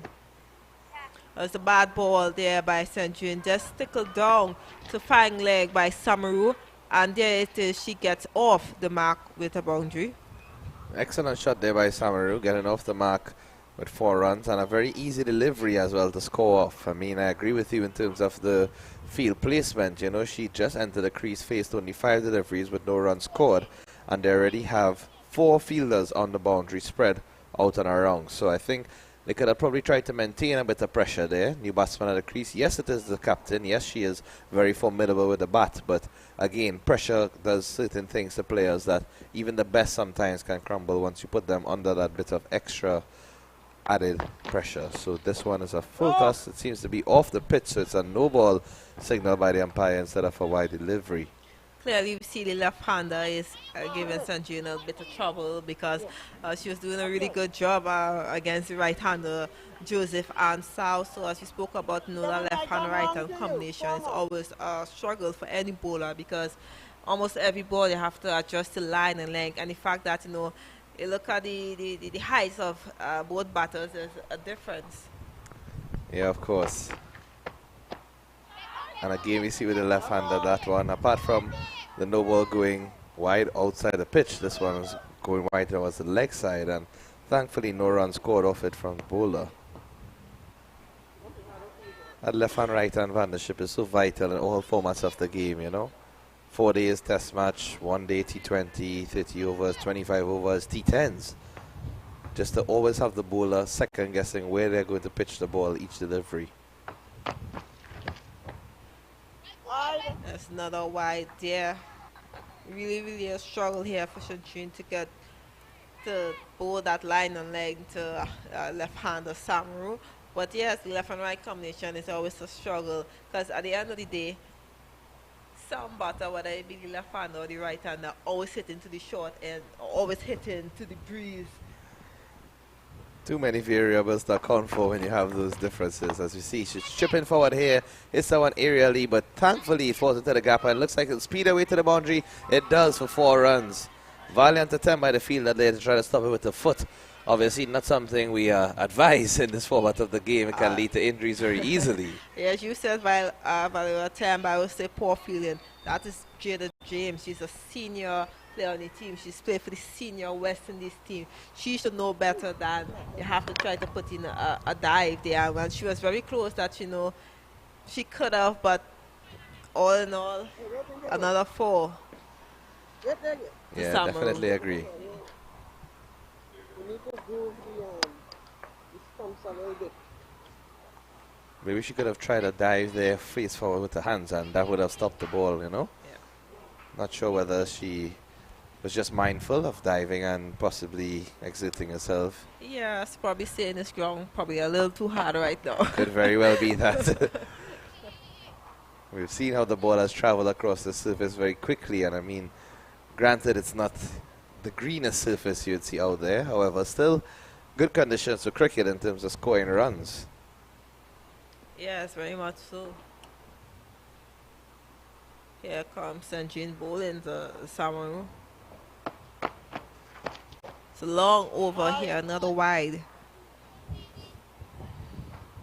She seems to come around with to try to push the ball away from Samaru, but she's pushing it a little too wide. And there seems Captain James come off the boundary inside the circle to probably send some encouraging words to the bowler.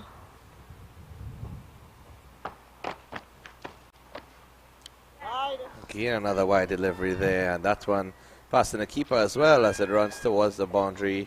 They run for 1, come up for the second.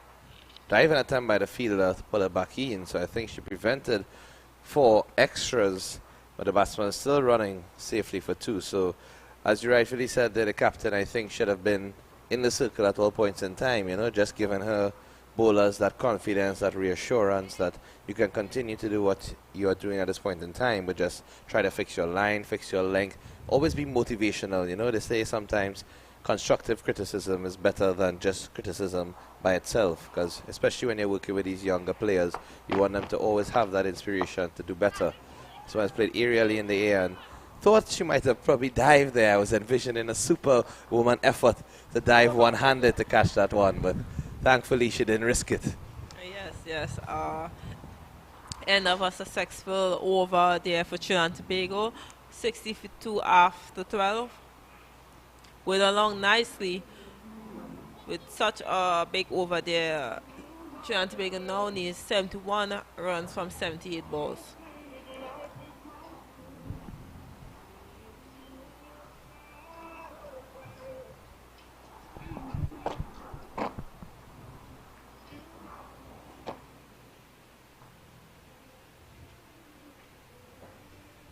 I think we saw a similar trend as we have seen in this innings to the first, where the spinners came on and runs started to flow a bit easier, and notably a leg spinner as well, just bowling a couple extras. So granted, it's a very difficult task for these youngsters to master, but you know, it's good that they're still trying and they're working on it, because at the end of the day, this competition is to build and to improve for a regional effort. Yes, as rightfully said, you know. Oh, another misfield there by number 9 fielder. Fielder's not happy at all. They can just hear them. Yes, that's screaming. definitely Edwards down on the long off boundary. Skipper Samaru is probably telling her thank you. But it's similarities in terms of both innings, where Windward Islands lost 2 quick wickets, and we saw the likes of Glasgow and Rochelle rebuild for Trinidad and Tobago. And yes, Samaru innings probably now start, but we are seeing like, you know, that's the same that's going to happen for Trinidad and Tobago. They lost 2 quick wickets, and here is Samaru and South rebuilding the innings here for Trinidad and Tobago. Yeah, these two would definitely have to bat through the rest of this game if Trinidad and Tobago are likely to get a victory here. That one is played very nicely, just a delicate touch, and looks like it'll run all the way to the boundary as it speeds away from the field, and that's an excellent shot by the skipper Samaru. Just waiting on that delivery as you see the replay here. A bit of a late cut, in fact. Knowing fully well that there's no slip, there's no short third man in place. She played that shot comfortably and got a lovely boundary. So the run's flowing smoothly here. Yeah, smart cricket there by skipper Samaru. As you said, the outfield is fast, so you don't need to power any ball or look for a big 6 and stuff. Smart cricket. I see well placed there by Samaru, and he got easy 4 runs there. I'm sure you'd have loved to bat on the surface with this outfield. I don't know why you are reading my mind, but I will say I am so missing out right now because we have trial matches going on and for the senior team, and I most I could do is run water. Gosh. A lovely shot played straight down just for a single, but I certainly sympathize with how you're feeling at this point in time. Injuries are never, you know, something that anybody looks forward to, far less for a professional athlete such as yourself, because, I mean, this is your everyday life, Yes, cricket, sport, and everything. Yeah. So, I mean, similarly, as we saw with Jaden Seals, who's dying to get back into the lineup, Anderson Phillip, who went through some therapy and just returned to the Trinidad and Tobago lineup with an excellent performance in that game, getting a half-century not out and some wickets at key points in times to help them secure that complete victory. And on that note, we just want to extend congratulations to the Guyana Happy Eagles, who completed victory in the regional 4-day today over Windward Islands, coming from behind, in fact, this morning, and getting some key wickets today to bowl out Windward Islands for that victory. A narrow one by 17 runs, but just shows how they have played throughout this entire season, and they've done really well. And what a farewell for their skipper, who's now retiring from first-class cricket, you know. I always wonder, you see for the past few years, Guyana has been champions for winning the 4 days, but, you know, when it comes to the 50 over, or even the T20, you don't see that dominance as much. Oh, another boundary there to skipper Samaru. Yes, Samaru on strike, another misfield. These misfields are costing Windward Islands right now. Yeah, that one should have already and truly just been a single. She went in with one hand, and granted the ball is bouncing away from her, but I mean, you can just see the body language and the morale of these players dropping as these runs are going very quickly. And I mean, you were spot on there in terms of the comparison in Guyana and their performances in the 4-day format compared to the shorter format. Usually it's the other way around for most teams. I mean, even Trinidad and Tobago, they have been noticeably poor in the 4-day format over recent seasons, but somehow in the 50 overs and in the T20 version, we always take our claims and at least hang our hat in there to be contenders for the finals and to be victors overall. So generally, I think for the region's sake and for the West Indies team in the international test format series, we need to be playing longer cricket and to have players thriving at that stage, because if you can play cricket for 4 or 5 days, it really wouldn't take much from you to play for 2 to 3 hours in the shorter version. It's different styles, but I'm sure you could relate to that. Yes, very much so. Trinidad and Tobago 74 for 2 after 13, an expensive over there from skipper James that went for probably 14 runs. Back here at the south end, we have Sanjin that's coming to probably adjust to the over before. She have the right-hander Sao on strike, so she will be very happy about that. Now, in that misfield, well, from almost all the misfields I've seen so far from Windward Island, the players are not inside the circle, but they are also not on the boundary. Now, normally, if they are on the boundary, it will be a nice, simple running or jogging to get the body behind ball to throw in. But if you look back at that runner, that fielder had to run to her right to get around when, to be honest, she should have been on the boundary to run in to get that ball. Yeah, that 3/4 field placement, sometimes it works to your advantage, but very rarely it does, because it's either you're inside the circle or you're on the boundary in most instances. And if you're on the boundary, it gives you that extra opportunity to gauge where the ball is pitching and angle your direction of running towards that delivery. As we saw, she was a bit wide at that 3/4 position, and even though she came across, couldn't have got it cleanly. So definitely agree with that statement. This one is short outside the off-stump and cut away nicely. Should be fielder. 2 runs there. Comfortable 2 indeed for Sao. It's good running by the spare, but it's all about you as a player knowing your strength when you're feeling. If you know that you are a fielder that could come off the boundary fast in terms of coming off the boundary to dive forward and stuff like that, then you will normally be a player that will handball. But if your strength is not running around or running backwards to adjust to get under that ball, then you have to know. And I always say, as a lot of people don't take fielding as serious as they are batting or bowling, but as we've seen today, how much those misfields are costing or have cost both teams thus far. So a short again and cut outside the off stump down to that fielder, deep extra cover. Go for one. Wouldn't get two this time as that one was hit with a bit more pace. But I like the point that you mentioned in terms of fielding being such a critical aspect, because recently I've been doing some coaching as well with the Danganga Foundation. And with these young cricketers, you ask them just generally, what's the main thing you like to do? Bat or bowl. Bat or bowl. Not one person would ever say fielding. But it's so vital because fielding can win you matches despite your batting or bowling performances. Even if you cut runs in the field, that puts a lot of pressure on the batting team. You don't give away easy signals, you cut them off. That one is a wide delivery and well played by Samaru. In fact, I think she would have preferred to hit that one a bit harder and try to get a boundary as the fine leg was inside, but didn't seem to notice the field change. She played it thinking that the field was on a boundary still, and she would have probably gotten one or two. But that fielding is so important here. Yes, as you see the end of the 14 overs. 14 over, Trinidad and Tobago 78 for 2. With that being said, a water break is being taken, and we will be back shortly.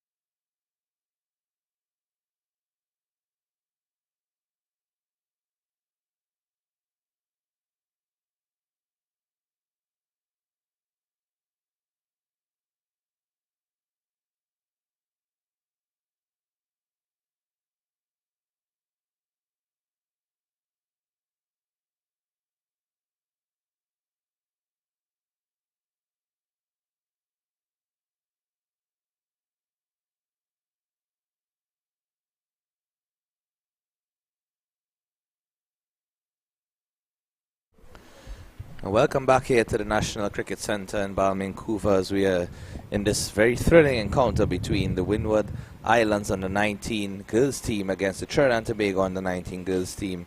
Alongside me is national cricketer Brittany Cooper, and she will essentially give her thoughts on this performance, having been a national player herself.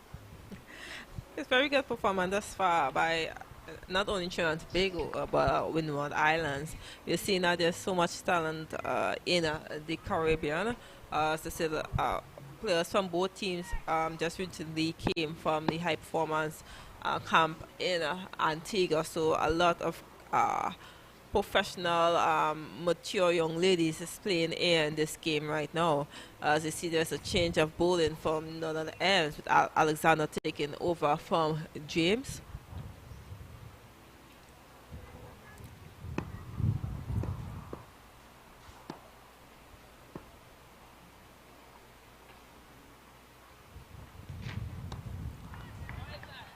I was surprised that, I wasn't on comp box when this change happened, but I was surprised that Alexander got take off from the bowling, and, she was doing her first over, went decent, and she's bowling a nice line and length, but I think it was probably a strategy when skipper James came on. Agreed. I thought she did well in that first over as well, conceding 5 runs, but 5 runs wouldn't reflect how well she bowled. That one is a full toss and played down to that field at the long off reaching for just 1. Samaru certainly showing the capabilities with a bat here, 24 from 19, and Saud 19 from 35, playing that stabilizing innings to see her team through, as she was the opener and wicketkeeper as well. Very good to see her taking that role. Samaru coming and scoring very quickly, so no need for Saud to really take any unnecessary risk at this point in time. You also see, as you mentioned, the West Indies High Performance Centre. Both those players in the middle are sporting that West Indies Masuri helmet. Very coveted.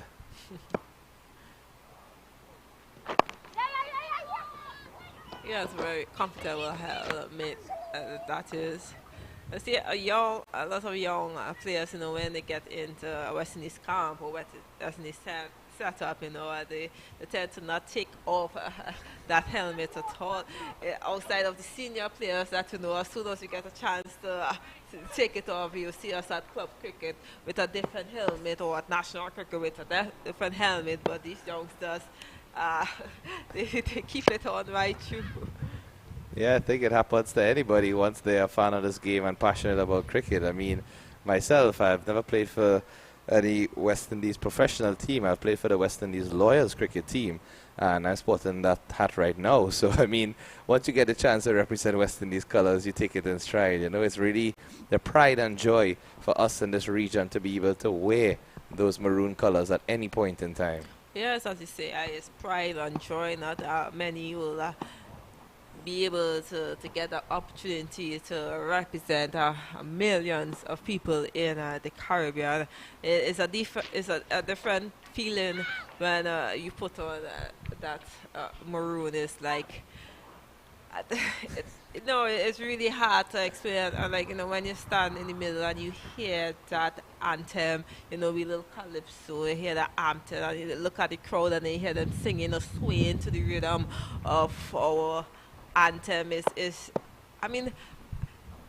For me, it's kind of different because I know we are just little dots compared to the Australian, England, even India, on whole we are just little dots in the sea, and the fact that we don't have it easy as the big 3s or the big 4 in cricket, male and female, and speaking about. So when we step out there, it's a big pride that we carry every day. Yeah, spot on with that comment, because we have to work extra hard in this region in order to make ourselves known on that international stage. And thankfully, players who have gone before, who are approaching retirement and just reaching to the latter stages of their career, have paved the way for us. Those such as Chris Gale, Karen Pollard. That one is driven straight back, and it's in the air. Looks like he'll bounce and run away to the boundary or not. Fielder dives and stops. He seems to have pulled it back there, and they come back for 2 runs comfortably. Good effort there by Trinidad Glasgow, one of the most athletic fielder in a Windward Islands setup. And at the end of the 15th over, Trinidad and Tobago 85 for 2, Samaru on 26 of 20, and Sao on 21 of 38. And Glasgow really has been everywhere today, doing the job with the bat, doing excellent with the ball, and now we've seen her in the field at all points in time. As we see a nice shot there from our cameraman, Matthew Rajaram, in terms of the Windward Islands fielder and the lovely colors of the green and yellow blending in with the nature in the back. And it's always a pleasure to be at the National Cricket Centre where you can see the flora all around, you know, and behind us is the Ttwca Stadium as well, and the home of football in Trinidad and Tobago. So a very important part of Trinidad and Tobago with a lot of history in this ground itself. I'm sure you would have had many trials here and training here for the national team selection and played on this very pitch many times before. Yes, I'm fortunate enough to play at National Cricket Centre many occasions, national club cricket, you know. I also had the chance to play football at Ttwca. The cricket is my I always tell football is my first love, and cricket is my second. And just I was like, oh, but you playing cricket for West Indies and they're flying all over the world. But yeah, football, I love it. I love it. That's really great to hear. That's great to hear. What's your position on the field, might I ask? Oh, that might just be a no ball there. A change of bowling from the southern end.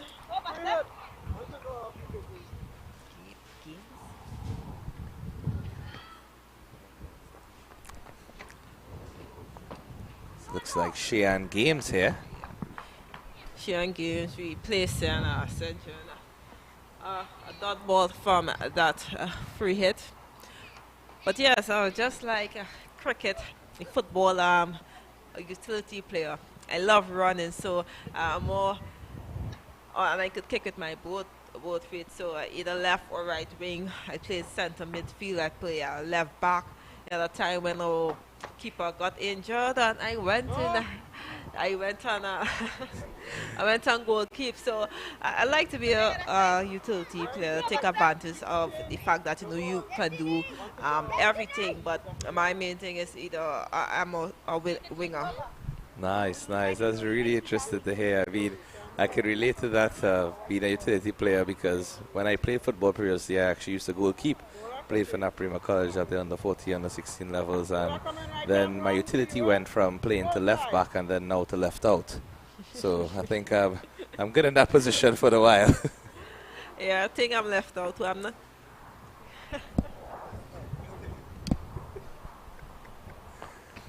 Yeah, I think in my as I've grown older, football being a very intense sport, and with injuries happening in cricket far less for playing football, you know, I've tried to avoid the contact as much as possible, but definitely a pleasure to watch and follow as always, as we see Games struggling a bit to maintain her line and length there. With a couple no balls in the first two, and that one is just played easily to the point region for a single. So Trinidad and Tobago requiring 42 from 58. Do you think that they would just look to get singles and rotate the strike to achieve this target, or they would look to probably, you know, take advantage of any loose balls and score runs, or that might also lead to risks as well? Well, I believe they should take advantage of the loose ball, but be smart about how they take advantage of it. You know, we know how cricket is, and bad ball can get you wickets as well. But they are doing a great job, because Windward Islands right now is bowling a lot of extras, and I said a lot of their fielders are on the edge, and that might just be a no ball, but the umpire's not aware, because 1, 2, 3, 4, 5 fielders is currently outside of the circle. Yeah, agreed. I wonder if the umpire is seeing that fielder behind her, who is just outside the 30-yard circle. It seems very smart. Oh, and now there's 6 outside the inner circle, and there's only 3 inside the inner circle. As we see, it's not only cricketers have to be aware, the umpires have to be on their toes too. I see they're just walking closer to that 30th circle. I think they heard you, Brittany, and they just stepped a couple footsteps closer to that 30-yard mark in case the umpire decides to turn the head around and just make a double check. We know if there was a third or fourth or TV umpire here, they would have already be countless no balls in this over. And there we see Samu going on the back foot and pulling that ball behind square. An expensive over thus far from games. That one again going on the leg side and really easy pickings for Samaru there. No risk in playing that shot at all. It's away from your wicket down the leg side. If you miss, you're going to get a wide and get a run anyway. So really, I think at least on 2 or 3 occasions I've seen a play that shot down the leg side with some ease and capitalizing smartly on those loose deliveries.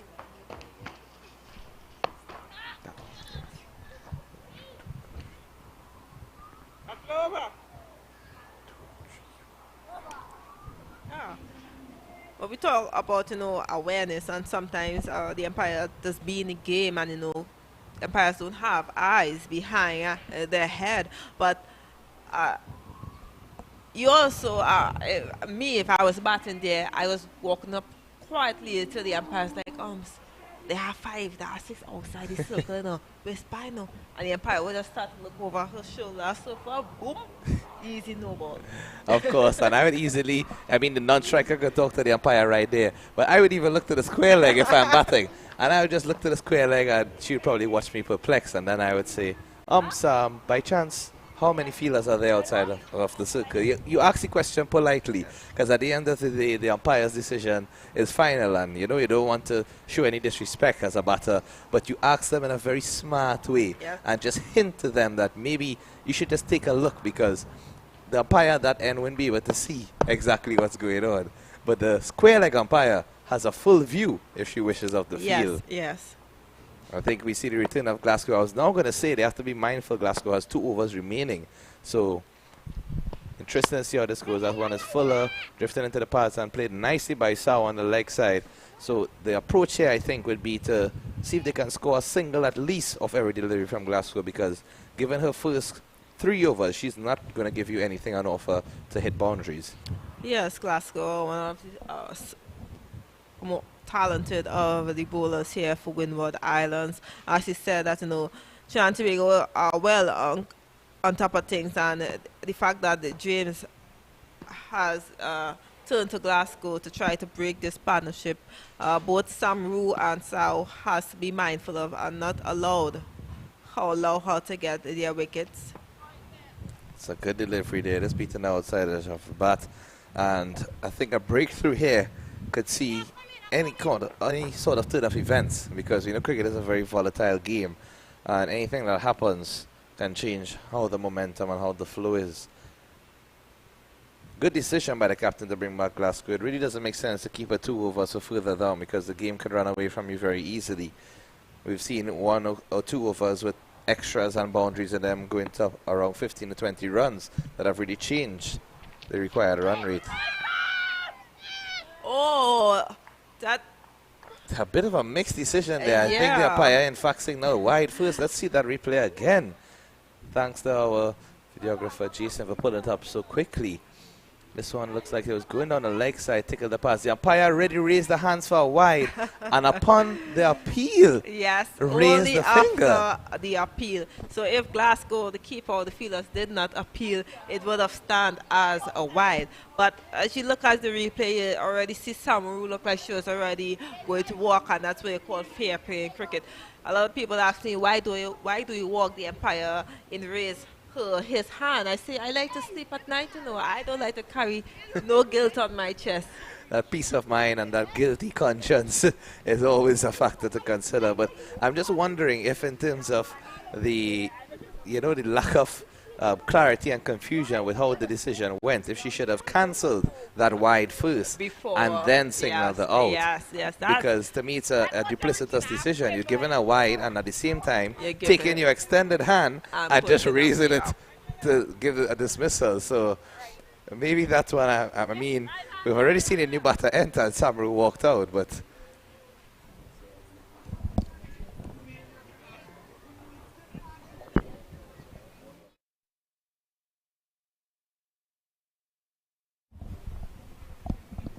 Here comes the new batter in Mariah Lafoucault. She going again. You see, Sal is still there. Another opener is there, and can she lead Trinidad and Tobago to get these next 36 runs? It should be 26 easy runs, but you know how one wicket does bring two and two does bring three. So can these two now build a partnership and get Trinidad and Tobago over the line? Yeah, and also bear in mind the mental effect that wicket would have on everybody, because I'm sure the players in the camp, from observing them a few hours ago, they were very jovial, you know, cheering on their skipper and vice skipper. Music was playing, everyone's in a good mood. And all of a sudden, the skipper, who is the aggressor of the two, is out. So, granted, there will be a change in the mood, a change in their perspective, and how they would approach the rest of this game. As you said, the aggressor of the two, Samaru, between her and Sal, we saw that Samaru ended her innings on more runs of less balls than Sal. Sal now 23 or 43 balls. How is that going to affect now? Affect the On first ball, she's bowled. That's it. What a ball by Glasgow. She's now on a hat trick. You called it, Brittany. Yep. You called it. One brings two. two. My word, as you see that delivery, what a delivery first up. That ball getting a bit of inward movement after it pitched and seemed taking that middle stump. What a delivery here. Let's see that replay again, because it was really excellent from Glasgow. Yes, but if you also look, there's a lot of space between bat and pad. Not much foot movement there by the striker. Yes, indeed. She just stepped forward, and that ball seemed to actually pass outside the bat and hit the off stump. Yeah, I know. Initially, we thought it went through bat and pad, but it passed outside. So that just shows the amount of room that Lafoucault left outside there. Again, we have a look at it. Good release point. And that ball pitching just outside off stump and seaming in yes, to hit off stump. yes. So I think the lack of movement of the batsman's feet there would have been her downfall, because simply just stepping back on a cross and playing that, you'd have covered the line of the delivery. And even if it, I mean, take nothing away, it's an excellent delivery from Glasgow. We see that even in test matches where we have those deliveries that nip back in. I think Shannon Gabriel is infamous for that. You know, he doesn't know how to swing the ball in or out. So he has to focus on nipping the ball back in. And a lot of times he gets that top of off stump. So we've seen that there. However, no real foot movement by the batter to cater for that. And here comes Glasgow. She's on a hat trick. She's bowling to Manpaul. Manpaul, no run over. She has individual high score of 114 not out, and well played there to backward point there, my Manpaul. Yes, in 2020 she had an individual high score of 114 net out. So she's no pushover, Manpaul. She's very quick in the wicket, and I'm very excited, a young lady to watch.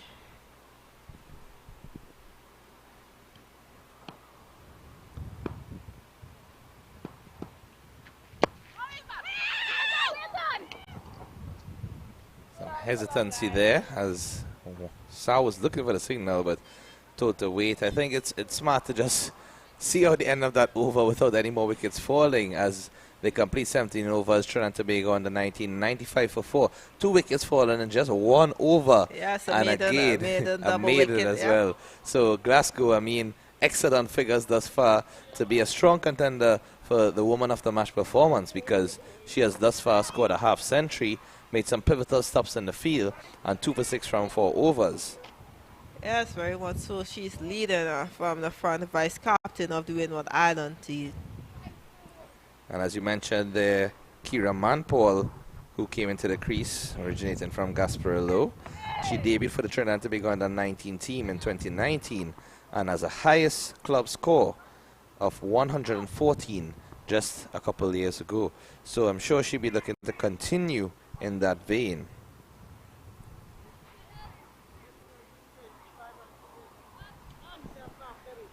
See, we have a bowling chain from the southern end. We have Destiny Edward, who is now going to try. I think it's her first over for today. Seems to be a medium pacer.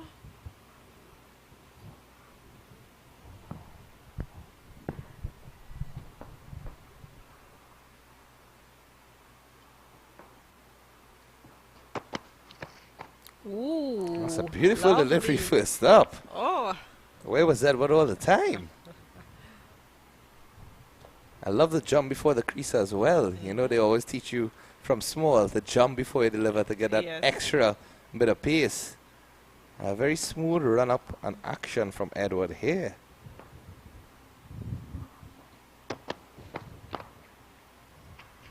seems that ball seems to tail him back in to Sao. And that's a new bowler come into the game, and you see Sao is unsure, what exactly she's bowling. So already, Windward Islands have Sao thinking about already. She's 23 or 45, so you see it's not as flowing as it was early on in her innings. Oh, beautiful shot there. That's an beautiful excellent shot. there. What timing and placement from Sao. Taking your Yes, advice. I take your advice. We spoke about, Sao very comfortable with that ball on top of off stump on fourth stump. But whenever the ball is into her pad, there seems to be a bit of trouble.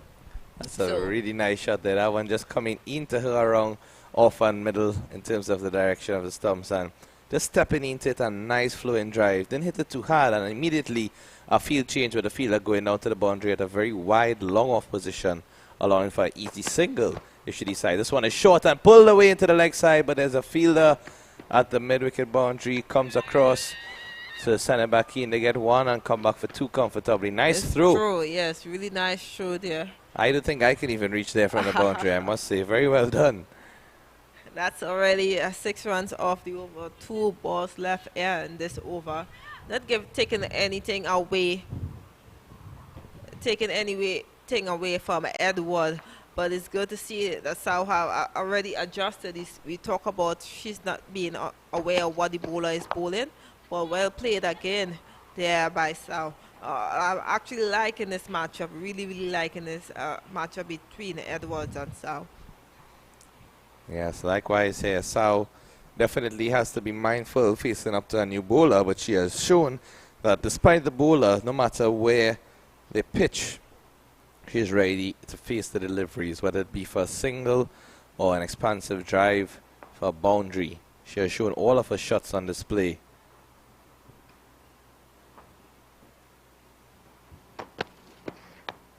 That was a fuller line delivery and a wide drive outside the offside that runs away to the boundary for 4 runs. Excellent work again by our cameraman to follow that delivery as we see the replay here. That one full and wide outside the off stump, allowing her to throw her hands at it, but still played very well because she found the gap and opened the face of the bat just at the last moment to get that over that point region there.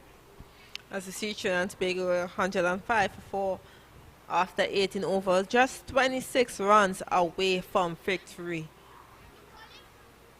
The question now is how Trinidad and Tobago is going to approach this 26 run, and also is Windward Islands going to allow them to easily make it off, let me say, the next 10 or 15 balls, or Windward Islands going to try to tighten things down and bring it down to they needed 10 from 12 balls. It can happen. We know how cricket is. Probably the dismissal of Sao can change the game into that dynamics, but Sam seems to be well set. She's now, after getting 10 off that over, she's now raised on to 33 from 49. So you see, after 10 just off 1 over, now her figures are looking way more better. Now before that over ball, Sao was 23 off, I think it was 43 balls. Yeah, so initially his strike rate just on or around 50, and then now certainly going up to about 75 or 80. And it's amazing what 1 over can do for you, not just as a personal batsman for your score, but in terms of the context of the entire game. Because the over before that, a double wicket maiden, and then an over for 10 runs. So very contrasting in the styles. As we see another change in the bowling, I thought that they would have given Glasgow the final over, having gotten 2 wickets previously, but Captain James is deciding to take up the mantle. 1 for 20 in her 3 overs. I'm sure with her experience, she probably has some sort of hidden trick here to get the wicket of Man Paul Osao. Maybe something that she knows that we are not privy to in terms of how to out Sao or to cause another breakthrough at this point in time. But despite that, I still would have loved to see Glasgow come back in. Yes, I will agree with you there because chances of this innings or this game will not go down to the 24th, 25th over. So, you know, it makes no sense you keep Glasgow back or hold her back for one. I mean, this is the partnership, but Sao is the wicket you want again because she's the informed batter, and who knows, taking wickets from one end with Sao just bracing or relaxing on the non-striker and might force her to do something unorthodox whenever she's on strike. And again, Glasgow bowling from that same end, which James has now taken up. I think the media conference end has been where the bowlers have faced difficulty. So I'd have liked to see Glasgow finish a spell and then James come in from this end. Because even if Glasgow bowled a maiden without getting a wicket, it would have been 6 dot balls, which at this point in the innings is very vital. You know, it might seem like a stretch to bowl out the Trinidad and Tobago team at this point in time with 6 wickets remaining. However, a maiden over can lead to a wicket. 1 wicket can lead to another. And before you know it, we can have 6 wickets down. So I think this decision here was something that, you know, could be reviewed when they look forward to the next game and focus on their strike bowlers. One is full and Sao drives it into the offside. Looked for the single, but decided against it as the non-striker shouted no very loudly.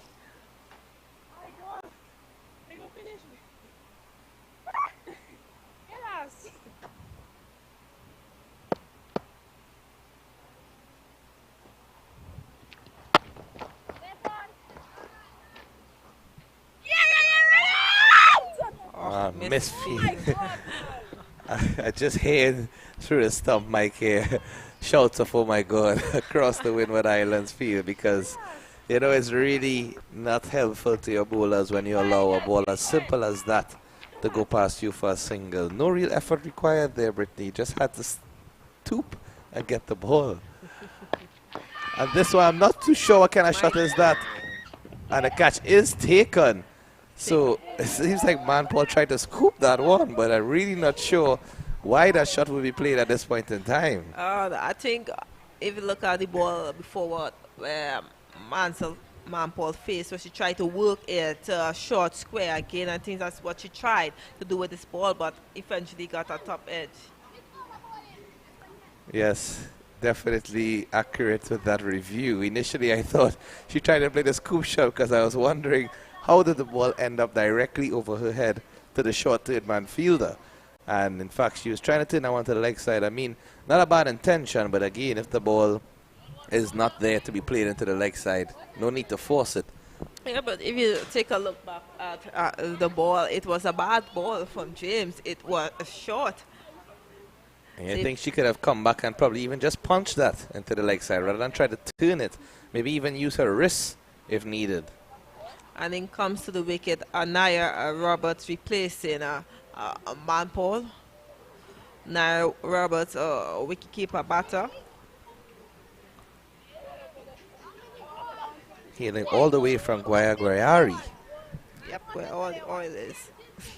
Yes, she debuted in the 2022 regional tournament and has a top score of 42 in a tournament in St. Vincent in 2022 as well. So Anaya Roberts will be looking to make the most of this opportunity to help a team come home. As we note, the management team of Trinidad and Tobago under-19 women's cricket, Jabran Mohammed, head coach, also a national selector and selector for the national team as well as the men's under-19s. He's also the coach of the national senior women's cricket team and head coach of Powergen Sports Club. Assistant coach, well, once I state her name, she definitely needs no introduction. Anisa Mohammed, what a player she has been for Trinidad and Tobago and for the West Indies, holding world records in both the T20 format as well as the ODI format created history by becoming the first player, male or female, to take 100 T20 international wickets, and the 4th highest wicket taker in ODIs as well. So Anisa Mohammed certainly paving the way, and it's really great to see her involved in the setup with these young cricketers. Yes, and that's what we want to see.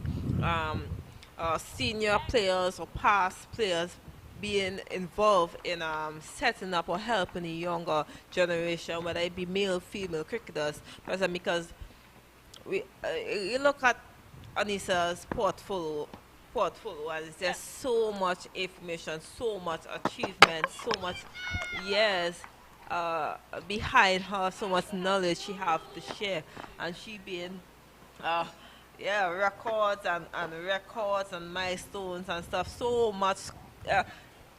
If we start to list out every milestone or record that Anisa Mohammed had, I think you'll forget about cricket and you'll go and Google and see the achievements she have in her. I believe she started making debuts for West Indies at the age of 14. Yeah, just making a debut at the age of 14 or 15 thereabouts. And in terms of those milestones, to just run through a couple for our viewers. First West Indian to claim 100 ODI wickets. First West Indian to reach 150 ODI wickets. First West Indian to claim 50 T20I wickets. And first West Indian to claim a 5-wicket haul in T20Is. In addition to that, in terms of her world records in T20, she had the most wickets, 125, most 5-wicket hauls in 3, world records for ODI, most 5-wicket hauls in 7, and the only player with consecutive 5-wicket hauls, 5 for 5 and 5 for 7. So those stats really and truly, when you look at it, you wonder how much do we have to go further in terms of getting ourselves on the map, because Anisa Mohammed has certainly paved the way for all of these Trinidad and Tobago young women cricketers in terms of reaching to that West Indies format, and as well as reaching to that international format. We see now with the advent of the IPL, these players would have opportunities from 18, 19 years old. Scouts are looking for them. And I'm sure you would have played alongside Anisa as well. And based on your experience, when you were playing constantly and you now joined the team as a national player, did you have guidance from any former senior player, or what was the setup like compared to what it is now? I had a lot of guidance from players who I am presently playing with. We had the likes of Stacey and King. When I started playing, we had it have Nelly Williams, it have Ttwca Singh, had Anisa twin sister Alisa Mohammed, an expansive shot there by Sal. Might be 2 runs, poor feeling again there by Windward Islands. I'm happy to see Edwards back on the bowling, even though she went for 10 the first round, but it's a good opportunity here. Because again, we know these teams are going to be playing against each other tomorrow at 1 p.m. Yeah, so I had the opportunity to share the dressing room with a lot of present and past players, and Nisa has always been that go-to player, not only player but go-to captain, because she's currently the captain of the senior women's team. She's a player that you could always sit down and go and have conversation, and she have this passion about the game that is hard to explain. She always feel like, you know, she's always in it and always willing to give it her all. And there seems to be appeal, and that's the end of South's innings, and Edwards being the one to send her back to the dugout. WC. Look at the replay here. Shocking dismissal for South, as that one was wide and outside the off stump, slashing at it and getting an edge, going straight to the keeper as she walks off rather dejectedly after playing excellent knock so far. 36 she scored off 53. A very vigilant innings, you would say, as she batted from ball 1 and batted up until this point in time. The reason why I say shocking dismissal, because 99% of the time she has played that shot and she succeeded. Yeah. And this 1% is when it took that outside edge going straight to the keeper. So again, a change of events here, 109 for 6. And it goes back to the point in that last over. There was no need for man Paul to play that shot, because you now put Sao in a compromising position where she felt as if she had to go after that ball, and granted, It was short and wide, it was but short as you and wide. said, she's been successful. I mean, if you played and scored off that ball most of the innings, you'll back yourself. Confidence. But you know, sometimes your strength becomes your weakness. Exactly, and it could be a simple thing, as in just a lapse in concentration there, maybe thinking a bit too much as well, overthinking in terms of she being the senior batter in the team at this point in time. She would have to bat through, and probably just thinking, okay, I have to stay here, I have to make all the runs. You know, it's a different circumstance altogether once you start to lose quick wickets. So we have the new batter in, Mitchell, the opening bowler. A very good spell early on for Trinidad and Tobago, so let's see if she can bring it home with the bat. This one is outside the off stump and left alone. So Mitchell would be just watchful in these couple of deliveries. Thankfully, the runs required, just 22 needed from 33. It's not a runner ball at this point in time, so she has a couple of deliveries to just settle in and try to milk these gaps, as there's a lot of room on offer, both the offside and onside. That was played into the leg side, and a quick single taken, and well done there by Mitchell. Right on cue with her running. How much are we going to see the dismissal of Sao affect this Trinidad and Tobago innings? Needing 21 from 32 balls, but we are in the stage where the all-rounders are in the wicket, or say the bowling all-rounders are in. As you see, we have Mitchell, who is opening bowler for Trinidad and Tobago. And we have the new batter in, Anaya Roberts.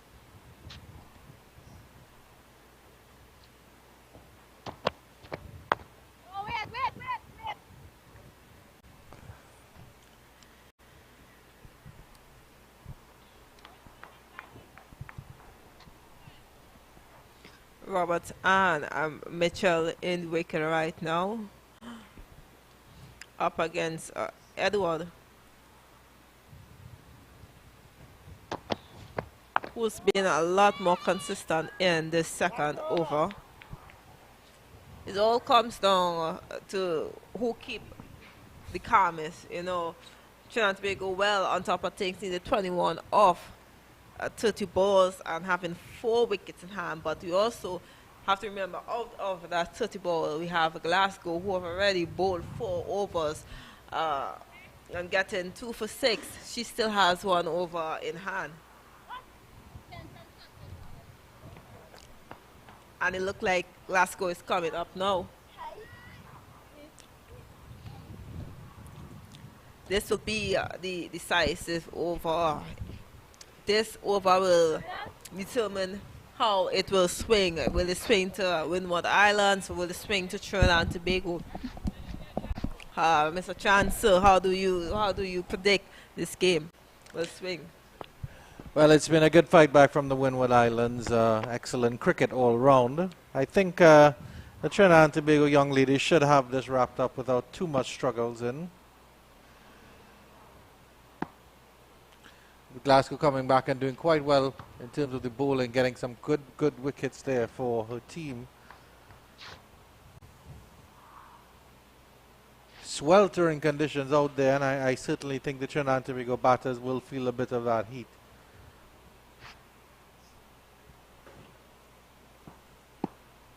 And they'll be disappointed they've gotten to this stage as well.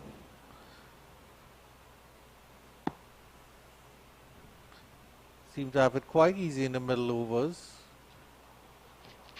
Oh, bouncing delivery there. Well played by Mitchell. Yes. We'll see how Mitchell see off. We're going to try to see off Glasgow. These next 5 balls will be very important. And even with Glasgow bowling, the fielders are still deep. There's a long on, a deep mid wicket, a deep cover, and a third man. So the singles are available. And you see easily there, easy single there to long off. Now, if the fielder was in mid-off position or even tighter, chance it could have been a dot ball or even a chance for a run out.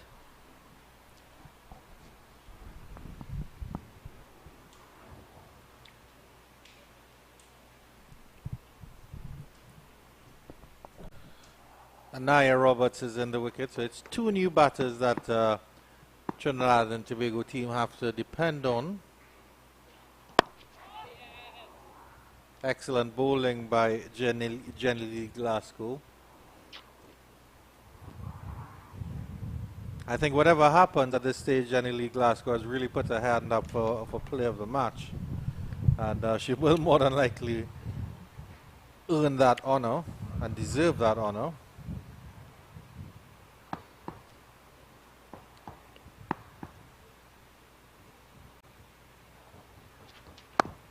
Well played, well played. Easy single there to back one point from Roberts. That said, I think Trinidad and Tobago just need to milk off of those singles of Glasgow.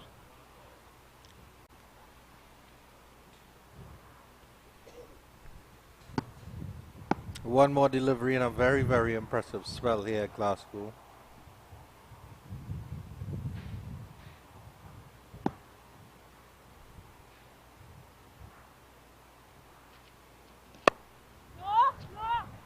Single was up there for offer, but I think Mitchell was more concerned about, hey, let me just see off Glasgow. But end of a beautiful spell there by Janila Glasgow. 5 overs, 8 runs and 2 wickets. Trinidad and Tobago 112 for 6 after 21. Needed 19 from 24 balls. So the ball, it seems like this game is going down to the wire. One mistake from either team can see victory going to the opposition. Yeah, the business end of the inning, Brittany Cooper, is where the contracts are signed and or the offers rejected here. There's a lot to play for here. And of course, as the host team in the Tri-Nation Series, they will not want to start this tournament off with a loss to Trinidad and Tobago outfit.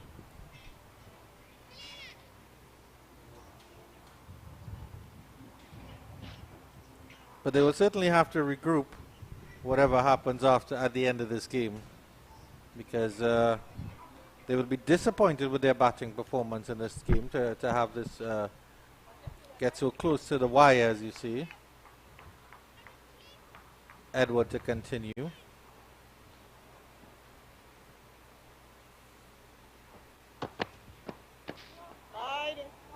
Wide there, up first ball for Edward. Windward Islands cannot afford to be bowling these extras at this stage.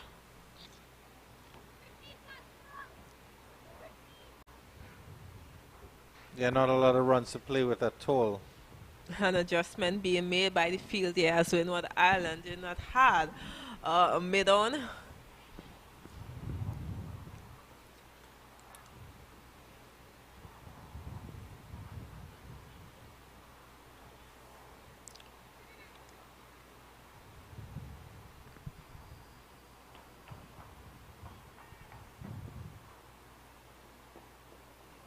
But your thoughts on what you've seen here today, Brittany? Are these players a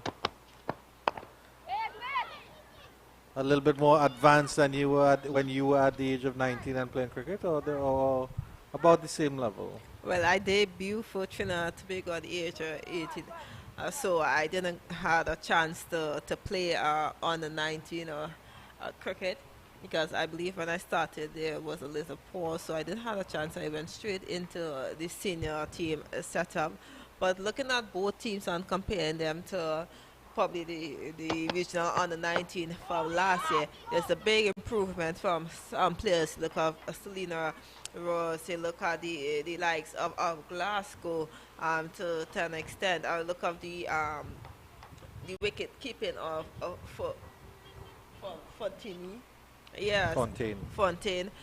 Also look at the bowling of Katie Giles and Samara Ramnath, who last year Samara Ramnath, she used to bat about 6-7 to Trinidad and Tobago, and now she's opening the batting, and her bowling has come a long way. So a big improvement from what we are accustomed to seeing for outside edge there by Roberts. She's going to be pushing for 2, and it looks like it's going to be 4 welcome runs for Trinidad and Tobago there.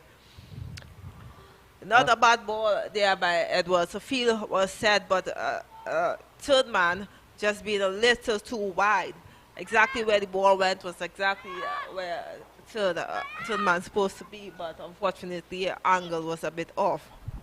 Yeah, that third man fielder is really wide, and unfortunately, she seemed to have rolled her ankle a little bit. I think he's walking a bit gingerly, but she seems to be up and running. An adjustment being made to the field that deep in wicket is now coming in to look like a short third man. So there's a long, wide, probably a Third slip, fourth slip position. fourth slip, yeah.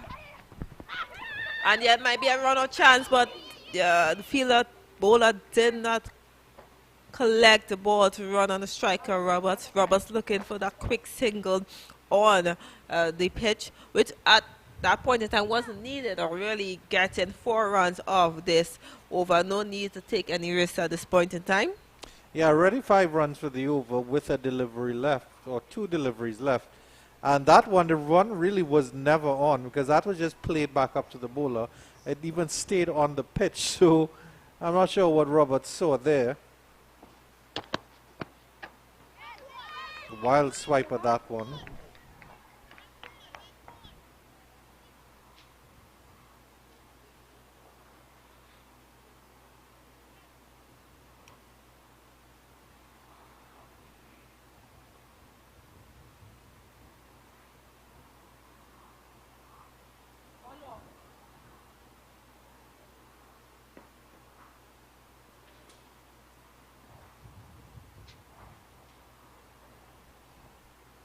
One delivery left in this over.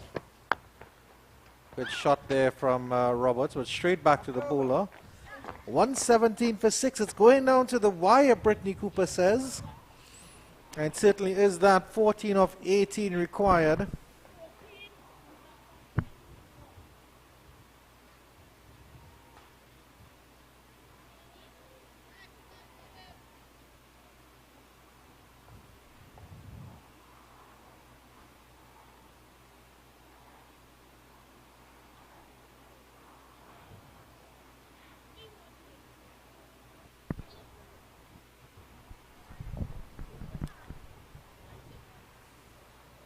Here to bowl the 23rd over, it looks like Zeta James, the skipper. A very tight over will be needed from the skipper James. Plenty dot balls or plenty wicket will need. We'll try for Windward Islands to get the better of Trinidad and Tobago. But first they will have to get through the Mitchell and the Roberts.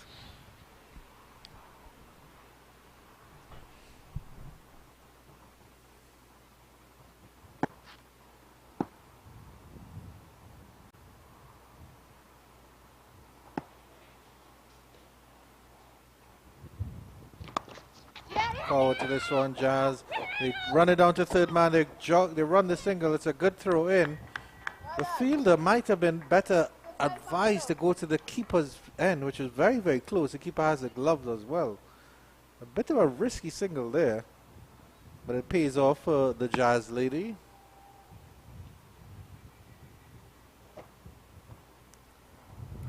And of course, in your years, Ms. Cooper, you would have seen a lot of changes in the women's game. And what's the dynamic like with managers? Are you seeing more female coaches and managers coming to the fore now? Yes, a lot of female coaches and managers coming in. I think that's something that's always seemed to be missing in women's cricket, but not women's cricket on a quick single there from Roberts, get run in by Mitchell. Yes, that, not only women's cricket, but women's sports, the management staff used to be lacking that field present. And when you're in a female team, sometimes where your management staff is full of males, sometimes it's hard for some management staff to understand the female side of certain stuff when it comes to everyday life. Gets a hold of this one, smacks this down to long off for a single, KD Jazz. contemplates a second. It definitely wasn't on. Yeah, that's not bad.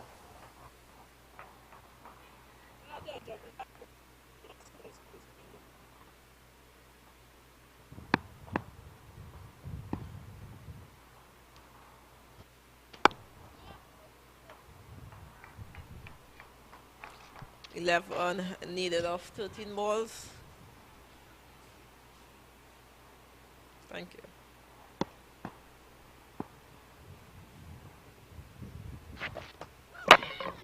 Did she get an edge on that one? No, I think that she's been bowled there.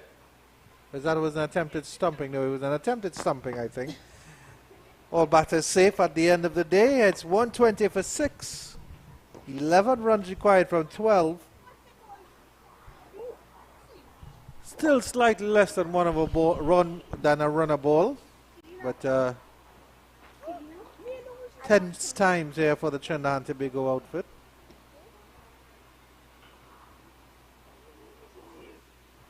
And this could be a very pivotal over here. It depends on who bowls it. Yes, it's coming down to a tight game. James already bowled out. Glasgow already bowled. So the two main bowlers on Windward Islands team. And we see running to the front. It looks like decision will be between probably Selena Ross or Edwards. And same field, girls.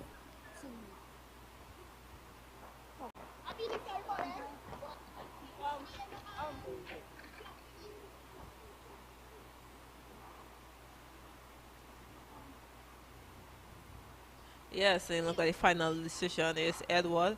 So Edward already bowling 2 overs for 3 overs for 18. Already took the wicket, the very important wicket of Sunil Sao. Can she deliver again here for her skipper James and Windward Island? Can she make this runs count 11 needed off 6 ball, or will it be Trinidad and Tobago beating that 11 runs from this over? Well, from this perspective, what would be the hoping? Just 2 runs for the over, maybe. Trinidad and Tobago have to get 9 in the last over. What do you think this pair would be comfortable chasing in that last over?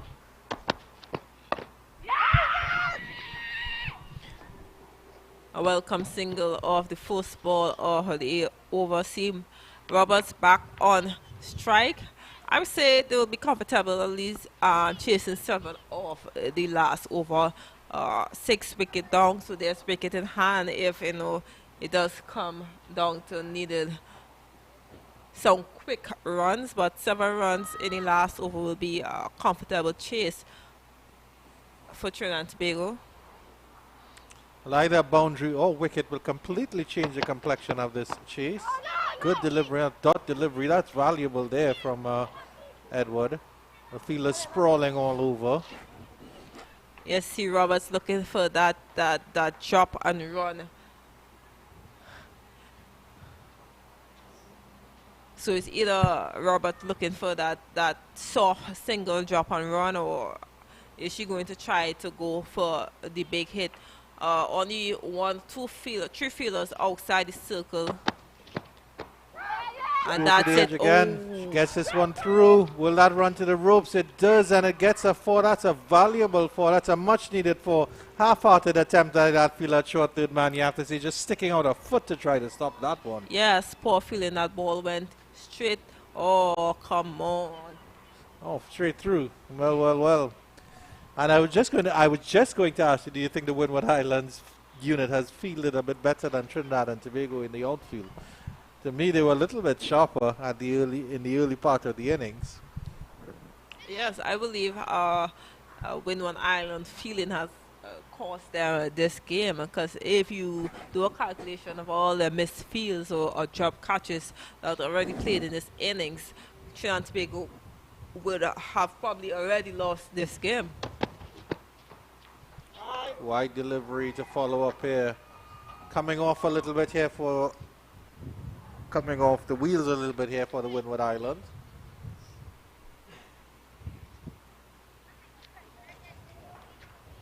started the over requiring 11 of 12. Now they just need 5 from 9.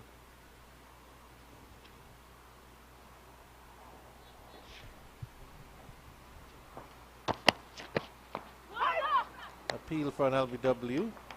Maybe an inside edge, nothing doing. It's 5-0 from 8 balls. Pressure on here. Trinidad and Tobago. Abatas Roberts currently on strike. Tight field inside the circle can probably cause a run out. You see Captain Zeta James looking at her third man who we spoke about earlier, who seemed to be very wide. But at this stage, do you chuck and get a single as Roberts is trying to do, or do you try to penetrate that inner circle? Because almost anywhere once you get it over the 30-yard circle, we've seen that batters are getting value for their shots. Here, wide delivery again. No, it's not called a wide. This one. Well. The new rules favoring Miss Edward on that occasion. Yes, very much so. I think the ball before that, the wide that was called on the offside was a little tight, but I think Tara Ali took that one back. But yes, if you look at it, the balls are there to hit. Some of the ball Edward has bowled to Robert is short on wide. Anything to cover, deep cover should be an easy 2 runs. But I believe she'll back herself to chuck and run. And that's an easy single. Might be to a... Can even get more than 2 here. Are they going to get... No, they're going to get 2 as that one is pushed into the mid wicket. As you mentioned, an easy 2 there. That will certainly ease some of the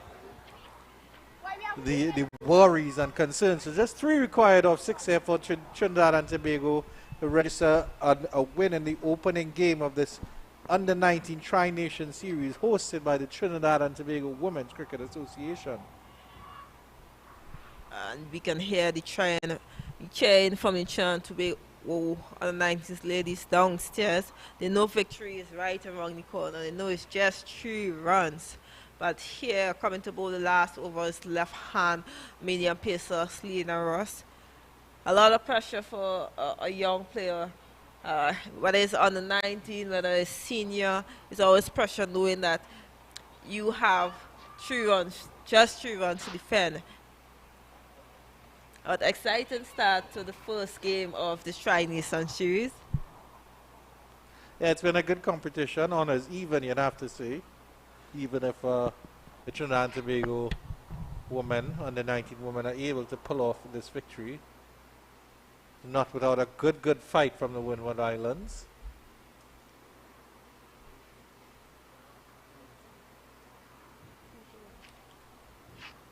And we've just been informed by Mr. Jason Prasad-Biseso that it's 2 to win, and that is quite correct because it's the target is 130 of 25. Because of course this was supposed to be a 30-over game, Brittany Cooper. The little rain that came and curtailed the game by 10 overs. Yes, I don't think it was just only the rain. I think it was a slow over it by the Trinidad and Tobago woman because I believe the rain only lasted for about, I would say, average 10-15 minutes. That's not enough to take a whole 10 overs for the game. Yeah, you're quite right. The covers did stay on for a good time afterwards. Belated. They were a little bit belated in getting the covers on, you have to say. Katie Jazz goes for this one and she's bowled behind her back. It looks like that's the end of Miss Katie Jazz. No, you may have it wrong. You are the one wearing glasses, not me, Mr. Khan. Seems like Mitchell went down to sweep that ball off Ross and probably got a hit in her lower stomach. As we see a replay here. That's quite right. My apologies to our viewers. Adding a bit too much excitement. Excited, yes, you are excited. You want to see 3 needed off 1 ball. Or 2 needed off 1 ball, my correction. What can I say, Brittany Cooper? I'm a drama king.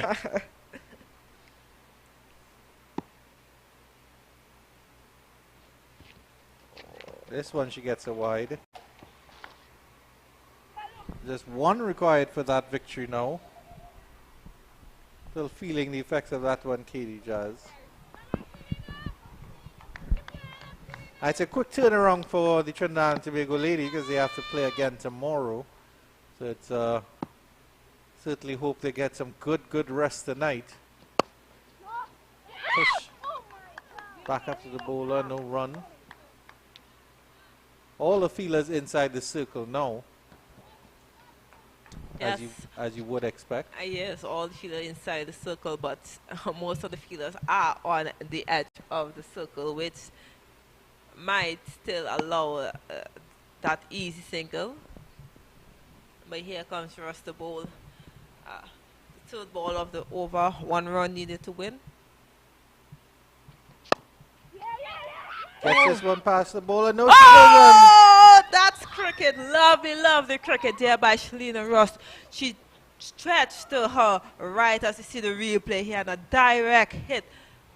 Look at that. That was really good feeling there from Ross. An easy pickup on a weaker side. Unfortunate run out for KD Jazz trying to win the game in a hurry for Trinidad and Tobago. Yes, Mitchell, they are taking off with all waiting for the ball to pass the bowler. And in comes Amelia Khan. She's on strike. Trinidad and Tobago need a 1 run for victory. Is it too little, too late? You'd have to think from the Windward Islands because just 1 run required of 3 deliveries. But it's a strange and wonderful game this. Anything could happen. Yes, can we imagine like if all those misfields did not occur where the game would have been right now? Yeah, quite so indeed. That unfortunate 4 down to the 3rd man area.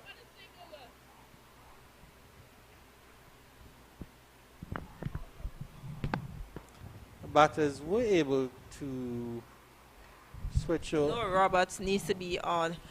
Yes. Roberts is now on strike as it was an attempt at a single, but did they cross?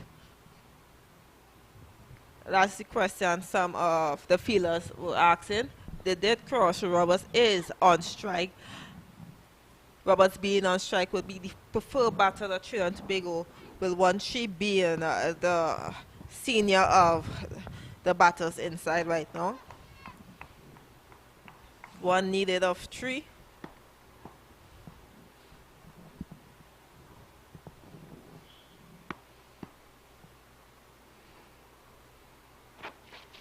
And it's a wide, a leg by to be exact, and that will go away for 4. Unfortunate turns. No, up. That's good feeling there still by Edwards, but that's the end of the game. Trinidad and Tobago coming out victorious against Windward Islands in the first match of the Tri-Nation Series between Trinidad and Tobago, Windward Islands, and Barbados. Yeah, good win here for the Trinidad and Tobago under-19 women. They'll be unhappy that they left it so late. But a win is a win with 3 wickets and 2 balls to spare. Sort of anticlimactic end, you'll have to say there, Brittany Cooper, with 3 deliveries to prevent 1 run. Selena Ross had a good challenge on her hand. Unfortunately, she couldn't come across with it. But a good knock here from the Trinidad and Tobago outfit. They're hosts for this tournament, and they start with a win. Generally, Glasgow probably the player of the match with a 50 in the first innings, as well as 2 wickets here. And Samara Ramnath taking 2 wickets as well for the Trinidad and Tobago under-19 team. But they really will be asking more of their batters coming in the second round. Yes, much needed improvement for both team, more so in their batting and fielding department. Bowling was excellent today by both parties, but tomorrow is another day. Tomorrow Sunday, right here at the National Cricket Centre, is Trinidad and Tobago versus Windward Islands for the second match of the Tri-Nation Series. Be ready to log on at 1 p.m. I believe that match is being played, or you can bring your cooler, bring your ambulance, come on down to the National Cricket Centre to support our young divas.